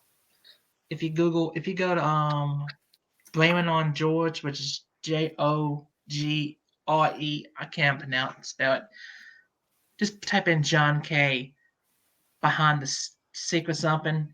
You'll find that quick documentary. Okay, I found it. Kind of like with Dan Schneider, who was who did a lot of the Nickelodeon shows. Cole Paul remembers him. Okay. I only saw certain Nickelodeon shows because YTV had content laws to abide by, so you can only put some. He had like a massive foot fetish. I guess that's more common than I thought. I'm finding out a lot of people have that. Tarantino is probably the most prevalent. I'm getting so tired of his foot garbage in the movies. Just, I get that you like it, but you don't have to put it there. You don't have to. I get it. It's your movie. It's not the worst thing in the world, but is it really that necessary to yell to the world how much you love feet? I don't know. Mm-hmm. It just seems a little. I don't know. Maybe he's just trolling us at this point. He's like, well, you're expecting a foot thing, so I'll give you a foot thing. Because it was like completely not on my mind when I went to see Once Upon a Time in Hollywood, and I was like, oh, right, when it started. Good. And then there was another scene where it happened. And it was like, okay. I thought that movie was really good. I didn't like it. I mean, obviously, great presentation. The world looks great and everything, but I thought it was. I just thought it was too self-indulgent. It was just him saying, I love Hollywood in 1969. I just want to roll around in it. It's so awesome. Like, but there's Jack off to it. Yeah, and then I don't know. As I was talking about this before, I don't know if it was on air or what. But I was saying like he's already done like what's considered historical fan fiction, but to take something that specific, I think is kind of in bad taste. It's one thing to write historic fan fiction where during World War I some Jews actually kill Hitler, yay, or to write historic fan fiction where during the age of slavery, where a former slave takes revenge on slave owners. Okay, yay. But to actually write fan fiction out about an actual specific set of murders that really took place seems bizarrely, I don't know, it doesn't seem to be in good taste to me. There's people alive today, right now, that were really affected by those murders. I really would like to know what they think about him writing something about then Brad Pitt tortures her with a flamethrower. Like, I don't know. It seems like a very bizarre thing to do. Yeah. Especially it happened on the 50th anniversary. Yeah. I don't know, because I mean, yes, we're like, yes, if that really happened, that would have been great. I hope that was scary. Yeah, I mean, is he gonna like do a movie next about how like I don't know, Leo DiCaprio stops 9/11? Would that be fun and cool for everybody? Would everybody think that's cool? Because I mean, yeah, it's kind of like with the Confederate flag. You can't erase that history. You just can't. No, Can't change the past. But he's writing and again, historical fiction is about changing the past in some way. But I thought the other two, they were general enough. But this was a very specific event that he's writing about. I just thought that was weird. And all I could go through, my mom was like, I was like, I guess it's kind of cool, but what do people actually fucking think of this? Like the people that were affected by this, like Sharon Tate's family. Is this fun for them? Like their daughter who was murdered? Oh, there she is. She's fine. Nah, I really don't blame that girl's family. If they made a movie about Rebecca Schaefer, the people who were part of that show and her family, they would have been furious. And like I'm saying, to me, I don't know if people should be furious. I just think it's weird. Like, I don't know why he had this idea and wanted to make a big movie about it. It just seems weird. But it's more fucked up. Yeah. You know, you say that, but there's been like movies made about that for years and years. Yeah, but they're about it. They're not about it. It didn't happen. It's understandable. There have been nonfiction movies written about that. You know, made about that. There are nonfiction. This is a fictional movie. Yeah, I guess fiction. Yeah, I mean, like if it was nonfiction. If it wasn't based. Well, you would say like you know, the Jim Van Bever movies, the you know, Manson family murders. Mm-hmm. I don't know if those are considered fiction or nonfiction, but they don't change facts. The people who die still die. Yep. Right. Yeah, they're more like a chronicle. Like I get what you're saying, but I mean, I'm not saying it's necessarily offensive, but it seems like it must be close. And to me, even if it's not, it's strange. I don't know why he thinks that's a movie. I don't know. I didn't hate the movie, but at the end of the day, I was just sort of bored by it. It's more fucked up than strange. I mean, I haven't seen it yet, so I don't know. Me neither. Wait, which one? I thought you did see it. No, I haven't seen the new film. Wait, new which? The Quentin Tarantino film. Oh, Once Upon a Time in Hollywood. Right. Yeah, we haven't seen it yet. Oh, okay. Well, you might still like it. I mean, but I just think it's weird. And like I said, some of it's just so self-indulgent. Like, it's, again, super long when it doesn't have to be. You've got, like, long scenes of Brad Pitt just driving around town listening to the radio. Because, again, Quentin Tarantino's super thrilled by the music of that area. And also, something that is kind of funny. So up do we? Yeah. We love the music, too, but... Well, it also has actual radio broadcasts, too. And in fact, it ends with a really great one that has nothing to do with the plot, that's just there over the credits. That's really funny that I won't give away. But it has some actual like radio broadcasts from that summer, too, like where the newscaster's talking and stuff like that. And I guess that's kind of cool. Also, I'm sure you all read about like Bruce Lee's family not being happy either. I've heard about that. I don't think that's terrible, but again, it seems like a weird thing for Quentin Tarantino to do because he's so knowledgeable about Bruce Lee's life. So why did you decide to make him into a cocky asshole that can't beat up a 40-year a middle-aged alcoholic who smokes all the time? It is kind of insulting to think that he's saying that a middle-aged stuntman that drinks and smokes and doesn't take care of himself could hold his own against Bruce Lee. I mean, it's a pretty stupid thing to do, It's but dumb. it's dumb, but I'm not saying I'm not saying like his family should get like offended. They should just be like, well, that's stupid. I think it's stupid. That'd be just like, come on. And then like I guess on Twitter he's saying, well, it's a fictional character, so I can do whatever I want with it. Yeah, but you're juxtaposing a fictional character with It's a real based person. on the actual character.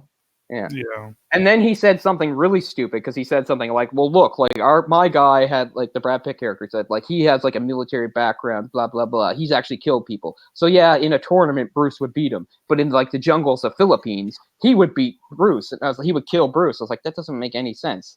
People have a really weird, even the people who are like in special forces, the most badass people on the planet, they don't learn that much hand to hand.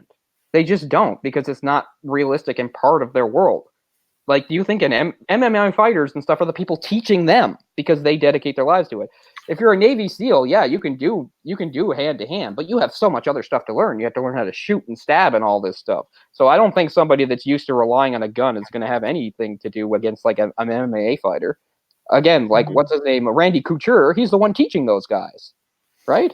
Right. He knows it better. You learn a good bit of hand-to-hand stuff, but I mean, what are you gonna? I mean, you know, we're talking about a film here. Well, guys, I'm gonna be out. I'm out here. Gotta get packing, get ready to leave. Yeah, the sun is up for me. Oh, you're leaving? Yeah, you're packing. I'm packed. I just gotta leave.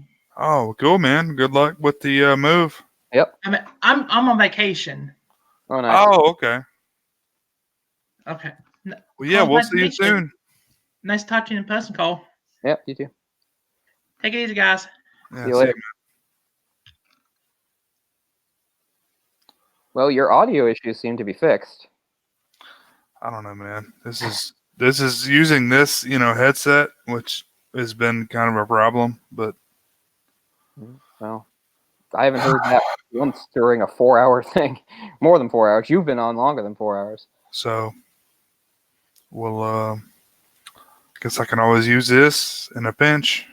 If we have to. It seems easier than using something that, condenses our 2-hour conversation to 17 minutes. So yeah, I mean, we don't want to have something that can just cut off without us realizing it. So StreamYard might not be perfect, but at least it's reliable in a way. So yeah. Anyway, thanks for joining me tonight, man. Thanks for staying on. Yeah, I'm in the. I have to sort of kill time anyway while I'm sort of resetting my sleep. So it's not like I have much better to do. I'll just say, the last couple Thursdays on TCM they've been showing Bond movies, so I've just sort of been getting back into Bond. So I was watching Thunderball, which I taped from a while ago. Because there's a few Bond movies that I haven't seen in a lot of years. So I would like to own all of them. I only own a fairly old DVD set that has. They were I think there were 4 different sets that came out, and I have one of them. And they just have random movies. They're not from various eras. They just mix them all together. So, and I only own one, my favorite, my favorite, no one else's, The Living Daylights. I actually own that on a single Blu-ray, but I would like to get the other movies in a set. I've seen a few different sets, but for now, I'm trying to record some of the ones that I haven't seen in a long time off TCM. So I used to always shit on Thunderball and say it's one of my least favorites, but then when I was thinking about it, I was like, I can barely remember anything that happens in it, so I'm trying to watch that now, so that's what I'll get back to. It's the period I haven't watched many from. Yeah, it's the 4th one. Yeah, it's the 4th one, and the 3rd directed by, I think, Hamilton. The guy, he directed 3 of the first 4, or no, Hamilton's I get Terrence Young and Hamilton mixed up. One of them did 3 of the first 4, and the one that was different was Goldfinger, and he came back. What's funny is, until you get up to the Pierce Brosnan era, only a handful of directors did Bond, because most of them did, at least 3 or 4. Yeah. But now, once you got to Pierce Brosnan, it's always been a different director for every film until the last two. Sam Mendes did the last two. He's the first director to do multiple Bonds since like the 80s, which is pretty crazy. But yeah, so I might watch a couple more of those before I crash. I've got to stay up for a few more hours. But yeah, it was fun. You didn't get as drunk as I thought you might. Yeah, I probably should be much worse, but I missed some of the film. Yeah, well, maybe. Well, if this is working properly, maybe next week we can do a proper live commentary, start to finish. To do sort of one way or another, we're going to do something. So yeah, do some sort of do-over for the one that got cut off there. Yeah. But, well, I have. So do you? Will you be able to find what's it for this week? Virgin Suicides. Yeah. Okay. Yeah. I have it. So okay, so that's what we'll go with. Cool. Well, we'll be back Tuesday. We'll say tentative Tuesday for right now. Yeah. If not Tuesday, definitely Wednesday, I think. I'm sure we can knock one out this week. Yeah. Cool. And we're going to do Virgin Suicides. And then after that, we're going to embark on our series. And on the Virgin Suicides episode at the end, we'll announce what the series is. Yeah. Should be fun stuff. After all these hours. So anyway, cool stuff. You'll enjoy it. It was fun hanging out. And I'll see you soon. And I'll talk to you even sooner. Yeah. All right. Take care, guys. Later. Thanks. Bye.